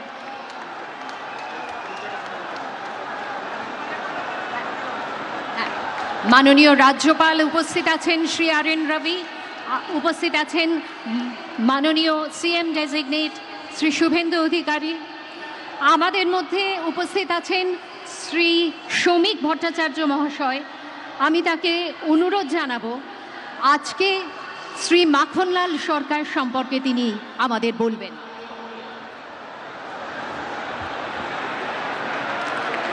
শিলিগুড়ি নিবাসী শ্রী মাখনলাল সরকার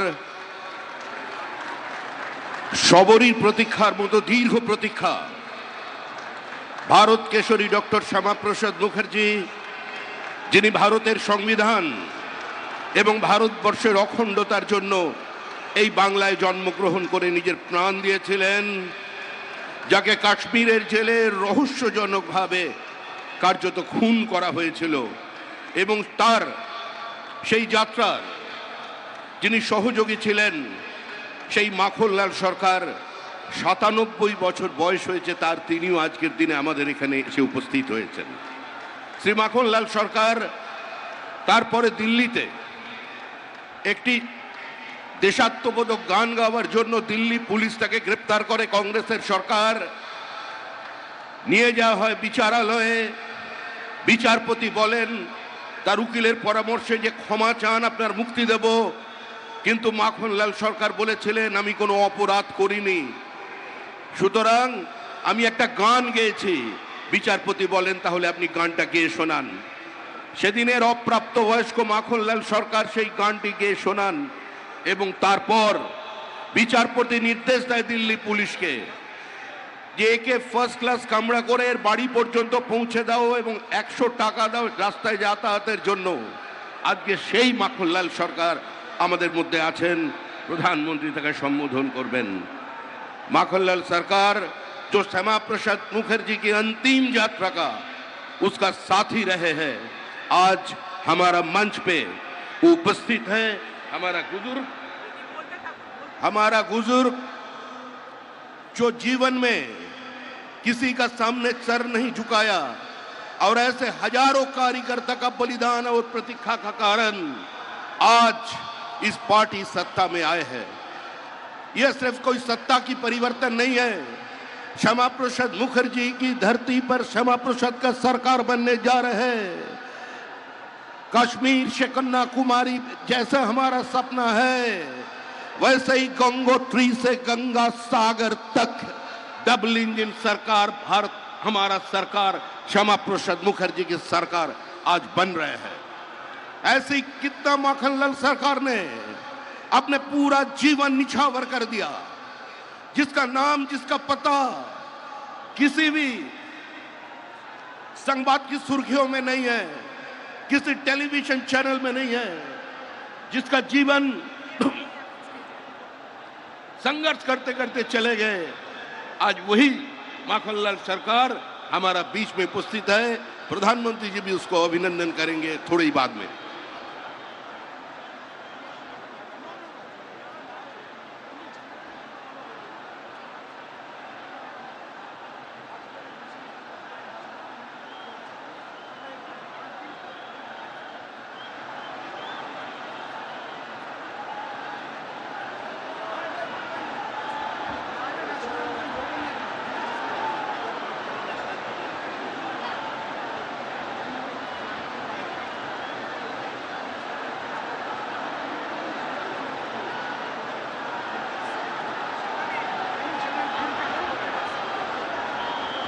মাননীয় প্রধানমন্ত্রী শ্রী নরেন্দ্র মোদীজি, সেই সঙ্গে আছেন মাননীয় গৃহমন্ত্রী শ্রী অমিত শাহজি, আমাদের মধ্যে উপস্থিত আছেন মাননীয় রক্ষামন্ত্রী শ্রী রাজনাথ সিংজি এবং বহু রাজ্য থেকে বিশিষ্ট মানুষজন আজকে এখানে এসে উপস্থিত হয়েছেন। এবং আজকের এই অনুষ্ঠানে আপনারা তো সকলেই জানেন যে আজকে আমরা মাননীয় প্রধানমন্ত্রীরই এই বলা যেতে পারে পরামর্শ ছিল যে আজকের দিনটিকেই আমরা বেছে নিই 25শে বৈশাখ।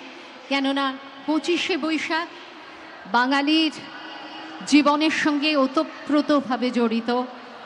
রবীন্দ্রনাথ ঠাকুর, যাকে আমরা সুখে দুঃখে আনন্দে বিষাদে, যাকে আমরা নানান অনুভূতিতে, যাকে আমরা নানান অভিমানে, যাকে আমরা কখনো সুখে কখনো অসুখে তাকে একান্ত আপন করে নিয়েছি, সেই দিনটি আমাদের বারবার প্রথিত করে, আমাদের সংস্কৃতির সঙ্গে আমাদের এগিয়ে চলার পথের দিশা দেখায়। এবং এই দিনটিকে ওপরে আমাদের নির্ভরশীলতা, তার কোনো তুলনা হয় না।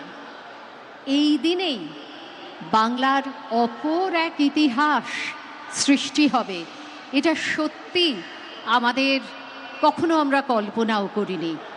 কিন্তু মাননীয় প্রধানমন্ত্রী তার অদ্ভুত বিচক্ষণতার মাধ্যমে তিনি আজকের এই দিনটিকে এত সুন্দরভাবে, এত প্রাসঙ্গিকভাবে তিনি যুক্ত করলেন আমাদের বিধানসভার শপথ গ্রহণ অনুষ্ঠানের বা শপথ গ্রহণ সমারোহের সঙ্গে, যে সত্যি সেটা আমাদের কাছে একটি বিশেষ পাওয়ার দিন হয়ে উঠল।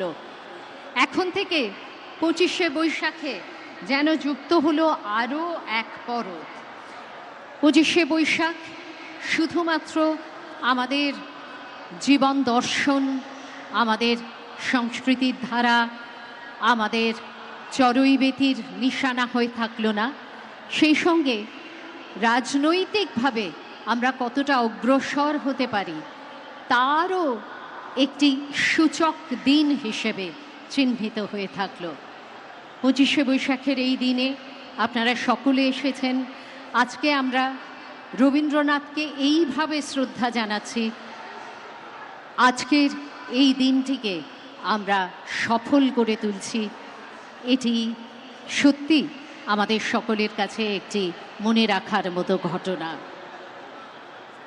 Ladies and gentlemen, what a wonderful coincidence, or let's say what a wonderful coordination has been achieved when the most honorable Prime Minister had suggested that we choose 25শে Boishakh, the birthday of Gurudev Rabindranath Tagore, for the swearing-in ceremony.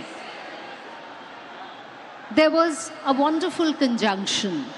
On the one hand, Rabindranath not only gives us a direction in life in all kinds of going forward, and with that is now added something of political significance, a political revival, a political energy that would once again make West Bengal so very relevant, so very frontline in our country.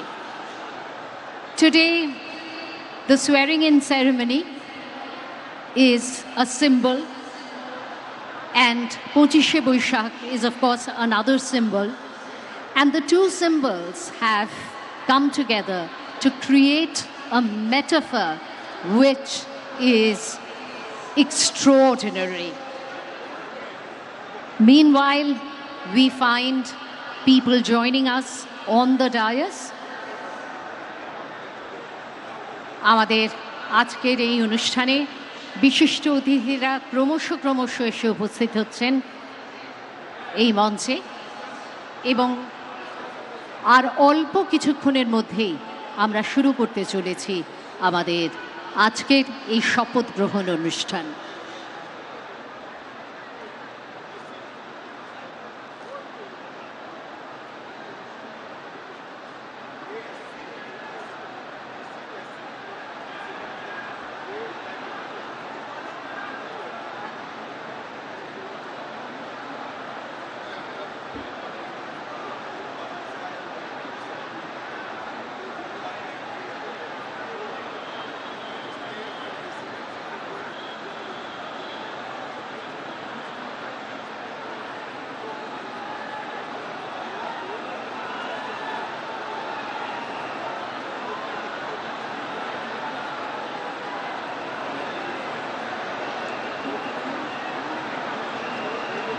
Rakshita, the live pictures coming in from the brigade ground, the historic brigade ground in Kolkata, where the Prime Minister is on stage, and we are waiting for the moment when Suvendu Adhikari.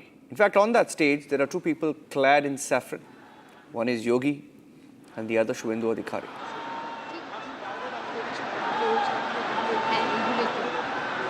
I think Ratan Chadha is with us, Rakshita. I think we can go across to Ratan Chadha until the swearing in ceremony kicks off. জানাতে ইচ্ছে করছে যে আজকে আপনারা দেখছেন যে মানুষের ঢল নেমেছে, মানুষের মেলা বসেছে। All right, we have Ratan Chadha with us. Wow, thank you.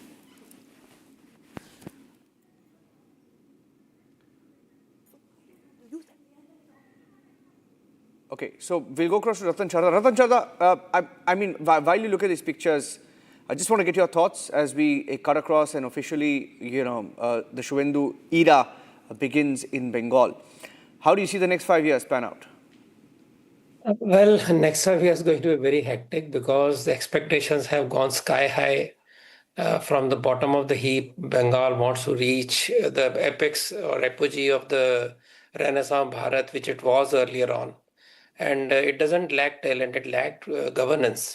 I think that is what Suvendu has to give policy direction, be very firm in implementation. It's not going to be easy 5 years, but it is going to be necessary to really make Bharat what it could be, because Bengal was once, it was said that what happens in Bengal is goes across Bharat. So that scene has to come back again. And what does it lack? There is no dearth of natural resources, no dearth of intellectual prowess. You have best possible scientists, best possible intellectuals, best possible business and manufacturing facilities at one time. We had path-breaking scientists like J.C. Bose, P.C. Ray, S.N. Bose, you had Meghnad Saha, you had great economists, and you had great industries there.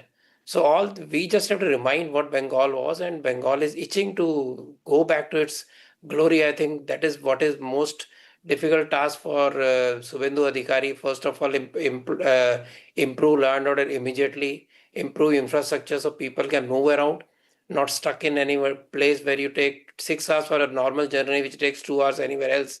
All this is going to change. It's going to be very, very eventful 5 years. And I think those 5 years will turn into 15 years if the delivery is done well. I see no reason why it cannot be done, because the starting point is so low. The condition of Bengal is now so pathetic that any work will immediately change the scenario. And that is why I expect in coming months and years that once the mood turns positive, it will be kind of ghar wapsi for Bengalis. Bengalis who have populated and who have given lead to communities all over India and who have been successful everywhere, who had to leave Bengal to use their talent, whether they came to Mumbai or they went to US, they have huge talent. So those people have to come back when they feel confident. It's worth going back to Bengal and do something. I think we will see a lot of ghar wapsi in Bengal also, a lot of industries, a lot of intellectual leaders, a lot of economists and scientists will go back. And that's very important, Mr. Chadha. I'll put that point across to Mr. Abhijit Roy, who is the MD and CEO of Berger Paints. He is with us. As Mr. Chadha was talking about, the ghar wapsi factor. How do you bring back, workers? You bring back investment, bringing back people. Creating those opportunities. In your understanding, Mr. Roy, what steps could be taken? What measures need to be taken by the Suvendu Adhikari government now in West Bengal?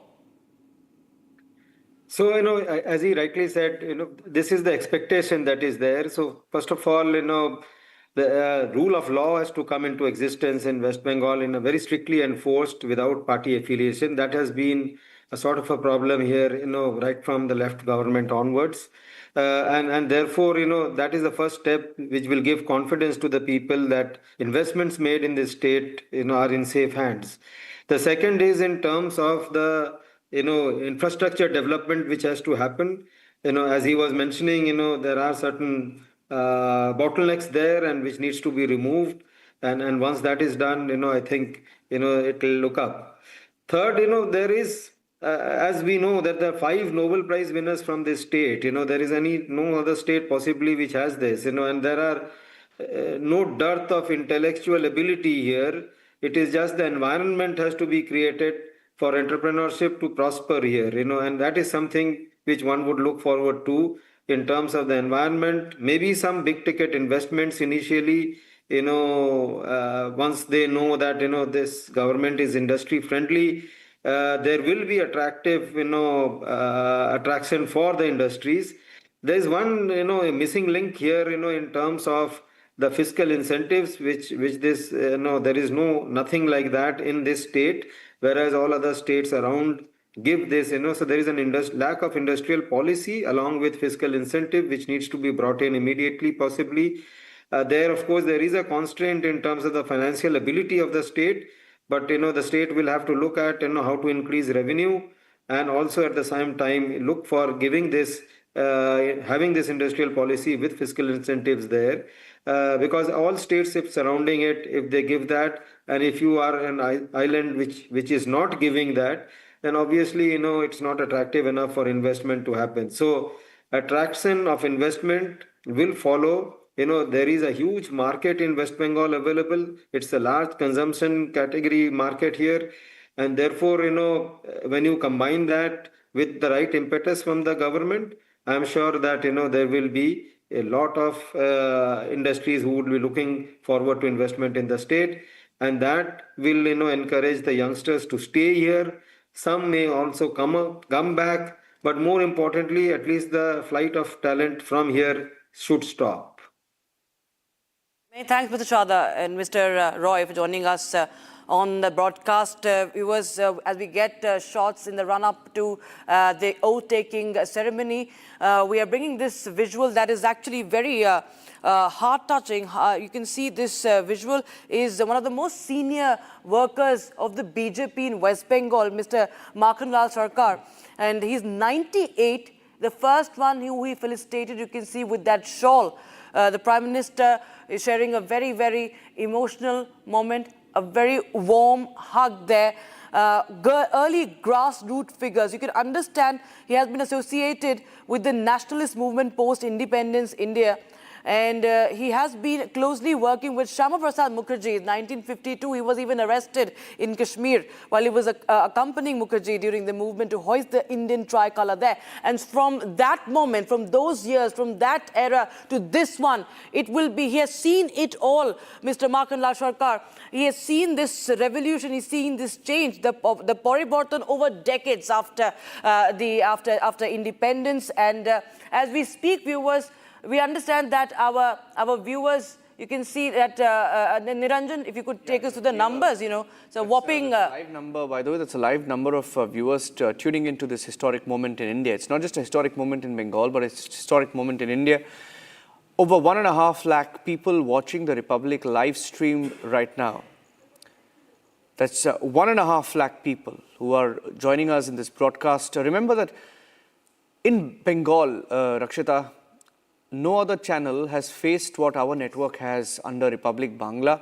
Our network was targeted. Our network was attacked.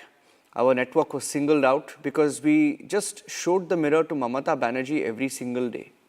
And she would file FIRs not just against our editor-in-chief, but against reporters, against anchors.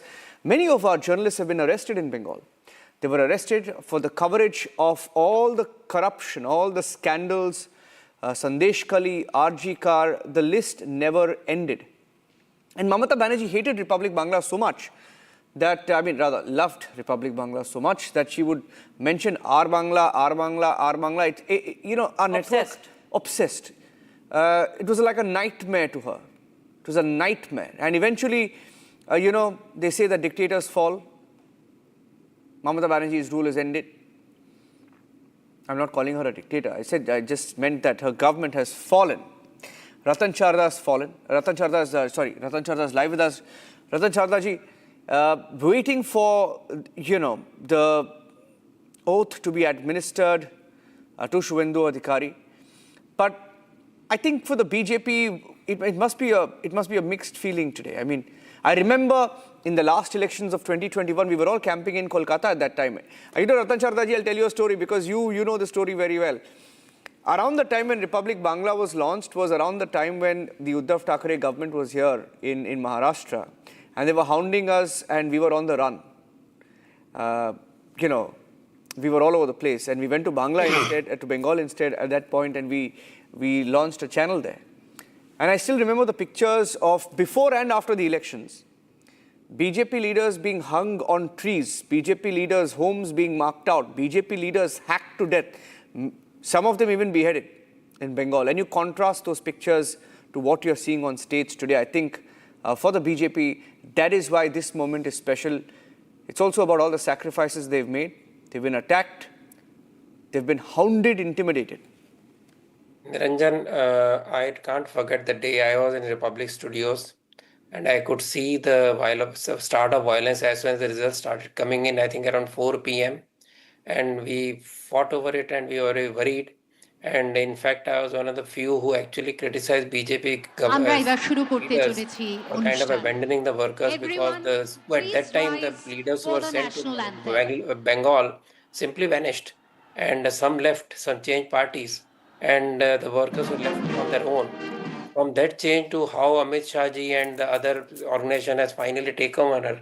See, biggest difference in BJP and any other party is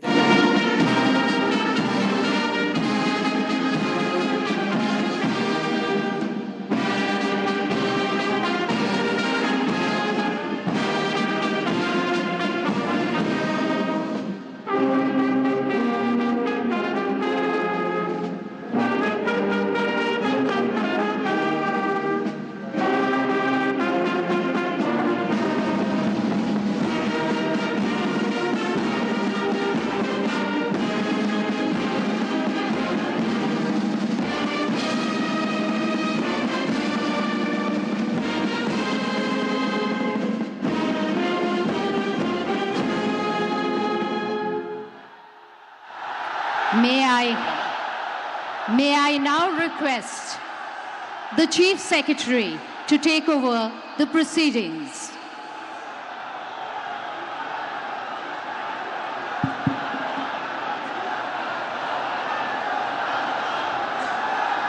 Namaskar. I request the permission of the Honorable Governor to commence the proceedings. With your permission, sir, I may now read the order of appointment of the Honorable Chief Minister. The order reads, the Governor of West Bengal order, in exercise of the power conferred on me by Article 164(1) of the Constitution of India, I, R.N. Ravi, Governor of West Bengal, hereby appoint Shri Suvendu Adhikari as Chief Minister of the State of West Bengal, signed by Shri R.N. Ravi, Governor of West Bengal, on 8th May 2026. May I now request Shri Suvendu Adhikari, Honorable Chief Minister Designate, to take oath before the Honorable Governor.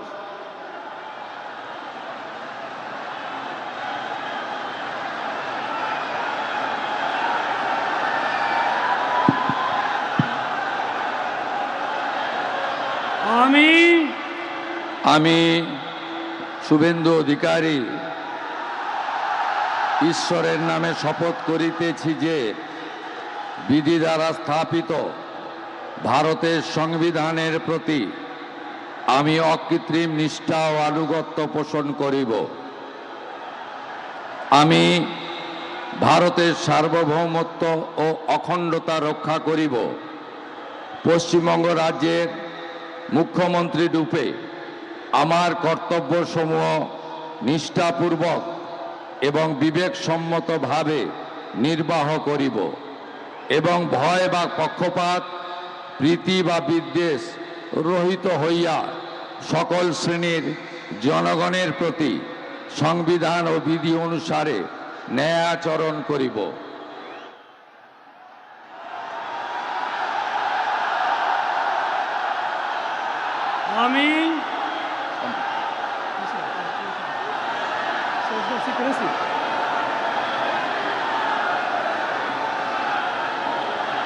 আমি শুভেন্দু অধিকারী ঈশ্বরের নামে শপথ করিতেছি যে পশ্চিমবঙ্গ রাজ্যের মুখ্যমন্ত্রী রূপে যে কোনো বিষয় যাহা আমার বিবেচনার জন্য আনীত হইবে বা আমি জ্ঞাত হইব, তাহা মুখ্যমন্ত্রী রূপে আমার কর্তব্যসমূহের যথাযথ নির্বাহের জন্য যেরূপ আবশ্যক হইতে পারে তদ্গতিকে আমি প্রত্যক্ষ বা পরোক্ষভাবে কোনো ব্যক্তি বা ব্যক্তিগণের নিকট জ্ঞাপন করিব না বা প্রকাশ করিব না।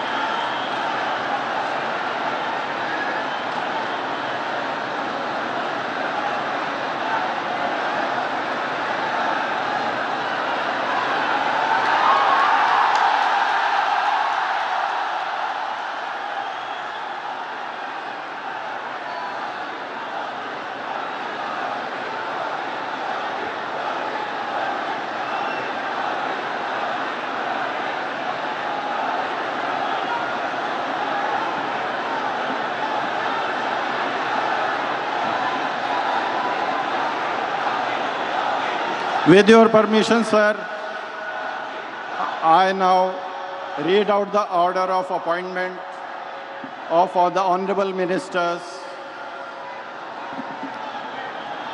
The order of Governor of West Bengal in exercise of the power conferred on me by Article 164(1) of the Constitution of India, I, Shri R. N. Ravi, Governor of West Bengal, on the advice of Shri Suvendu Adhikari, Chief Minister of West Bengal, hereby appoint the following persons in the Council of Ministers for the state of West Bengal: Shri Dilip Ghosh, Shrimati Agnimitra Paul, Shri Ashok Kirtinia, Shri Khudiram Tudu, and Shri Nishit Pramanik. May I now request Shri Dilip Ghosh, Honorable Minister Designate, to write and take oath before the Honorable Governor.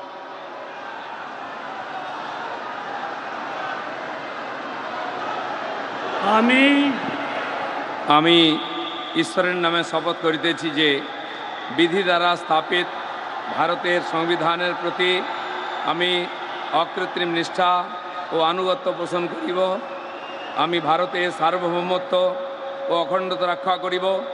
Paschimbanga রাজ্যের মন্ত্রীরূপে আমার কর্তব্যসমূহ নিষ্ঠাপূর্বক এবং বিবেকসম্মতভাবে নির্বাহ করিব এবং ভয় বা পক্ষপাত প্রীতি বা বিদ্বেষ রহিত হইয়া সকল শ্রেণীর জনগণের প্রতি সংবিধান ও বিধি অনুসারে ন্যায়াচরণ করিব।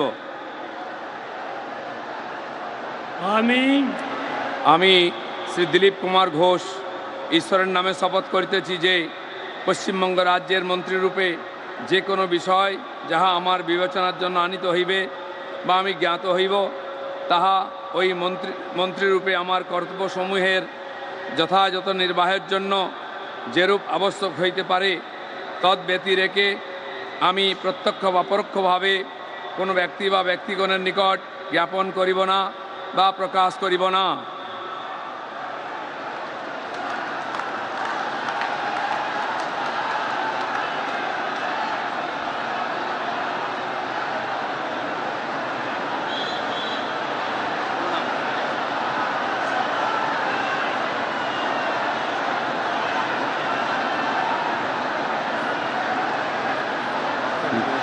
बोल दे मुझसे।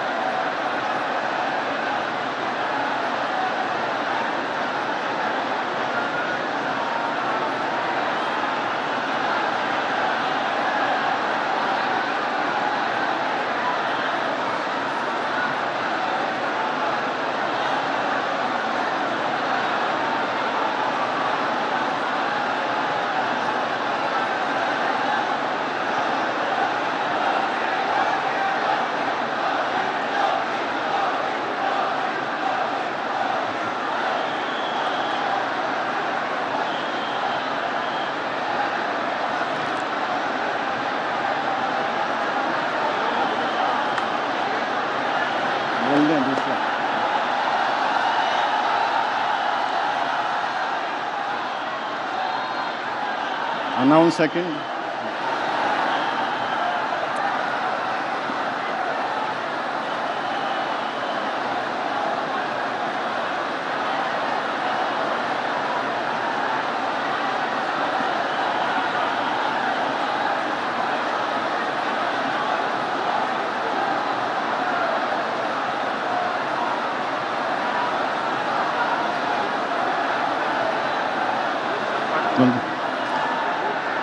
May I now request Shrimati Agnimitra Paul, Honorable Minister Designate, to rise and take oath before the Honorable Governor.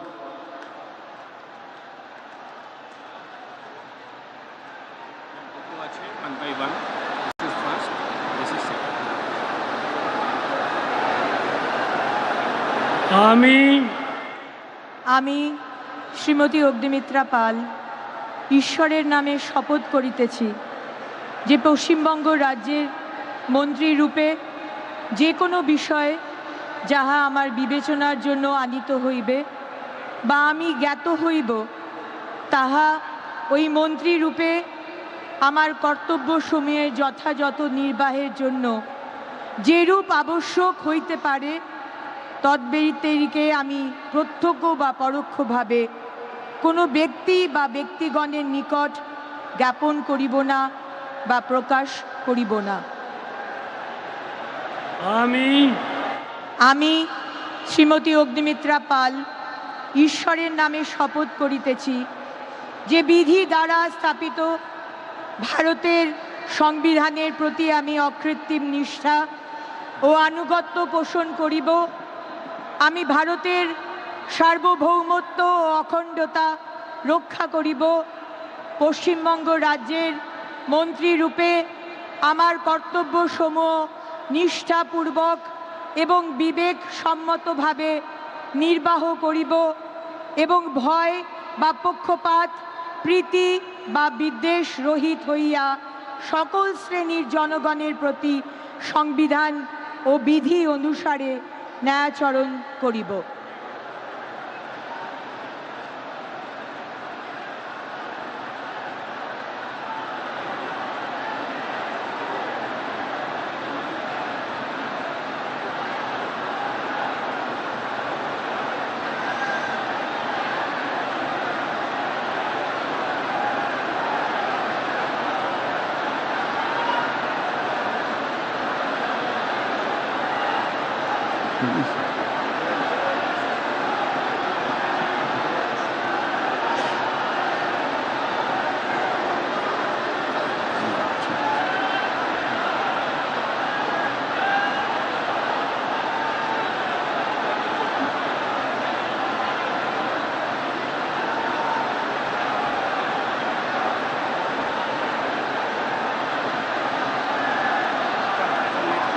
बोल दे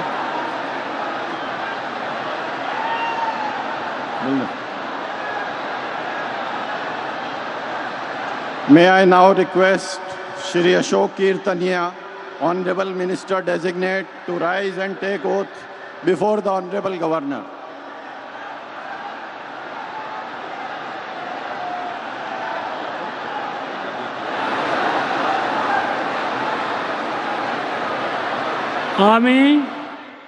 আমি অশোক কীর্তনিয়া ঈশ্বরের নামে শপথ করিতেছি যে বিধি দ্বারা স্থাপিত ভারতের সংবিধানের প্রতি আমি অকৃত্রিম নিষ্ঠা ও আনুগত্য পোষণ করিব। আমি ভারতের সার্বভৌমত্ব ও অখণ্ডতা রক্ষা করিব।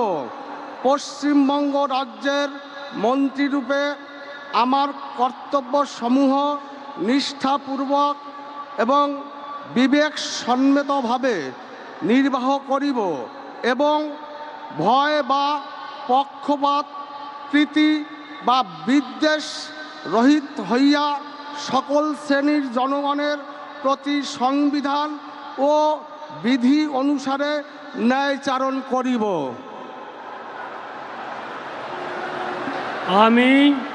আমি অশোক কীর্তনিয়া ঈশ্বরের নামে শপথ করিতেছি যে পশ্চিমবঙ্গ রাজ্যের মন্ত্রীরূপে যে কোনো বিষয় যাহা আমার বিবেচনার জন্য আনিত হইবে বা আমি জ্ঞাত হইব তাহা ওই মন্ত্রীরূপে আমার কর্তব্যসমূহের যথাযথ নির্বাহের জন্য যেরূপ আবশ্যক হইতে পারে তদ্ব্যতিরেকে আমি প্রত্যক্ষ বা পরোক্ষভাবে কোনো ব্যক্তি বা ব্যক্তিগণের নিকট জ্ঞাপন করিব না বা প্রকাশ করিব না।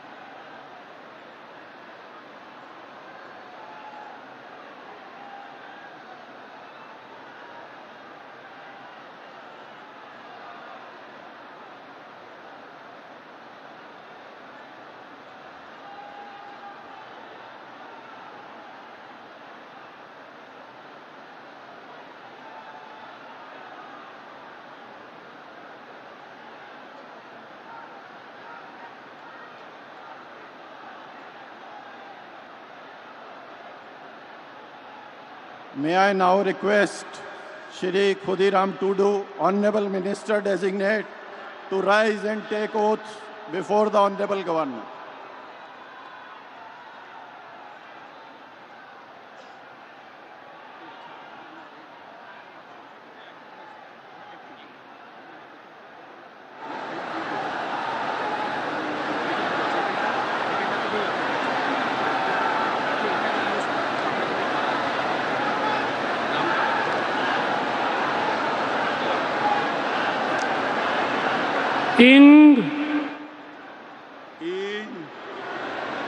Chando bunga nyutumte kiriyen hatawideñ sora khulesa monete kiriyen hataweda ona lekate tolakan Bharat Disom rena Songvidhan chetan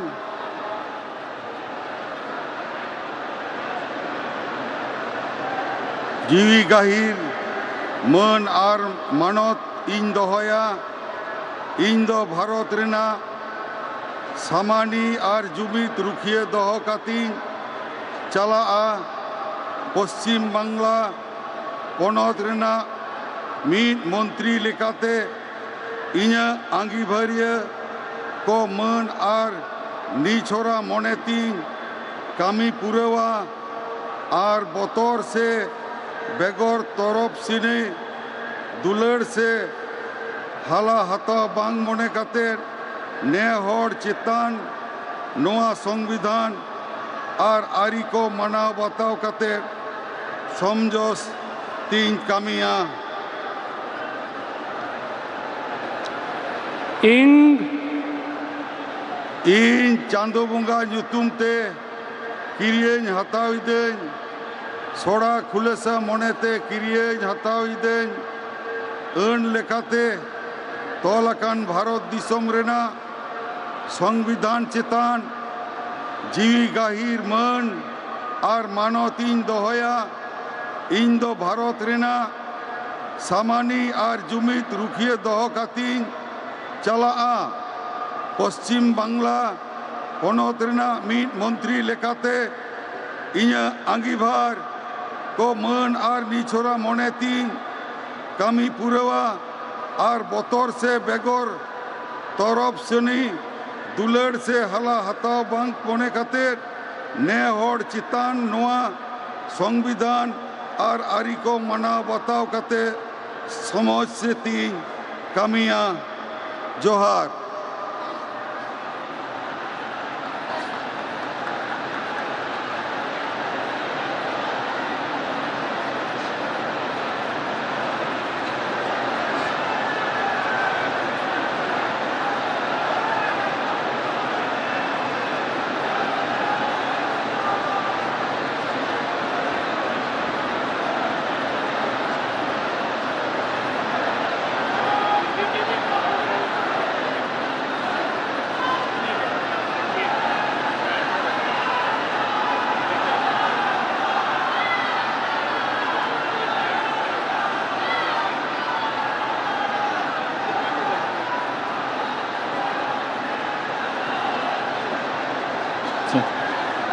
May I now request Shri Nishit Pramanik, Honorable Minister Designate, to rise and take oath before the Honorable Governor.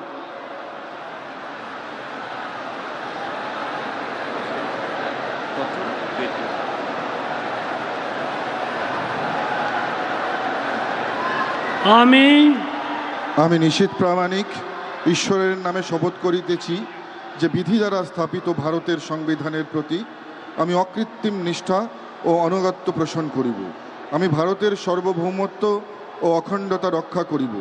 Paschimbanga রাজ্যের মন্ত্রীরূপে আমার কর্তব্যসমূহ নিষ্ঠাপূর্বক এবং বিবেকসম্মতভাবে নির্বাহ করিব এবং ভয় বা পক্ষপাত প্রীতি বা বিদ্বেষ রহিত হইয়া সকল শ্রেণীর জনগণের প্রতি সংবিধান ও বিধি অনুসারে ন্যায়াচরণ করিব।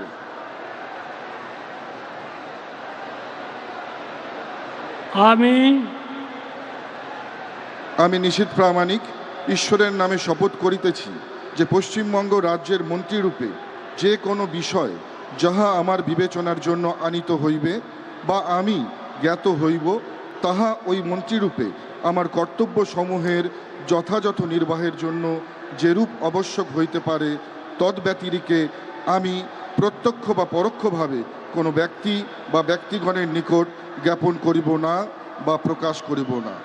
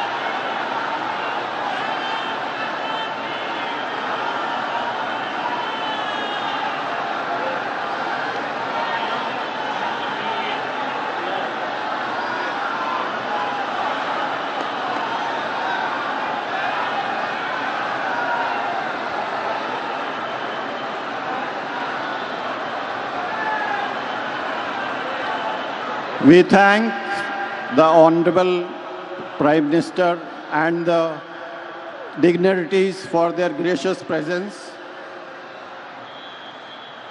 and with the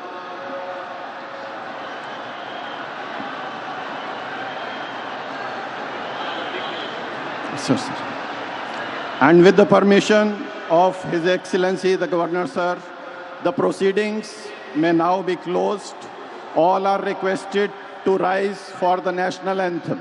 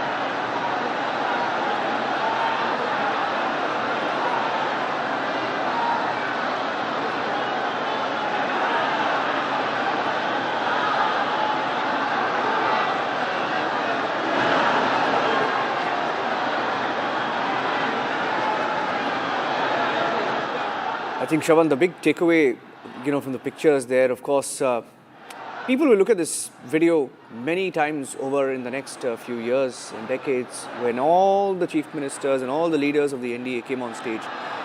And that special moment when Yogi Adityanath gave his saffron gamcha to Suvendu Adhikari, I think it's symbolic, tells you the story of Bengal today.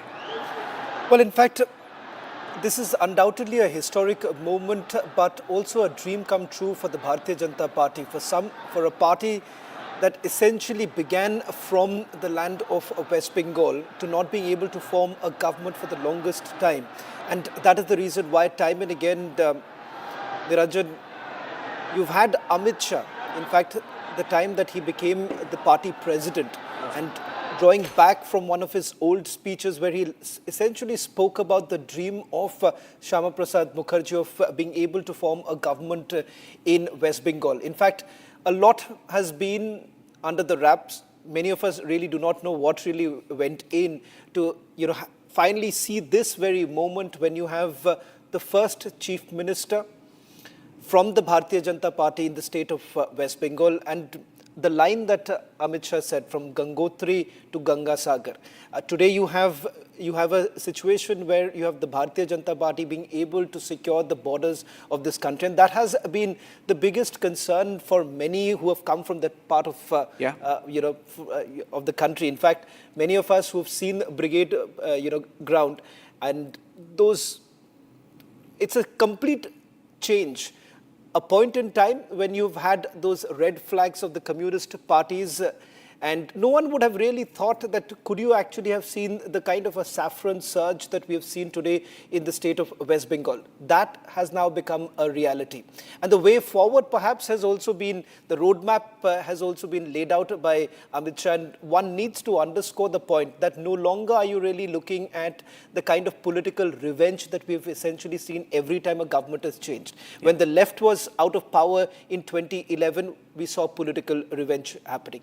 When last elections, many thought that BJP would come to power, did not happen. Trinamool Congress came to power. We had over 300 cases. Today, the situation being the way it is, you've had Amit Shah putting the roadmap, laying the roadmap very clear, saying that this is, coming back of Sonar Bangla. And I guess that's the picture, that picture that epitomizes the roadmap that has been laid by Union Home Minister Amit Shah. And that is why we are saying that maybe today marks the beginning of the rebuilding of Bengal. And let me introduce our panelists this afternoon, 12 o'clock, as we look at the pictures. Jaideep Mazumdar, a political analyst, will be joining us live from Kolkata. Anila Singh of the BJP and Ratan Sharda will also be joining us in a few minutes from now. But I think the pictures, Shravan, the next time you go to Diamond Harbour, Shravan was there in Diamond Harbour 5 years back. 5 years back? Was it 5 years back or in 2020? It was the last election. Last election. 2021. He was covering Abhishek Banerjee's constituency when he too was attacked. So I hope things change. 2019, I think. There was a Lok Sabha election, 2019. 6 years back. I witnessed the Diamond Harbour model. Diamond Harbour model. You have been witness to the Diamond Harbour model. It will be interesting to see what happens to the Diamond Harbour model going forward. So, ladies and gentlemen, as we look at those pictures, let's show you some of the images, the defining images. Let's go full frame to those pictures because we'll speak over those pictures of Suvendu Adhikari. He's been the giant killer. Since 2021, he entered BJP in 2020, and since 2021, when the elections, when BJP's first big bid to Bengal took place, he has been the face, the central focus of the BJP. They saw something in him, isn't it, Shravan? They saw something in him. He was sent to Nandigram, and he promised that he would dislodge Mamata there. He won by a narrow margin, 1,956,956 votes. Came to Nandigram, 2026, won that election again, won in Bhawanipur by over 15,000 votes. So the journey of Suvendu Adhikari, and I've seen him, he's very unassuming. You meet him, very unassuming, and but extremely resolute, and he hasn't flinched. A lot of leaders in Bengal have, taken a back seat. Right. But the story of Suvendu has been of him going from strength to strength, isn't it? The man started with the Congress party, shifted to Trinamool Congress, as at one point in time was seen as closest aide of Mamata Banerjee, someone who took care of Nandigram. What really changed thereafter, from what he himself had spoken in multiple interviews that he has given? The very fact that Mamata Banerjee's party was basically being run as a family party. You've had Bhaipo running it. That is something that did not go down well with Suvendu Adhikari in one of his interviews to Republic Bangla, where he essentially spoke about the fact that there is no future of a Trinamool Congress, and no one within the Trinamool Congress had a future because it would have been handed over. The power shift would have taken place. Mamata Banerjee would have handed it over to Abhishek Banerjee. And Abhishek Banerjee, as far as ideology is concerned, that is questionable. And that is what Suvendu Adhikari has been saying. What about ideology? And that's where he says that he stands for the right. He stands for what he believes in the revival of Hindutva in the state of West Bengal. In fact, this picture that you see of Suvendu Adhikari and Yogi Adityanath is telling. It tells you a story of how Suvendu Adhikari has essentially branded himself as the icon of Hindutva in West Bengal. And that's exactly the narrative that was weaved by him throughout the campaigning, where he says that, where he went on telling that Hindus, there is going to be an uprising of Hindus. And that is exactly what we are also witnessing right now. The consolidation, the fear that the Hindus had for the very long time in the state of West Bengal, that has been completely shattered. And something that Suvendu Adhikari has maintained all through, that those who were not being allowed to vote were finally allowed to vote this time.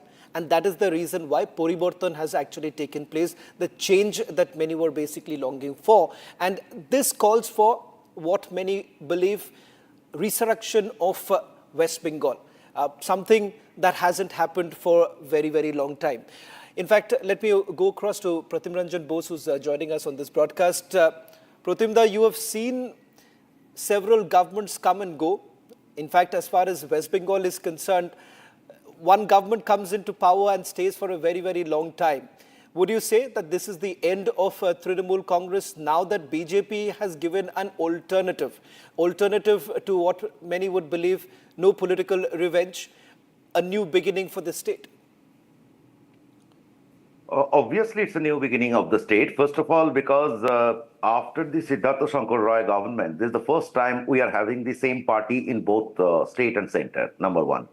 Number two is, for 50 years of left rule and Trinamool rule, there was a conscious effort to keep the state out of the national politics. And it actually peaked during Mamata Banerjee's time. So the conflict with the center was a constant theme. We want respite from that. I mean, people don't vote a party to fight with the center. If there is a perfect cause, let that be okay. But otherwise, it's not your job to keep on fighting. Your job is to do good for the state. So we want that. I mean, citizens would love to see that. The end of political violence. See, the violence of 50-year-long violence is no small thing. People have underrated it, underestimated it. It decimated our economy, but more importantly, it destroyed our social life. It destroyed our achievements. West Bengal is not livable today for a regular person. It's unfortunate, and that has hurt growth. That has hurt everything. Whether it is entrepreneurship, whether it is free speech, everything is hurt. We want respite from that. I hope that Trinamool was the worst possible example Indian democracy could ever have. I don't want it to get any political anchor anywhere. I'm not against Trinamool per se, quote unquote, but I'm just saying this is too bad an example. Too bad an example. So that said, insofar as Trinamool is concerned, I hope it is there, or I believe, because they had nothing except an agitation, street agitation, and a conflicting attitude. and the hankering for power. That was all they had. There was no ideology, nothing. Whatever fits their bid for power is their ideology. So I believe this party will implode. We are already seeing signs of it, and it will go further. Most importantly, and finally, Mamata Banerjee's one of her USPs was the undefeated. She was undefeated since 1989 to 2021. Yes. She was the primary engine of the party. Now that she has been defeated twice, one in away match when she went out to challenge Suvendu Adhikari, then in 2026 at her home turf, her political career is over. That is what I understand. Yeah. Jaideep Mazumdar is also joining us. Jaideep, for 8 decades almost, Bengal has been against Delhi-centric politics. 8 decades. But I think the verdict somewhere tells you that each of those governments in the 8 decades has let down people so bad that, you needed to get a BJP government in to fix the mess that they put Bengal in. Right, absolutely. See, this is actually, I would say, it's the beginning of a new dawn. It's a momentous day which signifies the rebirth of Bengal, if I may use the term. Yeah, I would like to quote Rajnath Singh. He wrote an article in a newspaper this morning. That the elections were not merely a political contest, but an opportunity to restore the lost glory of Bengal, a civilization calling that transcends electoral considerations. I fully agree with this. This election was momentous in not only Bengal's history. I will go a bit further and say that the security and prosperity of the Northeast is intrinsically tied to the security and prosperity of Bengal. There's a problem with your video line. I believe you're getting some call, and that's the reason why we're losing your video. We'll try and fix that. Niranjan, just a quick question also from Pratimda, because it's not going to be an easy task for anyone. Yes. In fact, Pratimda, you're taking a broken system forward, and to be able to fix that and also meet the aspirations or the expectations of the people of Bengal is going to be a huge, huge task right now for Suvendu Adhikari. 100%. See, that people, I think you said 8 decades, not 8 decades, 6 decades to be precise, when you saw the destruction. Because Bidhan Chandra Rai government and up to even Siddhartha Shankar Rai, there was a different focus. Bidhan Chandra Rai, we saw what can happen when a good government is in place. Whatever Bengal has today is because of Bidhan Chandra Rai. So that said, the challenge is now what a paradigm shift has happened in our political life. For 5 or 6 decades, I mean, the left movement started from 1930s, and for last 6 decades, since the 1967, leftist ideals became a guiding force of the elites in the society. So naturally, that dominated the political space or political ideology. So finally, Bengal dropped that baggage. Bengal has come out of it. It means that it has now wider choices. It also means, if we look at it chronologically, after 34 years, then 15 years, people pushed TMC out. So BJP now is a government that has to perform. It just cannot expect to stay in power by managing the opposition and all those tricks, which we saw in the past. What is to be done is very, very difficult choices. I mean, BJP has probably the most difficult choices on hand. Look, everyone knows about the fiscal status of the state, and I'm not getting into that. You know about the state's decline in relative per capita income from the top to the bottom. All those are known. We are now having the stigma of the house help supplier of the country. Unfortunate. Everything pinches us. The biggest problem that has happened to the state is untold. That is in the form of education. The state is bereft of skills at this moment because education was politicized and destroyed. Bureaucracy. Nothing is left in the bureaucracy. In 15 years, Mamata Banerjee took the anti-center stance to the level where a bureaucrat, when maintaining, cooperating with another one in his cadre, was seen as a crime. So even the bureaucrats are divided between in we and them, which is very prevalent in West Bengal. It is unbelievable. I have good friends in bureaucracy, retired bureaucrats, top bureaucrats, and the picture they draw is extremely gloomy that the BJP government will have tremendous shortage of resources, which they need. After all, no one can fix things from outside. There has to be insiders who will contribute. So there is a shortage of skills, shortage of resources. Then if you visit the villages, it did not come up that way in the media commentaries. What I noticed is that in the rural areas, one of the biggest grievances of women is that their children are not getting proper education. And this can be proved by various related data. So these have to be fixed. Now imagine you have to get the school teachers in. There are no school teachers. The 26,000 out. These 26,000 were selected on the basis of wrong scale. Everyone knows what happened over there. There were many good people also in that. So how are you going to fill up all those blanks? Of course, you will fill up. It will take time. And in the meantime, there will be... Can I just, Pratimda, just a quick question. Sorry I'm interrupting you, because everyone would want to know, what's that immediate challenge that Suvendu is going to face right now? What is it that he needs to immediately fix? First of all, he immediately needs to increase the job creation in the state.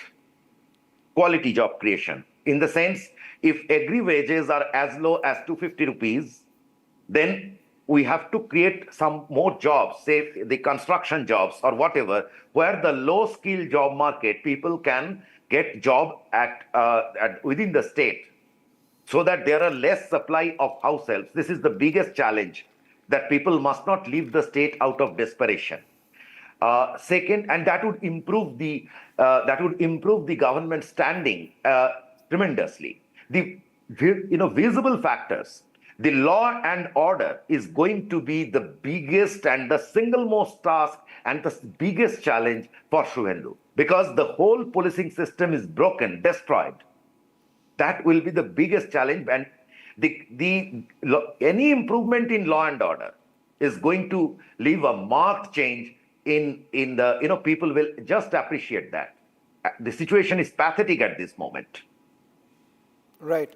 Anila, for the BJP, it's a dream come true. There's no doubt about it. But for many of the Karyakartas who've actually traveled to West Bengal in the run-up to the campaigning, one of the biggest fear that many had was, will you be able to, I believe we'll try and reconnect with Anila in a short while from now. Pratimda, before I come back to you, I just want to quickly recap for all our viewers who are tuning in right now to just give you a sense of who perhaps is going to be within Suvendu Adhikari's cabinet right now. One face that was largely spoken about and was being touted that could she become the Deputy Chief Minister, Agnimitra Paul. Dilip Ghosh on your screens right now, who's also handled the party for a very long time. He was the party president before Shomik had taken over. In fact, if you see the cabinet formation that has actually taken place, Pratimda, it's a sense that you get is that a proper representation, tribals also being given enough recognition here, given the fact that Jungle Mahal was a place that had given BJP the much needed entry. So in terms of the representation that you really look at, would you say that every part of West Bengal has been properly represented?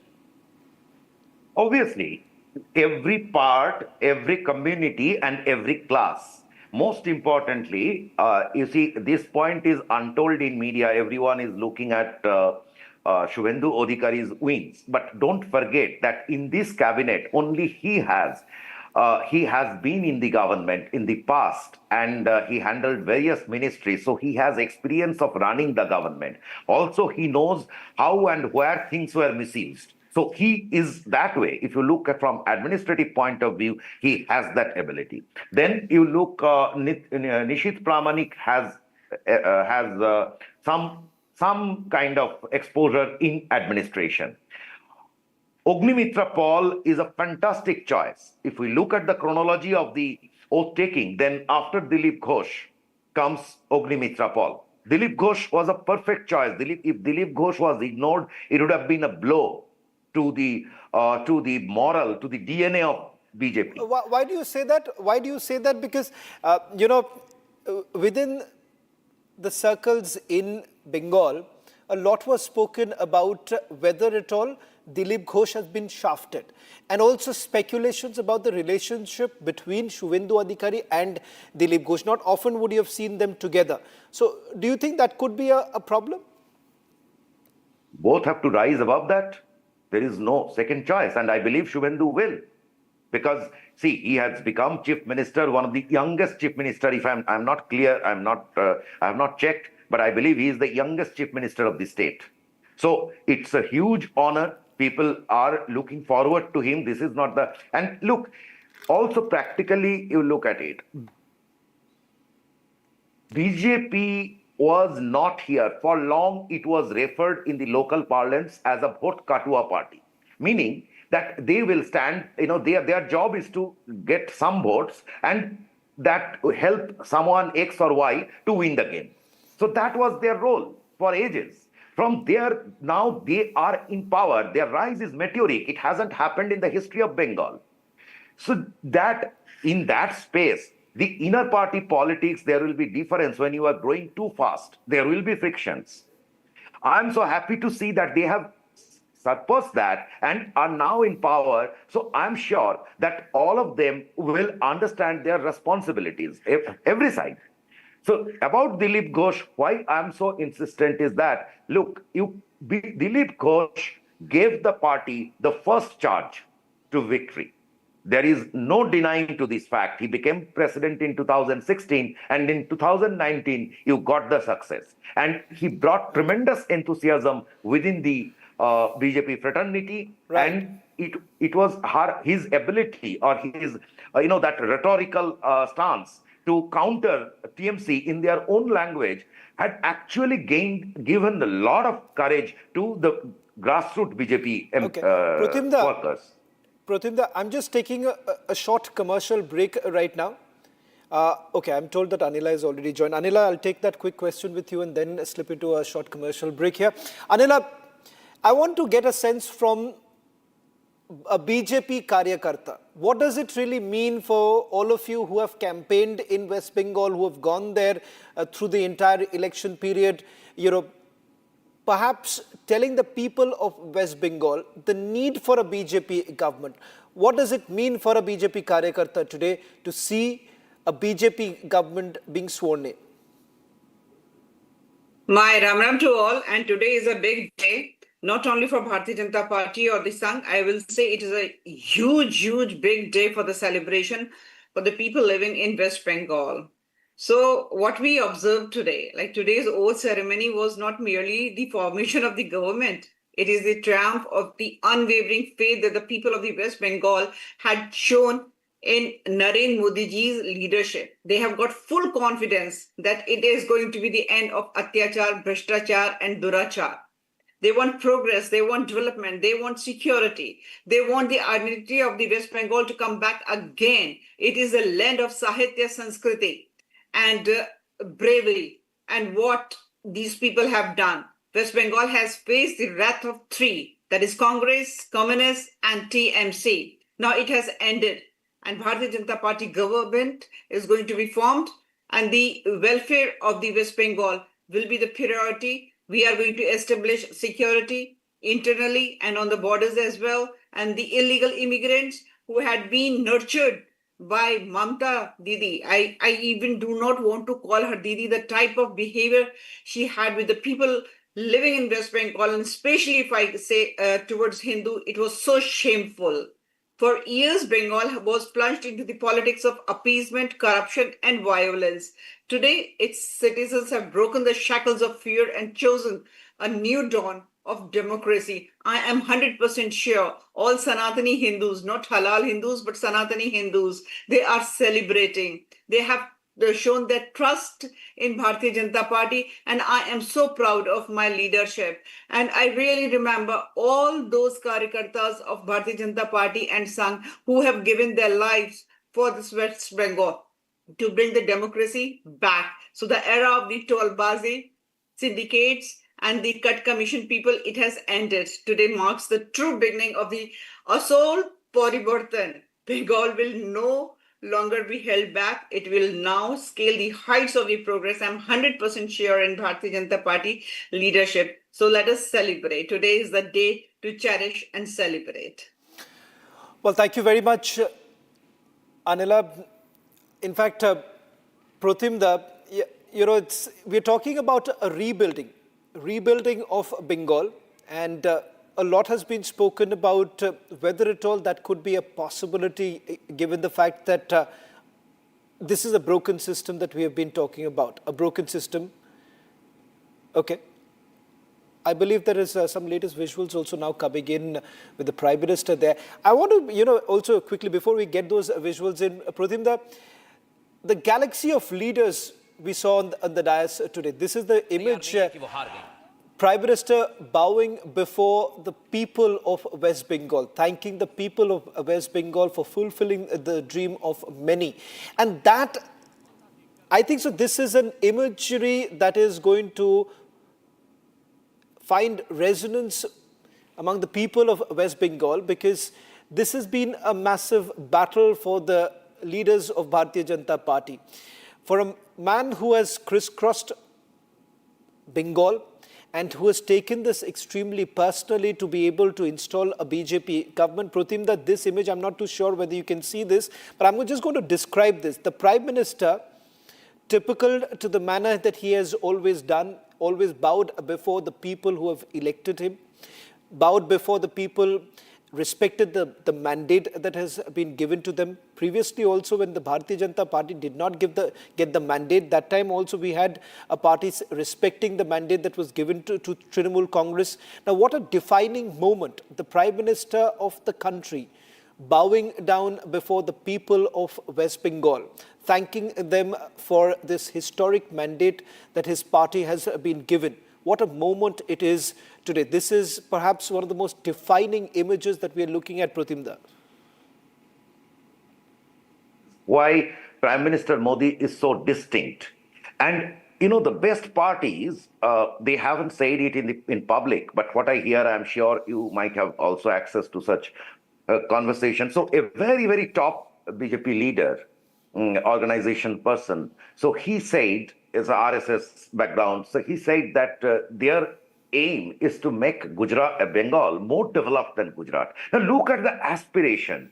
They value the win in Bengal. I mean, this is what we want. I mean, we want Bengal to be back into its glory again.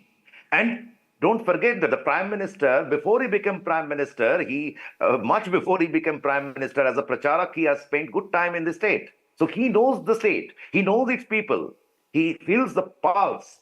And there, as an organization, as a party, or even as RSS, they all have an aim to make this entry everlasting. This is quite an opportunity for the state and its people who have been tired of watching violence not merely in physical sense of the term, but even in words. In fact, that is one thing I will expect from this new government, that they must not be, follow any of the past examples. This is all we need at this moment. Well, that makes Prime Minister Modi very different, a distinct leader who's able to connect with the masses. I'm going to stay with these images before we take a short commercial break. Anila, in fact, this image undoubtedly is going to go viral today. And Prime Minister Modi really knows how to connect with the people. Even though, a lot was spoken about whether at all Bharatiya Janata Party will be able to find its foothold in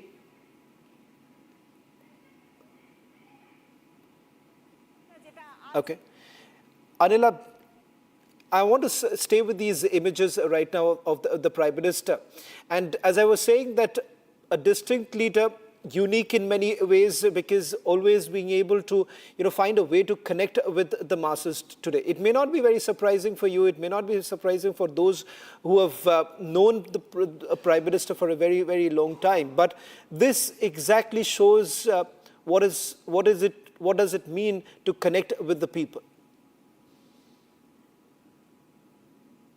Should I come in? Yeah, go ahead, Anila. All right. Before I say anything, one thing I'm so happy about it, like today in West Bengal and especially in Oath ceremony, I can see Bhagwa, Bhagwa and Bhagwa.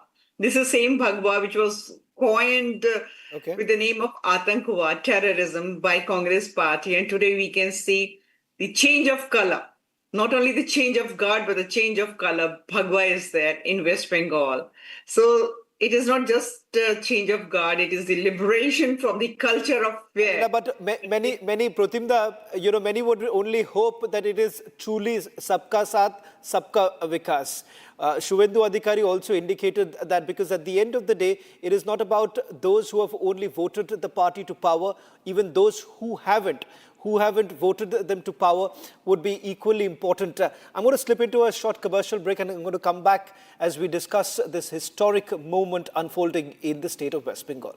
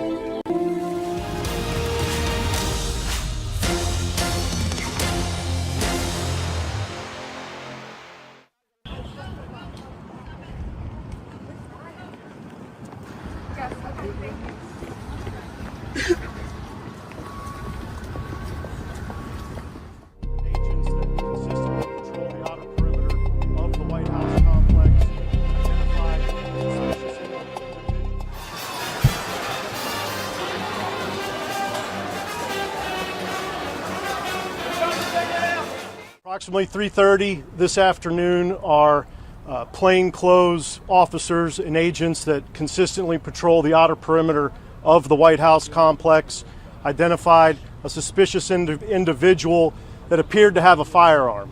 They called in support from our marked uniformed Secret Service police to make contact with that individual. Upon making contact, that individual fled briefly on foot, withdrew a firearm, and fired in the direction of our agents and officers. They returned fire and engaged. That individual was hit. He's since been transported to the hospital. I have no comments on his condition. I can tell you that at least one, we believe only one bystander was hit by the suspect. That individual is a juvenile, did not sustain any life-threatening injuries, but he's also receiving treatment at the hospital. I'll point out that not long before this shooting occurred, the Vice President's motorcade did transit through this area. The investigation itself, in terms of the use of force in the shooting, will be conducted by Metropolitan Police Department.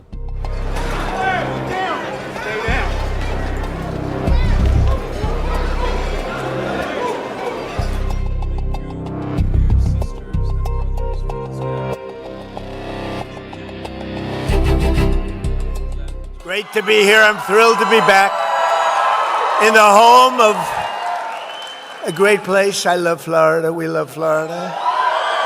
With all of the very proud, great American patriots of the villages. Are we happy with the villages? We like the villages. Now, I shouldn't be here. There was just an attempt, I won't use the word, an attempt, they say, on my life. I should be indoors at a secure facility where I can quietly, beautifully, and safely play out my term, destroying everything that comes in our way, like bad countries that want to get nuclear weapons.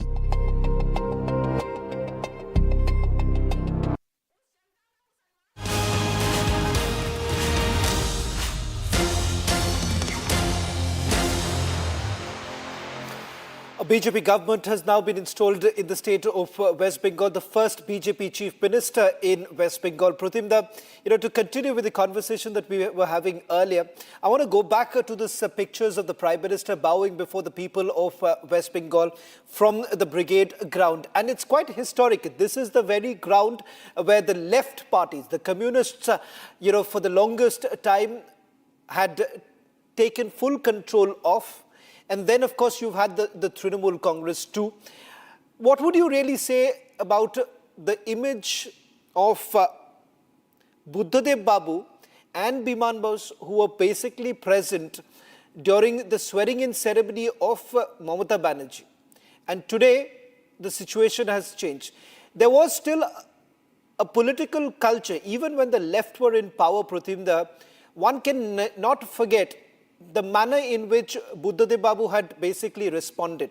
In fact, I remember when the left front was almost voted out of power, around 1 o'clock in the afternoon, Buddhadev Babu had already tendered his resignation. He had gone to Raj Bhavan, and even before the numbers were basically settling down, Buddhadev Babu knew that left is now out of power. One. The second important imagery was of when Buddhadev Babu, along with Biman Bose, and I don't remember, there was another former minister from the left government, who were all sitting in that front row with Mamata Banerjee folding her hands before them. Now, that was also a political culture. Today, it seems that it has all gone. Niranjan, I said it, I'm very sorry to repeat myself. Trinamool was a curse for democracy, unfortunately so. They never had any respect for democracy. This is, you rightly pointed out, that left did not destroy the superstructure. Left remained within the superstructure. Whatever we say about them, they did not destroy the structure. But, Trinamool or Mamata Banerjee destroyed it. Any chief minister, why Buddha Babu? The Stalin the other day lost. He immediately went and tendered his resignation. Same happens across the country. Those who drafted the constitution has never, thought, it was not in even their dreams or nightmares, that there can be a situation where a chief minister will say, I won't resign. This is unprecedented, lacks there is no trace of any taste over here. And that is the biggest loss. What you are seeing is that, please don't underestimate this. For 15 years, they taught a section of people to disrespect the democracy, to disrespect the state, to disrespect the country. And that is what is to disrespect all norms. Only power does matter. And this is Suvendu or whosoever is in government, they have to handle that. Because some people are misled. Over to you. Okay. It's completely destroyed. You're saying the political culture. Anila, do you believe that perhaps the BJP can bring in the change of a time, an era from political revenge to perhaps political camaraderie? Yeah, I'm not going to use this term political revenge because Bharatiya Janata Party doesn't believes at all in revenge or any sort of that terminology. All right, we have been elected by the people of West Bengal to bring change, and this is our priority. And the Kamal ki jodi of Narendra Modi ji and Amit Shah ji has proven, and we know that how Sunil Bansal ji and his team, they have worked in West Bengal. And because of that, the common man has spoken through the ballot. And the message is very, very clear. The performance over paternalism.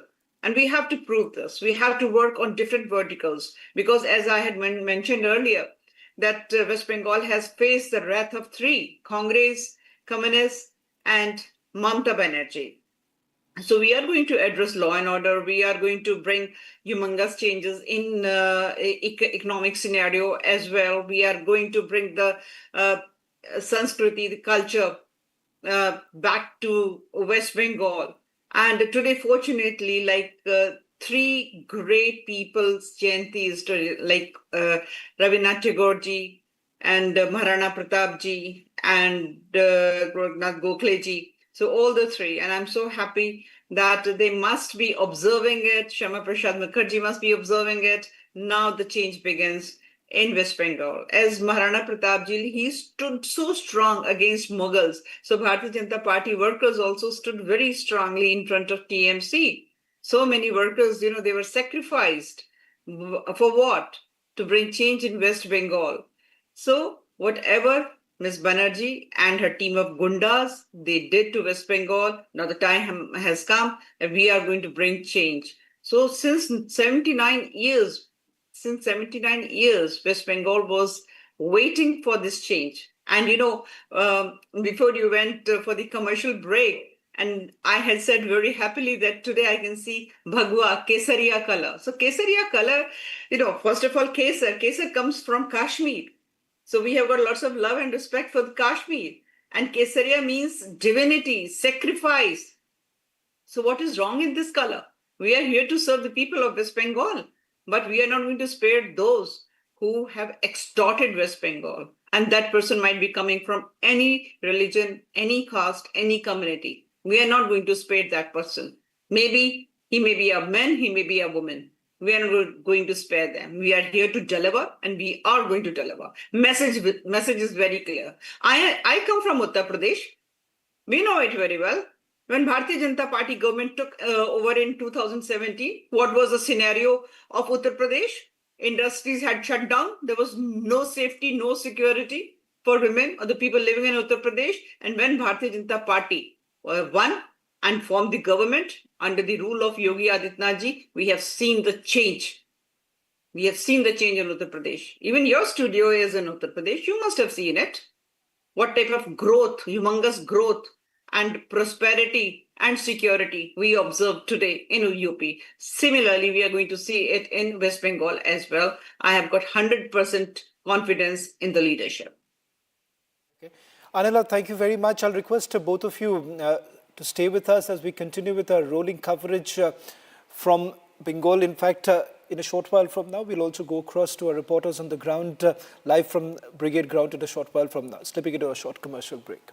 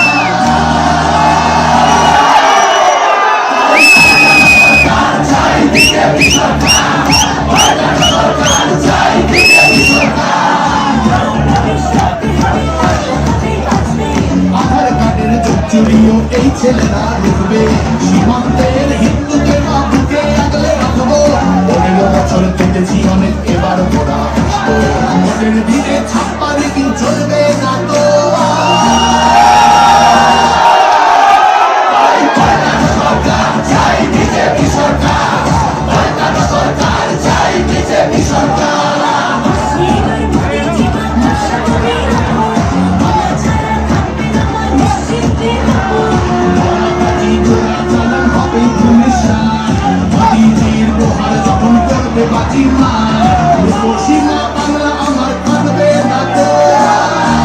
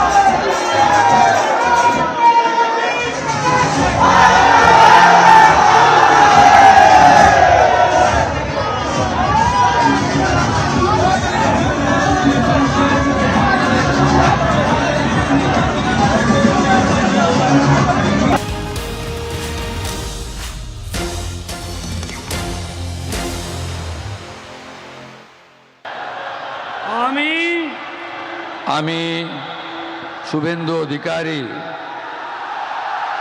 ঈশ্বরের নামে শপথ করিতেছি যে বিধি দ্বারা স্থাপিত ভারতের সংবিধানের প্রতি আমি অকৃত্রিম নিষ্ঠা ও আনুগত্য পোষণ করিব। আমি ভারতের সার্বভৌমত্ব ও অখণ্ডতা রক্ষা করিব। পশ্চিমবঙ্গ রাজ্যের মুখ্যমন্ত্রী রূপে আমার কর্তব্যসমূহ নিষ্ঠাপূর্বক এবং বিবেকসম্মতভাবে নির্বাহ করিব এবং ভয় বা পক্ষপাত প্রীতি বা বিদ্বেষ রহিত হইয়া সকল শ্রেণীর জনগণের প্রতি সংবিধান ও বিধি অনুসারে ন্যায় আচরণ করিব।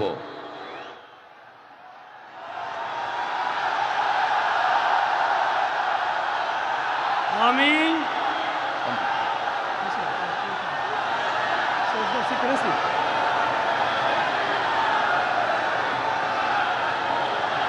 আমি শুভেন্দু অধিকারী ঈশ্বরের নামে শপথ করিতেছি যে পশ্চিমবঙ্গ রাজ্যের মুখ্যমন্ত্রী রূপে যে কোনো বিষয় যাহা আমার বিবেচনার জন্য আনিত হইবে বা আমি জ্ঞাত হইব তাহা মুখ্যমন্ত্রী রূপে আমার কর্তব্যসমূহের যথাযথ নির্বাহের জন্য যেরূপ আবশ্যক হইতে পারে তদ্গতিকে আমি প্রত্যক্ষ বা পরোক্ষভাবে কোনো ব্যক্তি বা ব্যক্তিগণের নিকট জ্ঞাপন করিব না বা প্রকাশ করিব না।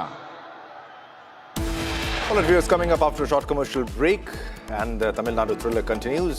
AIADMK leader EPS is planning to meet governor and submit the claim to make him the CM. He's likely backed by PMK and AMMK and willing to seek support from other parties too.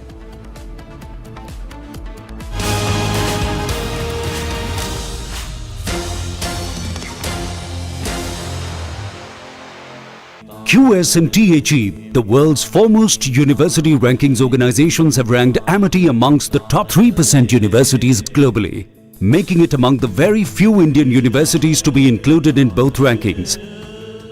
Yet another top ranking for Amity University.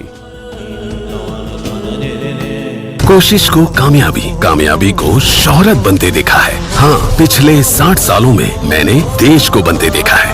कमला पसंद, 60 सालों से अनोखा स्वाद। चमकी चाट से क्या बना है? आलू चाट या फ्रूट चाट, स्वाद बढ़ाए चमकी चाट।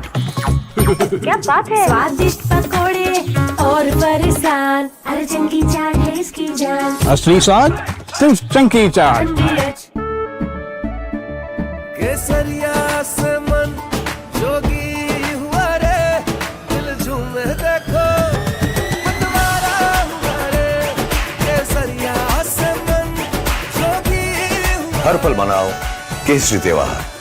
विमल, बोलो जुबान केसरी। रानी, इस घर में कुछ है जो टूटता नहीं। ये पिलर कभी नहीं टूटेगा। रुंगटा स्टील TMT से बना। रुंगटा नहीं तो घर स्ट्रॉन्ग नहीं। रुंगटा स्टील TMT बार एकदम सॉलिड। ये सब आप इसलिए कर रहे हैं ना सर, ताकि आप अपने RSS को बचा सके। वैसे भी आप RSS के भोपोई तो है। RSS का सच है मेरी थीसिस, जो सालों से छुपाया गया है।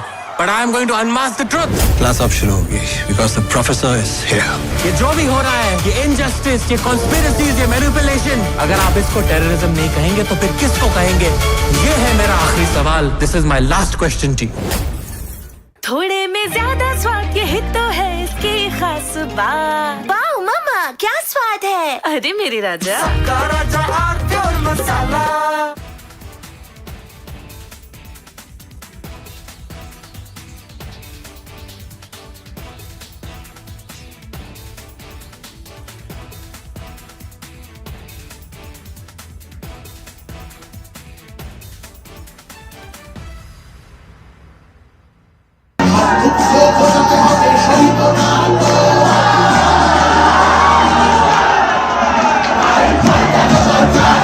BJP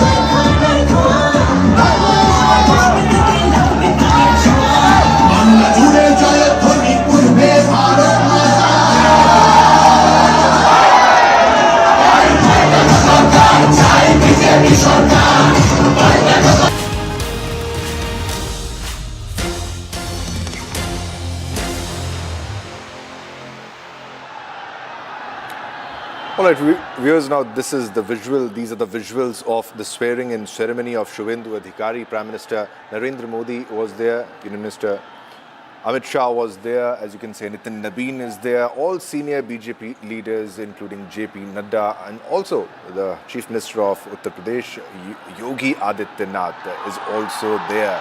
And Yogi Adityanath was the one who was advocating a double-engine government, and these are the visuals of that. Chief Ministers of various states on the stage. As you can see, it's a big day for West Bengal, for the citizens of West Bengal, and also for the Bharatiya Janata Party. But viewers, time to slip into a short commercial break, and we'll get you the latest updates on what's happening in Tamil Nadu. And because Vijay is short of the majority mark, the Tamil Nadu thriller continues. We'll get you more details after a short commercial break. Don't go anywhere.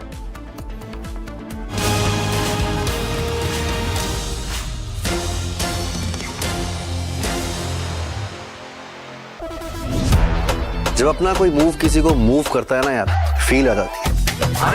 भाई तू अपना है, तेरा सफर मुझे भी करना है। तूने प्रूव कर दिखाया यार, anybody can dream। मुझे लगा मैं नहीं, पूरा का पूरा मूवमेंट चल रहा है। Breathable fabrics, awesome comfort, effortless style, AD from the house of Arvind। R Pure shahi paneer masala, delicious, healthy, every day। केसरिया से मन जोगी हुआ रे, दिल झूमे देखो मतवारा हुआ रे, केसरिया से मन जोगी हुआ। हर पल मनाओ केसरी त्योहार। विमल, बोलो जुबान केसरी। अरे ये डिबेट बाहर की सोचे विकी। डिबेट यानी विवाद, भारत विवाद नहीं, संवाद यानी कंस्ट्रक्टिव डिस्कशन, इसमें भरोसा रखता है। सच नरेट नहीं करना होता, नरेटिव को सच बनाना होता है। जब भी भगवे के ओर कोई कालिक दिखता है तो उसी स्याही से इतिहास लिखा जाता है। प्यास बुझाए, ठंडक लाए, सबको भाए जीरा से, MTH का जलजीरा जीरा से। जीरा से असली रिफ्रेशिंग, असली स्वाद, असली मजा। MTH।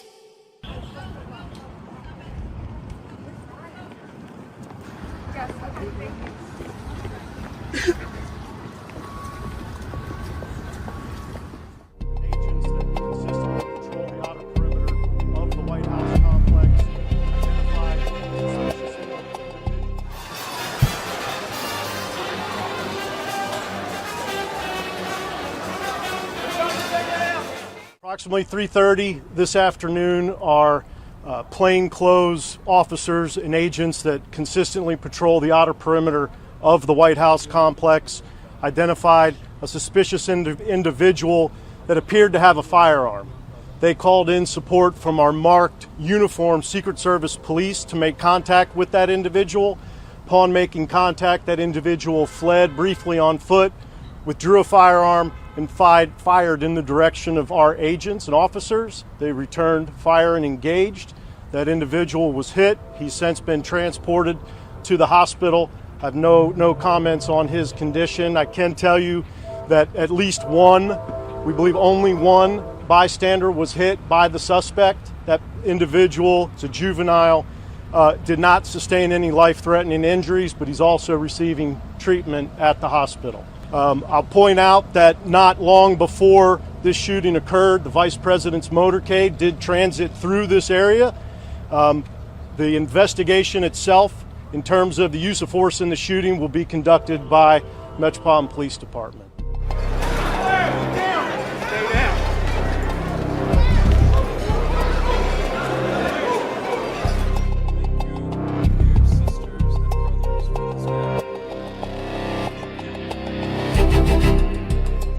Great to be here. I'm thrilled to be back in the home of a great place. I love Florida. We love Florida.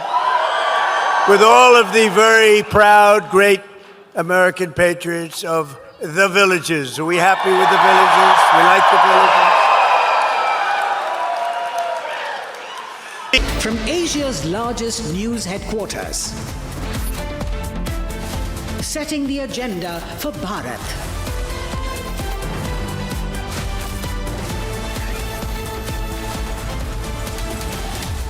You're watching Republic.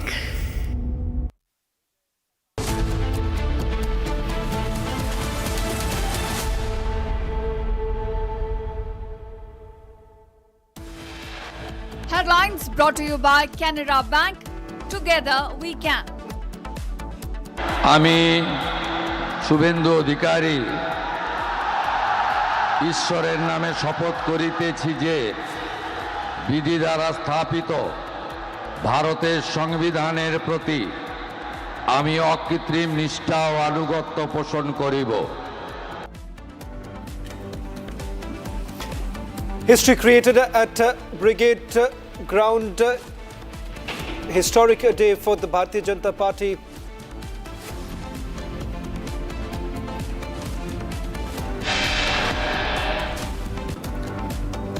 After Suvendu's ceremony, Bengal gets its first BJP Chief Minister after independence.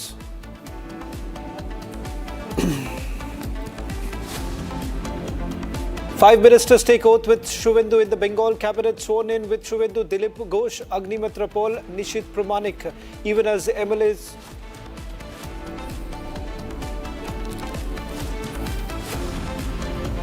Will EPS take claim? That possibility is open.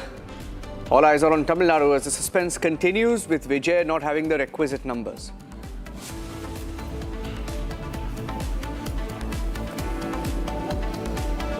VCK yet to announce support to TVK as suspense over the Tamil Nadu political deadlock continues.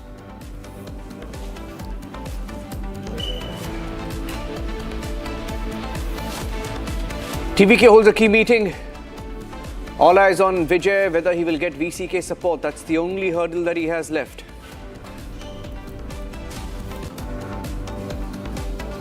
Vijay at his residence plans to meet VCK leader after official announcement of his position.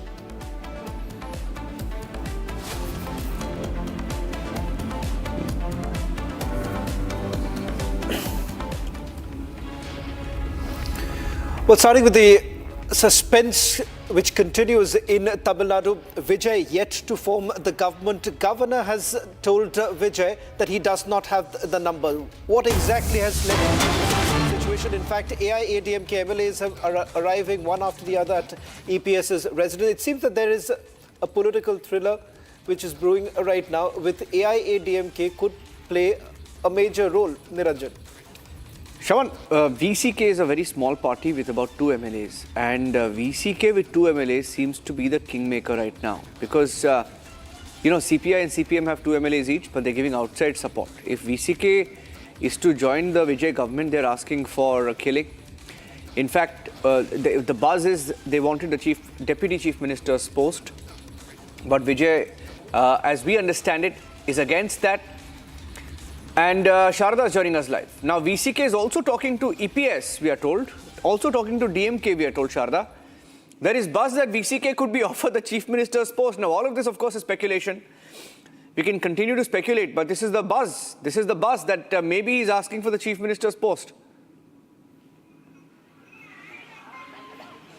Well, there's a lot of political buzz surrounding that, Niranjan, because the VCK party people have rightly asked on social media, why can't VCK leader Thirumalan meet the Chief Minister and the DMK and the IDMK be supporting him? This has been running yesterday on the social media because of the VCK party leaders have been wanting a solution done, and they've been giving various political suggestions on the social media, telling that the IDMK and the DMK not coming might create a lot of trouble for the party's ideology in itself. So they're telling why not make Thirumalan the Chief Minister in itself, and then why the DMK and the ADMK not support him. Meanwhile, the talks are happening at the ADMK's Chief Edappadi Palaniswamy's house, where we are right now. It's likely that the AMMK and the PMK extending support for Edappadi to become the Chief Minister, and the letter for the same was submitted to the governor last night by TTV Dinakar, and he says that there is a claim that Edappadi wants to become the Chief Minister, and why not the governor call him? He's a third party, but DMK, the second-run party, has now stated that they want to be the opposition. They are telling that the AIADMK should form the government, and TTV Dinakaran speaking to us clearly said that he might seek support from every other party, including DMK and the TVK if required, and that comes after governor calls Edappadi K. Palaniswamy. So now today, this important meeting is being held at Edappadi's house, where every MLA is arriving to talk to Edappadi, making the next would be the next step of action for the AIADMK, whether they are going to be going with the DMK, whether they're going to reach out to the governor first and tell that they want to form the government, and then bring in the minority government, and then bring in the support that they have, showing it on the floor test. It all depends on that. At the same time, BCK leader Thirumalan, who is initially said that he'll be offering support to the TVK all through yesterday evening, suddenly makes a change of stance, says that he will announce it officially only today evening at 4 p.m. This comes after the multiple news buzz that we have heard that the Deputy Chief Minister post was asked by him through Vijay, and however, TVK leader Vijay has not agreed for it as of the moment, and that's the reason there is a delay in announcement of the VCK, whether they are supporting or not. There's a lot of political tension in the state of Tamil Nadu because VCK leader is also meeting DMK leader M.K. Stalin. He met him last night. Likely a formal meeting to tell that he is leaving the DMK faction if he gets the Deputy Chief Minister post in the TVK's alliance. That's okay. I want to play out what TTV Dinakaran said. TTV Dinakaran of the AMMK. Now, earlier, TVK, that is Vijay's party, had claimed the support of AMMK and also issued a letter. They showed the letter to the governor. But AMMK came out and claimed that that letter was fake. Dinakaran claimed that his party was never supporting and that it was forged and that their MLA was captured. Here's what happened. I'd like to play out that soundbite of Dinakaran, because the VCK, we are told, is going to just give, wait till 4 p.m. We don't know whether they're going to support. By the way, it's a spin. It's a spin, isn't it, Sharda? They're not going to support. They're not going to announce their support to Vijay by 4 p.m. They're going to announce whether they will support Vijay at 4 p.m. Let's just fix that. That's a spin being given. Sharda. Very true, Niranjan. VCK has been delaying this as much as possible, and this is completely because of the demands that the TVK has not met for the VCK. Likely, the sources from the party say that the Deputy Chief Minister post is talks is still underway. Whether Vijay wants to give that away or not is still a question, because Vijay's party leaders have been constantly telling that the party runs with the ideology that Vijay makes the final decision. But if we have the VCK party, which is an ally of the DMK, still has not decided whether they are breaking from DMK or not. And what if they offer the Deputy Chief Minister post and then the VCK announces that they are still an ally with the DMK and only extending a support to the TVK, it will be a trouble for the TVK party, because it will be as though the DMK has a hold on the TVK as well. So this is what Vijay fears. So making sure that the VCK, whether it's an alliance, complete announcement whether they are completely supporting the TVK as an ally party and agrees for the power sharing, or it is only an external support, just like how the Communist and the Marxists is doing. So there's a constant confusion between the TVK and the VCKs, whether it will be an ally with the Deputy Chief Minister post or whether it will be an external support. In that case, Vijay will not give the Deputy Chief Minister post to VCK, because that will bring up more trouble for him from the DMK as well, Niranjan. So that's the reason. So VCK has been constantly delaying this process of announcement. So they say it's 4 p.m. likely to support the TVK. The party cadres are openly telling that it is an open support for TVK. But yes, we have to wait for the official confirmation from the VCK leader Thirumalan himself. Until then, it cannot be confirmed, because Tirumavalan has been constantly meeting Udayanidhi Stalin, MK Stalin and other senior leaders from the DMK. So this puts in a question whether the VCK leader is still considering whether he's going to be supporting the TVK or whether he's going to continue his alliance with the DMK. Okay. One more bit of breaking news update coming in from VCK office. I think Aishwarya said. Aishwarya, where is the VCK chief? AIDMK is now, we are hearing, going to stake claim. There is one possibility. EPS may meet the governor. Is that a possibility? This is a breaking news update that we have. Is that going to happen? Is that going to happen? DMK likely to back AIDMK claim. Now, all of this is in the realm of speculation, but is it actually happening? Aishwarya. Well, you can see that yesterday when we thought that the entire political thriller has ended, when Vijay had finally had the 118 seats, when all the left parties together announced that they will be extending support, which CPI, CPM officially announced, and they also said that on behalf of VCK, they are also announcing here that they will support Vijay, and that is why Vijay met the governor, and after that he also visited the CPI offices as a courtesy visit to thank the CPI leaders for extending the outside support to his party. But however, Vijay backed, VCK backed out at the last moment, saying that they have not yet finalized about the support that they are going to extend to the TVK, and then Tirumavalan also met MK Stalin. But what we are learning here outside the VCK office, from where around 10 a.m., which was the original time given by the Tirumavalan to announce his, officially announce his whether he will be going with TVK or no. Now it has postponed to 4 p.m. So why is this delay? Is in announcing a particular decision is what the question is, because what we are learning is that TVK as well as Tirumavalan are still going on. The talks between the two parties are still going on, and as Vijay is also expected to come here in the VCK in the VCK office, and that is why you can see the fans are also lined up. So Vijay coming to the VCK office and Tirumavalan also announcing, postponing his official announcement at 4 p.m.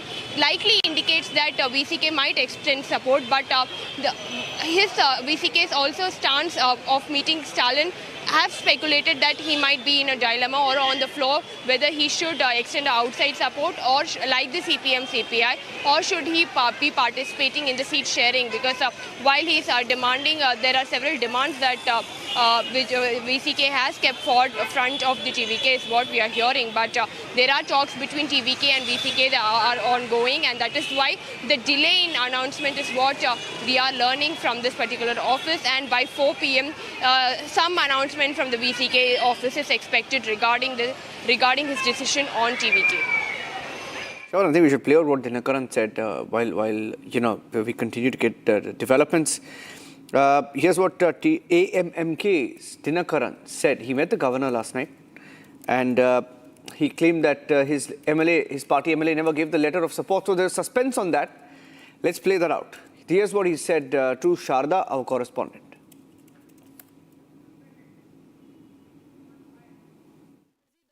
How can they call me or reach me? Because I am their opposition, and we contested against DMK and TVK. Even in Mannargudi, where Kamaraj, this case, Mr. Kamaraj has won TVK and DMK. How can we give support to him? Nobody will try to approach me also. They know about me. We are all Amma's followers. How can I go and support other party who contested against us?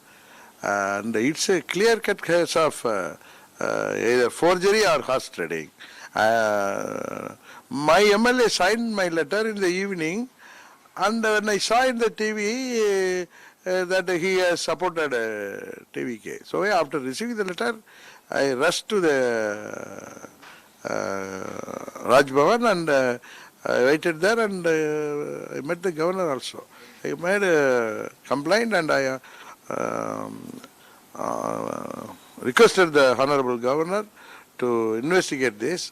It's a mockery of democracy. How can we allow in Tamil Nadu? See, before coming to power, they are doing this sort of arrogance. How, if they form the government, how it will be? How can they poach a opposition MLA like this? Sir, in your For argument's sake, even if he gives support, how can he accept? He is telling that I am a very pure energy. How can they do this? See, your MLA, Mr. Kamaraj, you said he signed the letter, but he's missing. But even in your Twitter today afternoon, you had mentioned that he is in Pondicherry in the resort along with others. Suddenly, now MLA Kamaraj is missing. Yes, suddenly he is not attending my phone. So one more question. In the letter, you have mentioned that you want the governor to call Edappadi K. Palaniswamy to form the government. So you are the third party. You're not even the opposition in the second numbers. You're at the third with the only 53 in numbers, and one along with this is BJP. So how do you think Edappadi K. Palaniswamy can form the government? See, DMK has clearly told we are not going to climb. We are going to be in the opposition. So we are the next party. So even Palaniswamy didn't tell me anything. I thought my MLA, he told after meeting our friends, our MLAs, ADMK MLAs in Pondicherry, he told that he is going back to his native and he will come back after 2-3 days. Suddenly I thought if I get this letter, it will be useful. So I drafted it, my lawyer drafted it, and my secretary went and got it signed. See, in the democratic country, if the one party is failed to prove its majority, we have all the right to ask for how will the India prove majority? Sure. Not like this. So which means I tell you, not DMK. We will ask all of the other parties, even TVK, to support us. Not like this. Not like horse trading or anything, forging.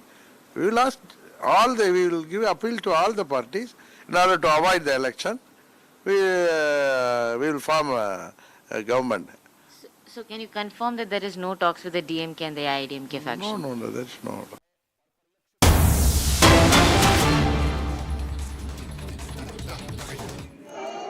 Getting live pictures of Suvendu Adhikari at the birthplace of Rabindranath Tagore. Let's cut across live. प्रणाम जानिए मुख्यमंत्री के शपथ नेওয়ালেন এবং আমরা দায়িত্বভার নিলাম বাংলা বাঙালির সংস্কৃতি কবিগুরুর চেতনাতে কবিগুরুর ভাবনাতে হবে তার আজকে শুভ সূচনা একটাই মন্ত্র স্বামীজির চোরইবতী চোরইবতী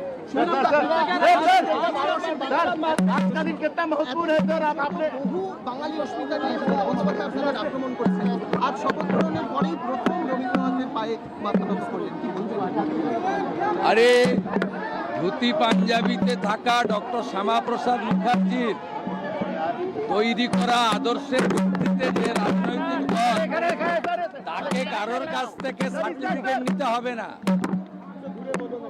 আমি একটি বিতর্কিত কথা বলবো না আমি মুখ্যমন্ত্রী আমি এখন সকলের আমি চাই শুভবুদ্ধির উদয় হোক আমি শুধু বলবো যারা এখনো সমালোচনা করছেন তাদের চৈতন্য উদয় হোক আসল বাংলার অনেক ক্ষতি হয়ে গেছে শিক্ষা হারিয়ে গেছে সংস্কৃতি ধ্বংস হয়ে গেছে আমরা বাংলাটাকে নবনির্মাণ করি অনেক দায়িত্ব এখন এইসব রাজনৈতিক কচকচানি একে অপরের সমালোচনার সময় নয় যারা করতে চাইছে করুন আমরা শুধু এগিয়ে যাব উইশাল পার কাম আমরা করব জয় আমি বিবেকানন্দের ভাষায় চোরইবতী चोरईबती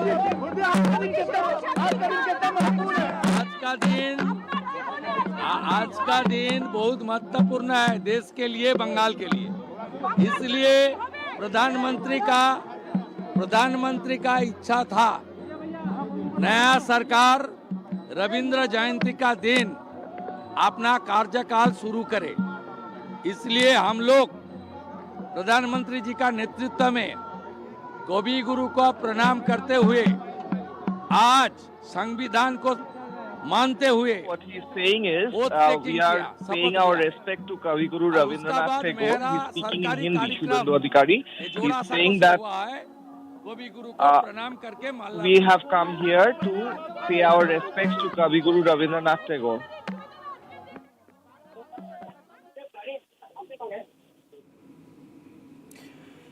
Okay, staying with the pictures there, Suvendu Adhikari, man of the moment in West Bengal. Chandrachud Ghosh, this has been a very symbolic, day, a symbolic showing for the BJP. The pictures, the visuals, the visits, it's beginning of what many people say will be a historic tenure, or at least hope will be a historic tenure. Chandrachud Ghosh. Absolutely. It is well begun. It's well begun in a very calm, composed and dignified manner. No political backlash, no hot statement. And given the fact that the Trinamool has still not backed out, given the fact that Mamata Banerjee still claims herself, announces herself to be the Chief Minister, she hasn't removed that designation from her Twitter account. And the unrest is always there. And we cannot forget that just a couple of days back, Suvendu Adhikari's PA was assassinated in a horrible manner.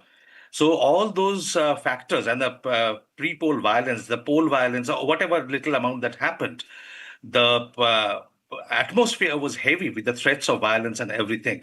So all those must be hanging somewhere there over their minds. But yet they have not taken the course of the route of retaliation or any hot statement. They have been very dignified and calm and composed, announcing the intent of the government to move towards development, to stabilize the state and bring back assurance, bring back confidence among the people, in the mind of the people. And from the north to the south, there are different types of uncertainties in different regions.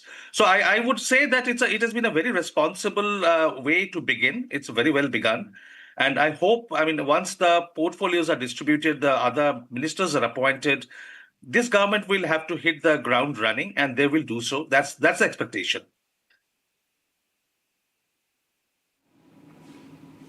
We've been joined by many industrialists through the morning today, Chandrachud Ghosh, and most of them talking about how this is perhaps a historic moment for the BJP to reshape Bengal, rebuild Bengal, remake Bengal, get the industries back, right? Get the investment going. Yes. Look, the symbolism is great, but one cannot stop at the symbolism. Then there has to be confidence-building measures to be taken very quickly. That's what I said. They have to hit the ground running, bring back investment, create the atmosphere for safe investment so that industrialists do come. They are not afraid of petty goons or well-networked mafia rackets who would thrive on extortion and proper returns. A long-term plan. So they have to have pose their faith in this government. The government will have to earn that faith, and they will have to move very quickly on that. And Bengal desperately needs that.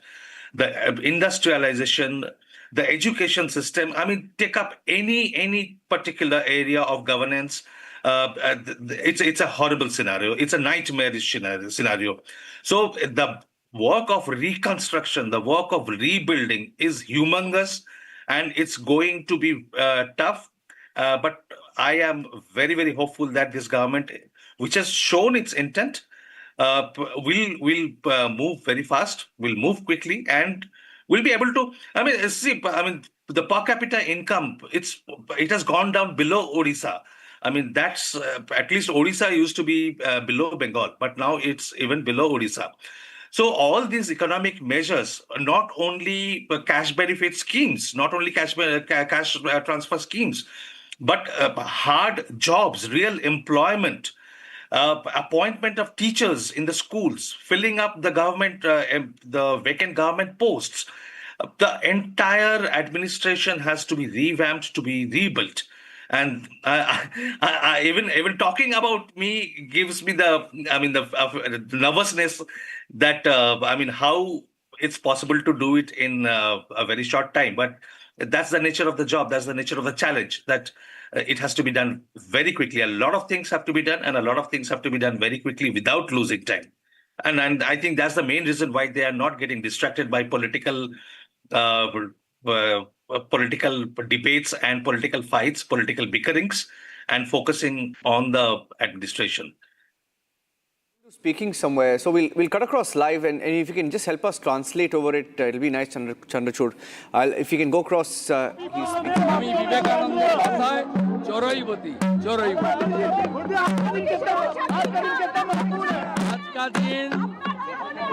आज का दिन बहुत महत्वपूर्ण है देश के लिए, बंगाल के लिए। इसलिए प्रधानमंत्री का इच्छा था नया सरकार रविंद्र जयंती का दिन अपना कार्यकाल शुरू करे। इसलिए हम लोग प्रधानमंत्री जी का नेतृत्व में कवि गुरु को प्रणाम करते हुए आज संविधान को मानते हुए ओथ टेकिंग किया, शपथ लिया है। और उसका बाद मेरा सरकारी कार्यक्रम ये जोड़ा साको से हुआ है, कवि गुरु को प्रणाम करके माल्यार्पण कर।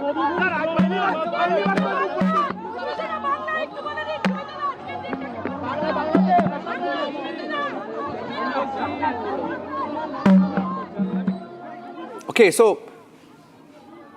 the messaging also with the five ministers who've been sworn in, right? The formula, the math. How do you explain that? How can you put it in perspective to all our viewers, Chandrachud? আপন প্রাঙ্গণ তলে দিবস সর্বরি বসুধারে করে নাই খণ্ড ক্ষুদ্রকে।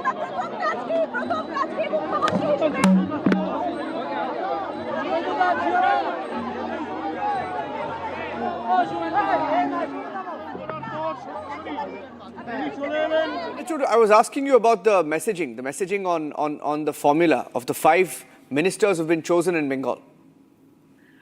Yes, see, these are the most visible faces. There are many leaders who have played very important critical roles.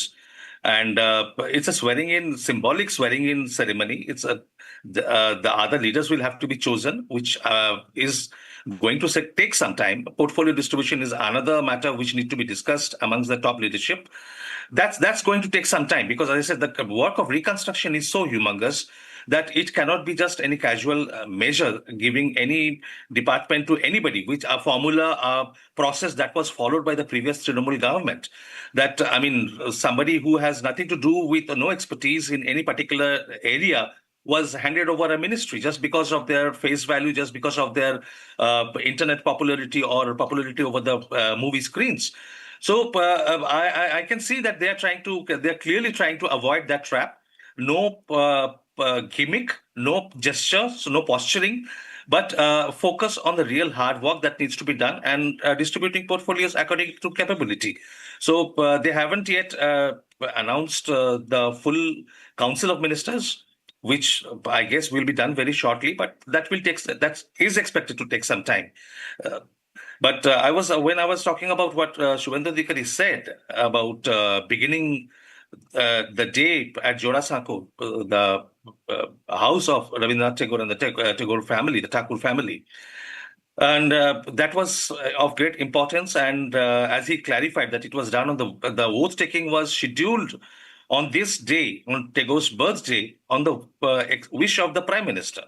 And that was very important because BJP has been constantly harangued as an anti-Bengali party, a party that does not understand or sympathize with the culture and heritage of Bengal, which of course is a distortion, but they have had to counter it, they have had to face it for many years now. And even today, in social media, Trinamool's main line of attack had... Well, in fact, joining us on this broadcast is Sanjeev Goenka, a very prominent industrialist from West Bengal. Mr. Goenka, thank you very much for joining us. Today, many would say it's a new chapter in the history of West Bengal. But as an industrialist, Mr. Goenka, rebuilding Bengal is going to be one of the biggest challenge. I want to ask you, Mr. Goenka, what is it as an industrialist who has spoken about the well-being of the state? What do you have to say in terms of the challenges that this new government would be facing, and what is your expectation? Well, thank you for having me on your... Let me just say that there is a great expectation and in fact confidence from the BJP-led government. That's the first point. The second point I'd like to make is that this government has to deal with archaic laws, for example, the Urban Land Ceiling Act. And there are several like that, which don't exist in any part of the country excepting in Bengal. The third is going to be stabilizing the law and order. Confidence is already there. When BJP is there, confidence comes automatically. All of us believe that Modi hai to mumkin hai. So there is no shortage of confidence anymore. And there will be investments. There will be large-scale investments, multiple sectors. But I think Mr. Suvendu Adhikari's government will have to address these archaic laws and the law and order. Ranjan here. You have businesses across varied sectors, right? You have different portfolios. Now, there will be challenges in different sectors. I mean, I think you spoke about bureaucratic complexities, regulatory delays, some very archaic laws. What would you tell the BJP government if they had to, let's say, focus on rebuilding Bengal, remaking Bengal, and getting the businesses back to Bengal? What should be their focus in the first, let's say, 6 months to 1 year? Well, it's really not for me to do any prescriptive recommendations. The BJP has had a track record of success in every state that they have governed. So I'm fairly confident that the same will apply here. In terms of the roadmap, one of the challenges that most industrialists have faced in the past in the state of West Bengal is about the opaqueness that we have seen in the past. I know you may not be very comfortable in responding to the challenges that you've had in the past, but having said that, there would be certain aspirations that every industrialist today has in the state of West Bengal. In your mind, what would be the way forward? And perhaps in order to bring in what BJP is saying, a Sonar Bangla, what is really needed? I think a sense of welcome to industry. Make industry feel welcome.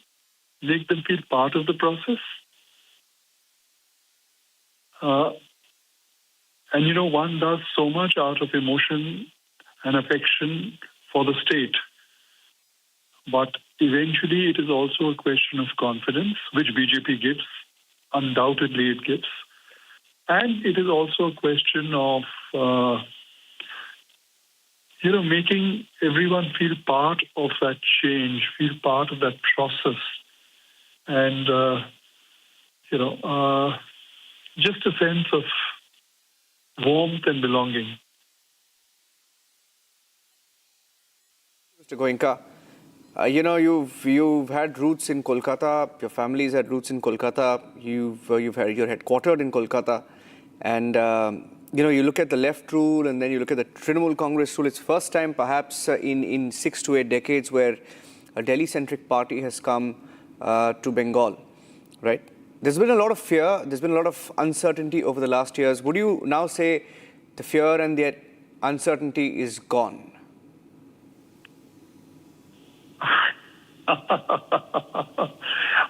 All I'd like to say is that people are walking with a smile.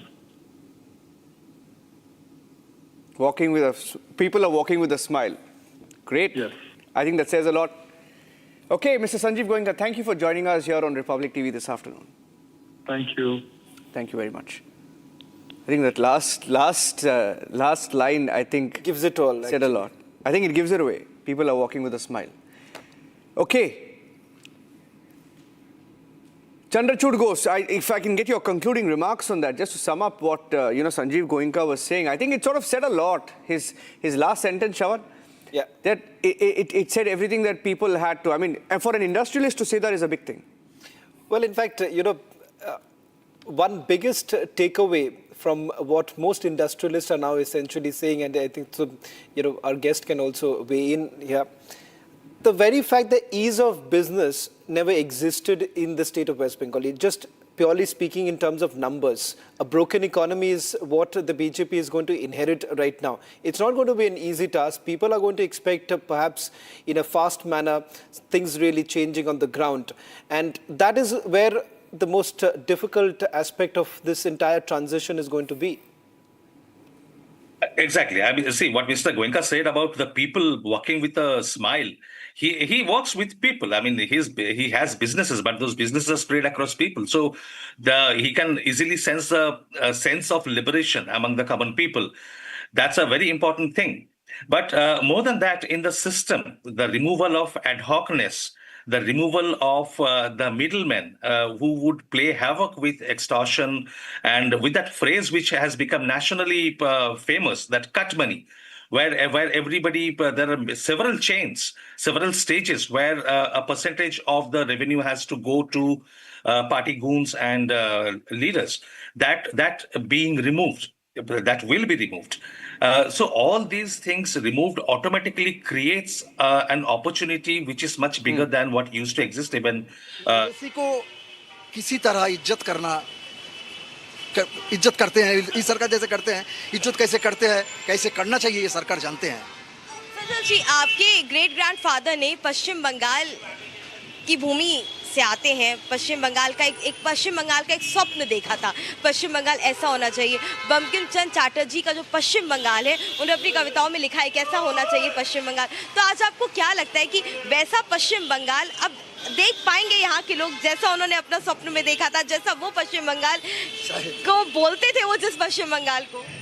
देखिए, शुभेंदु दा बैठे हैं, मोदी जी का नेतृत्व है, तो जरूर होगा, पश्चिम बंगाल का भला होगा ही होगा। हम तो पहले ही आपको बोला है, जो सारे जहां से अच्छा हिंदुस्तान हमारा, सारे जहां से अच्छा पश्चिम बंगाल हमारा, ये होगा ही होगा। मोदी जी का सपना पूरा होगा, मेरा दादाजी का सपना पूरा होगा, श्यामा प्रसाद मुखर्जी का सपना पूरा होगा, रविंद्रनाथ टैगोर का सपना पूरा होगा। और आज तो इसे उनका जन्मदिन है, उसका जन्मदिन दिन कितना खास है। वही तो उनका जन्मदिन में मोदी जी ने जो तय किया है, वो अगर कवि गुरु का भाषा में हम बोले तो যদি তোর ডাক শুনে কেউ না আসে তবে একলা চলো রে। मोदी जी ने अकेला ये पश्चिम बंगाल को सोनार बंगला बनाएगा, ये एकदम हम श्योर है। मेरा परिवार की तरफ से मोदी जी का साथ हम लोग हमेशा है, हमेशा रहूँगा, और बंगाल तो है ही उनके साथ, ये बंगाल का आदमी लोग दिखा दिया। तो जरूर होगा, बंगाल का सपना सफल होगा, मोदी जी का सपना सफल होगा, भाजपा सरकार के सपना सफल होगा, और 100% सफल सीएम बनेंगे शुभेंदु अधिकारी। सजल जी, बहुत बोला गया भाजपा को यहाँ पे बाहरी पार्टी है, आउटसाइडर है, ये क्या कर पाएंगे यहाँ पे, ये तो यहाँ पे कल्चर को समझते नहीं है। लेकिन जिस तरह से आज का दिन चुना गया, जिस तरह से पूरे ब्रिगेड परिसर में रविन्द्रनाथ की अस्मिता से जुड़े हुए संगीत बज रहे थे, पूरी हवा में रविन्द्रनाथ की अस्मिता झलक रही थी। आज तो आपको लगता है कि नहीं, भाजपा ने बता दिया है कि नहीं, वो भारी पार्टी नहीं है? ये कौन बोला भाजपा भारी पार्टी है? जो लोग जानता नहीं है वो लोग ऐसा बोलते हैं। भाजपा बाहर का पार्टी कैसे होगा? श्यामा प्रसाद मुखर्जी कहाँ के हैं? पहले तो ये जानना चाहिए।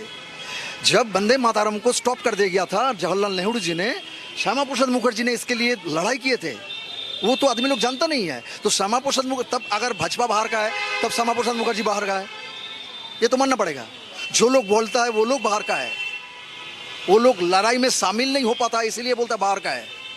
आज भाजपा सरकार दिखा दिया, ब्रिगेड का जो सभा हुआ है वो दिखा दिया, वो बाहर का है या बंगाल के घर के है, वो दिखा दिया। सजल जी, कोई खास पंक्ति जो आपके दिल के बेहद करीब हो, जो आपको बार बार ये मतलब याद दिलाती हो कि नहीं, मेरा बंगाल, मेरा पश्चिम बंगाल ऐसा दिखना चाहिए, मेरा सोनार बंगाल ऐसा होना चाहिए, कोई एक आध पंक्तियाँ जो खास हो, जो आप सुनाना चाहे दर्शकों?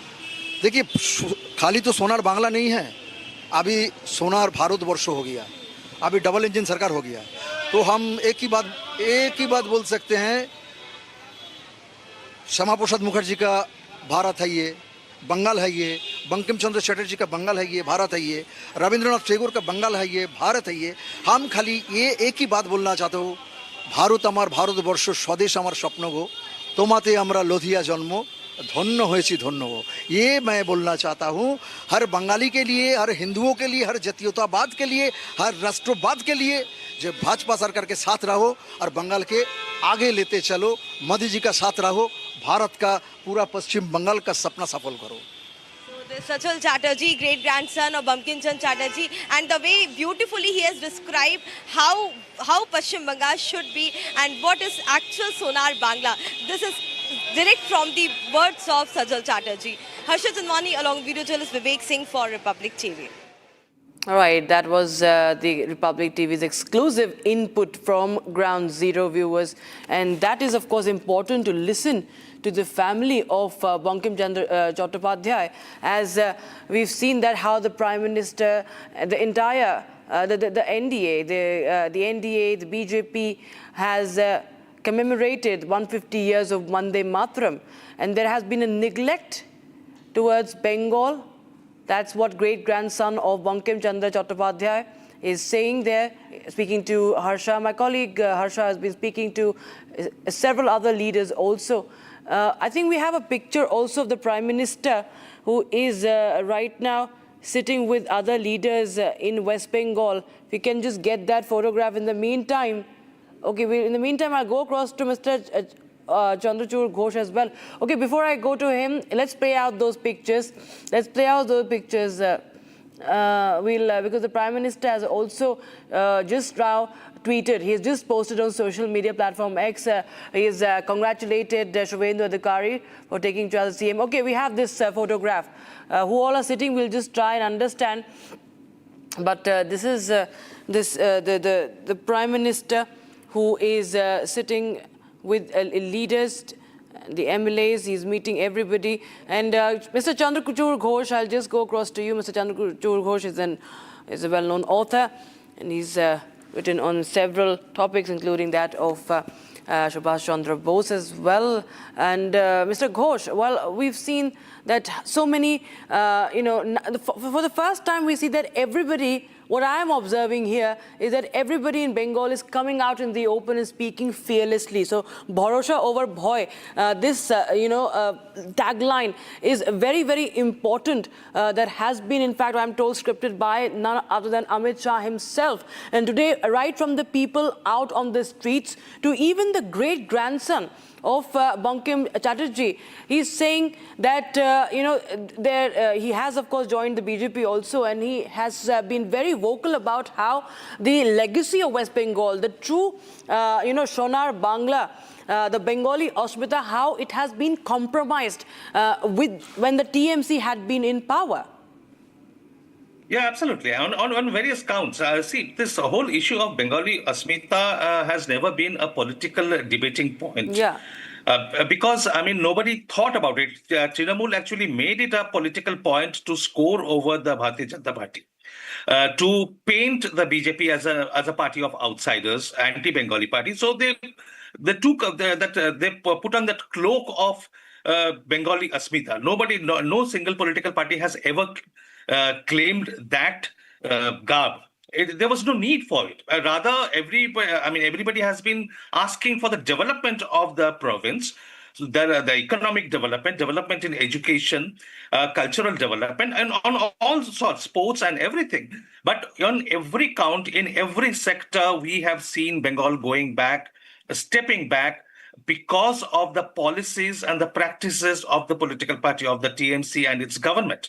We have seen investments being cut down, budgetary allocations being cut down from industrial investment and reallocated to the cash distribution system.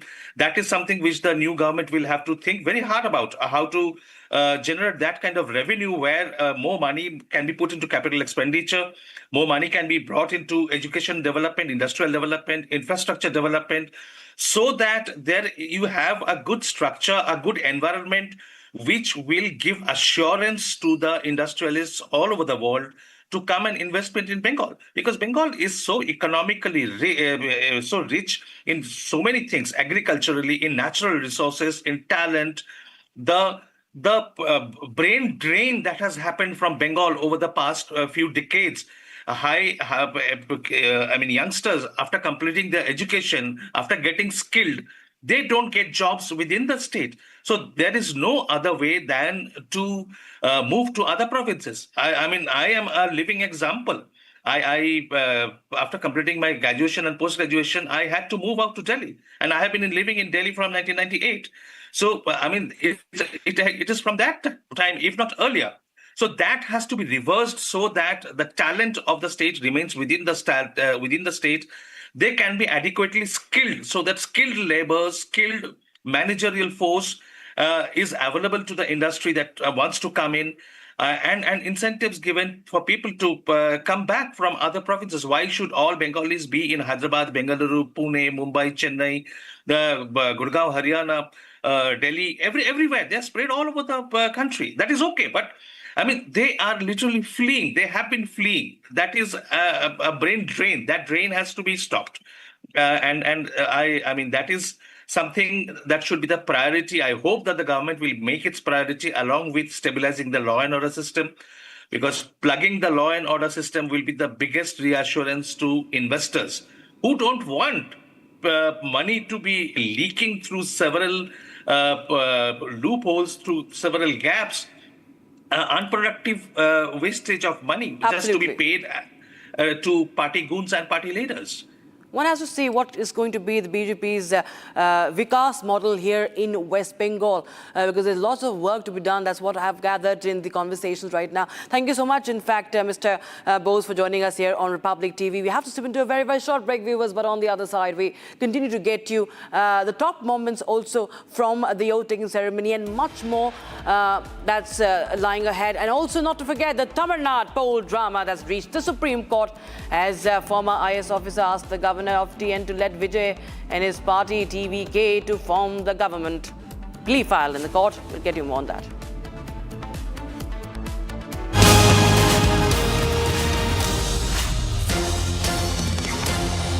QS and THE, the world's foremost university rankings organizations, have ranked Amity amongst the top 3% universities globally, making it among the very few Indian universities to be included in both rankings. Yet another top ranking for Amity University. चमकी चाट से क्या बना है? Sandwich, लस्सी और छाछ। हर घूंट में चमकी चाट। ड्राई फ्रूट और दही बड़े। चमकी चाट से स्वाद बढ़े। असली स्वाद सिर्फ चमकी चाट। केसरिया से मन जोगी हुआ रे, दिल झूमे देखो।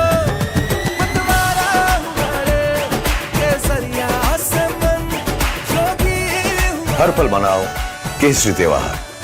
विमल, बोलो जुबान केसरी। ये सब आप इसलिए कर रहे हैं ना सर, ताकि आप अपने आरएसएस को बचा सके। वैसे भी आप आरएसएस के भोपोई तो हैं। आरएसएस का सच है मेरी थीसिस, जो सालों से छुपाया गया है।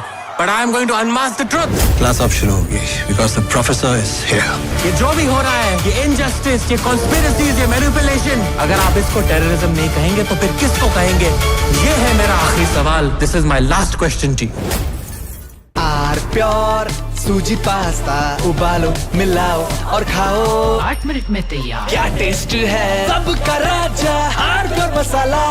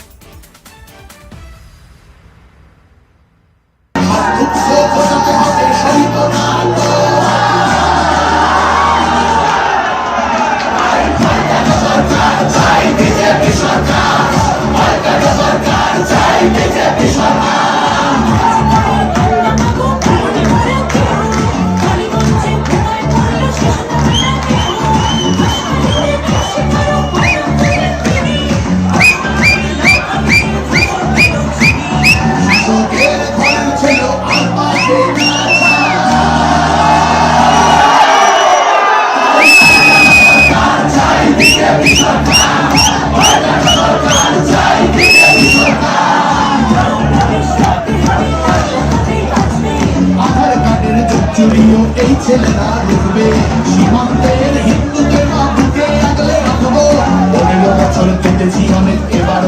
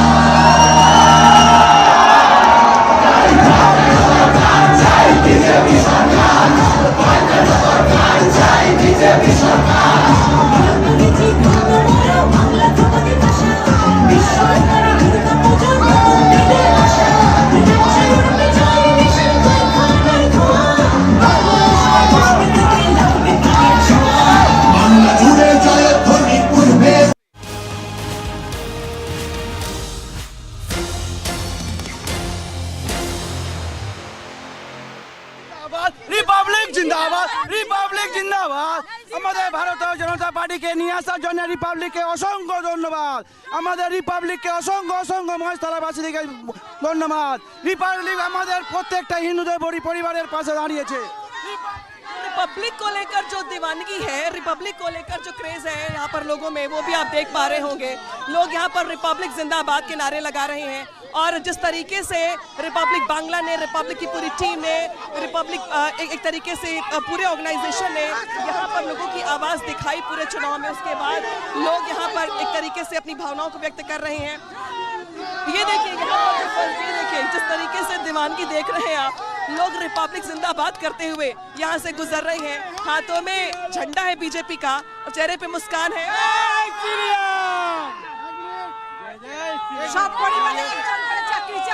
एक एक करके बोलिए। बंगाल में एक नया सूरज उगा है, बंगाल में एक नया सूरज उगा है बहुत दिनों बाद। आज बंगाल का सपना पूरा हो गया।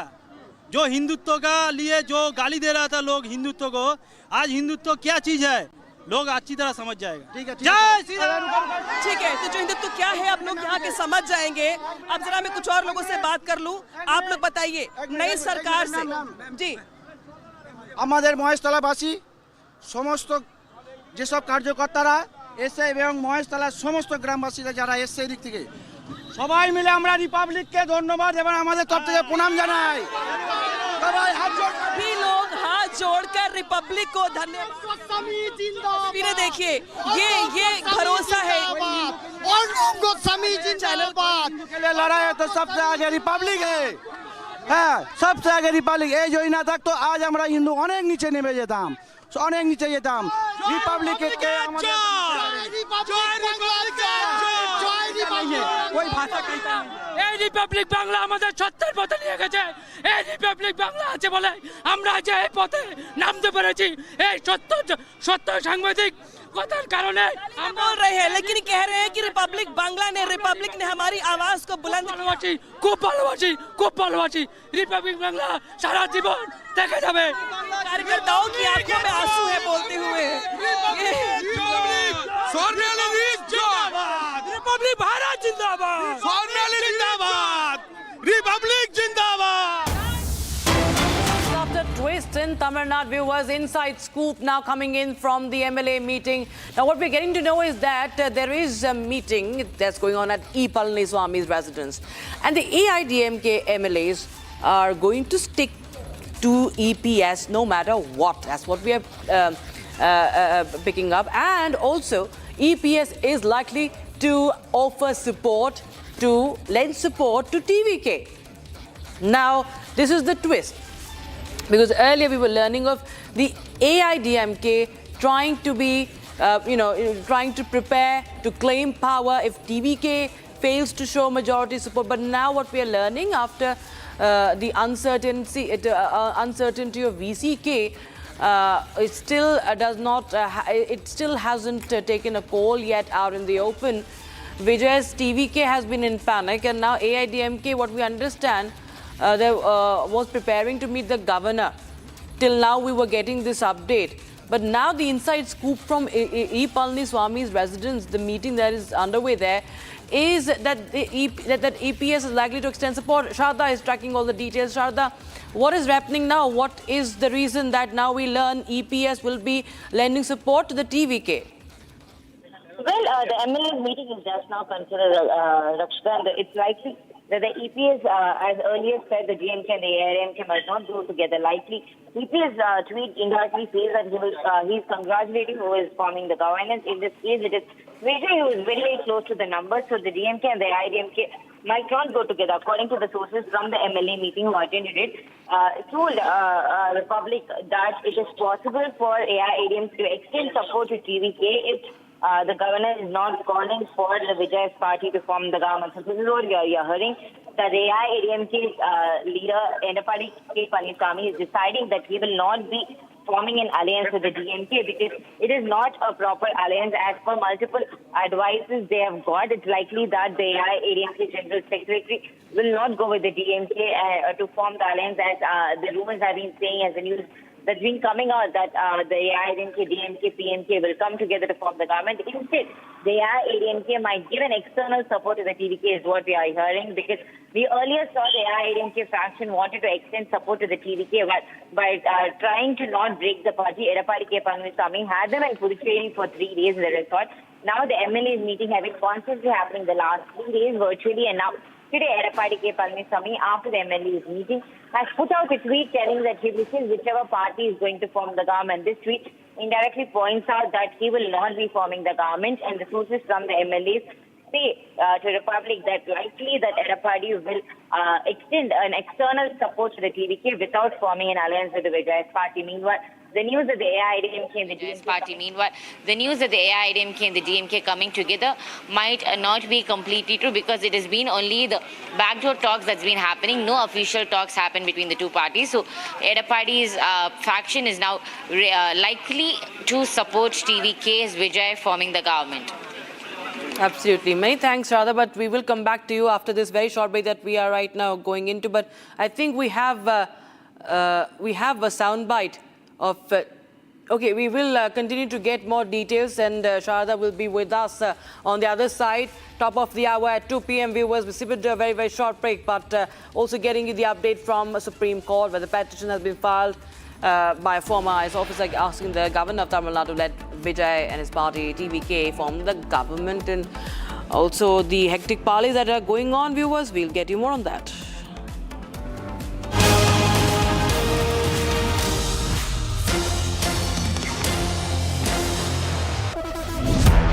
जब अपना कोई मूव किसी को मूव करता है ना यार, फील आ जाती है। भाई तू अपना है, तेरा सफर मुझे भी करना है। तूने प्रूव कर दिखाया यार, anybody can dream। मुझे लगा मैं नहीं, पूरा का पूरा मूवमेंट चल रहा है। Breathable fabrics, awesome comfort, effortless style, AD from the house of Arvind। थोड़े में ज्यादा स्वाद, यही तो है इसकी खास बात। वाओ मामा, क्या स्वाद है? अरे मेरे राजा, सबका राजा आरती और मसाला।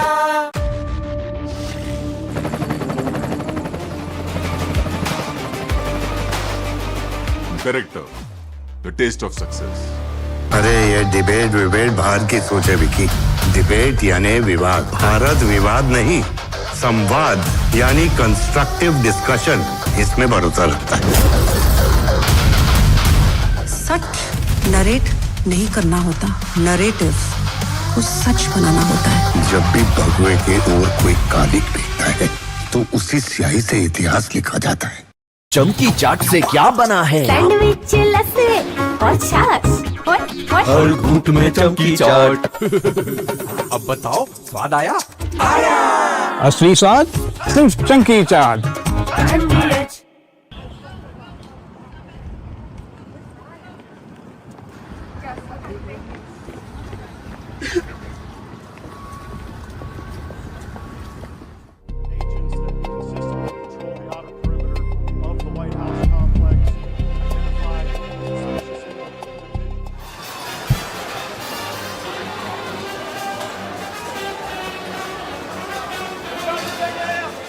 Approximately 3:30 this afternoon, our plainclothes officers and agents that consistently patrol the outer perimeter of the White House complex identified a suspicious individual that appeared to have a firearm.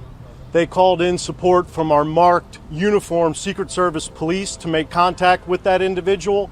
Upon making contact, that individual fled briefly on foot, withdrew a firearm, and fired in the direction of our agents and officers. They returned fire and engaged.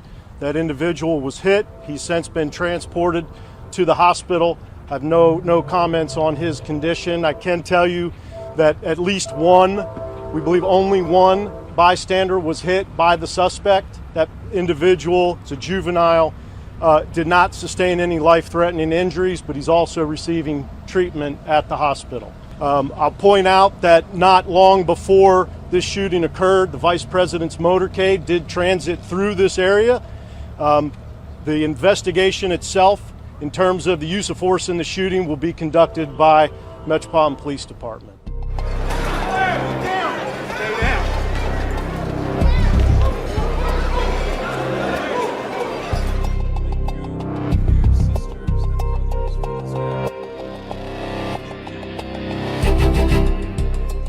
Great to be here. I'm thrilled to be back in the home of a great place. I love Florida. We love Florida.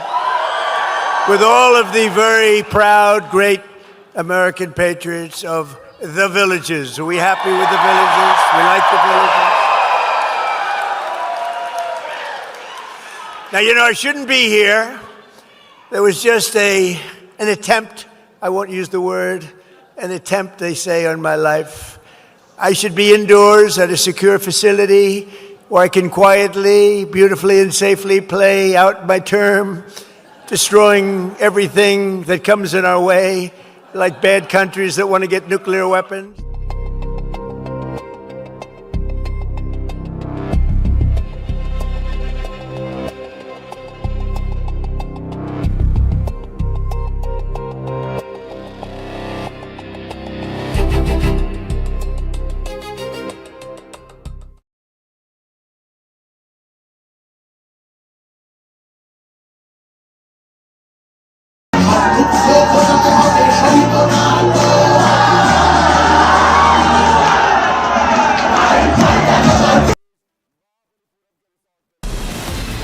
From Asia's largest news headquarters, setting the agenda for Bharat.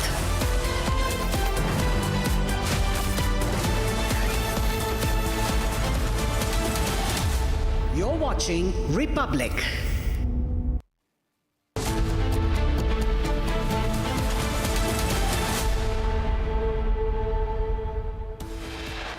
Headlines brought to you by Canara Bank.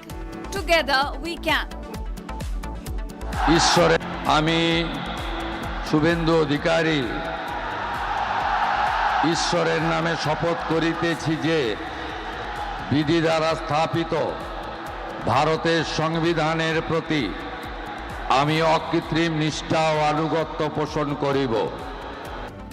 History scripted at the brigade ground in Kolkata, Suvendu Adhikari takes out as the Chief Minister of West Bengal.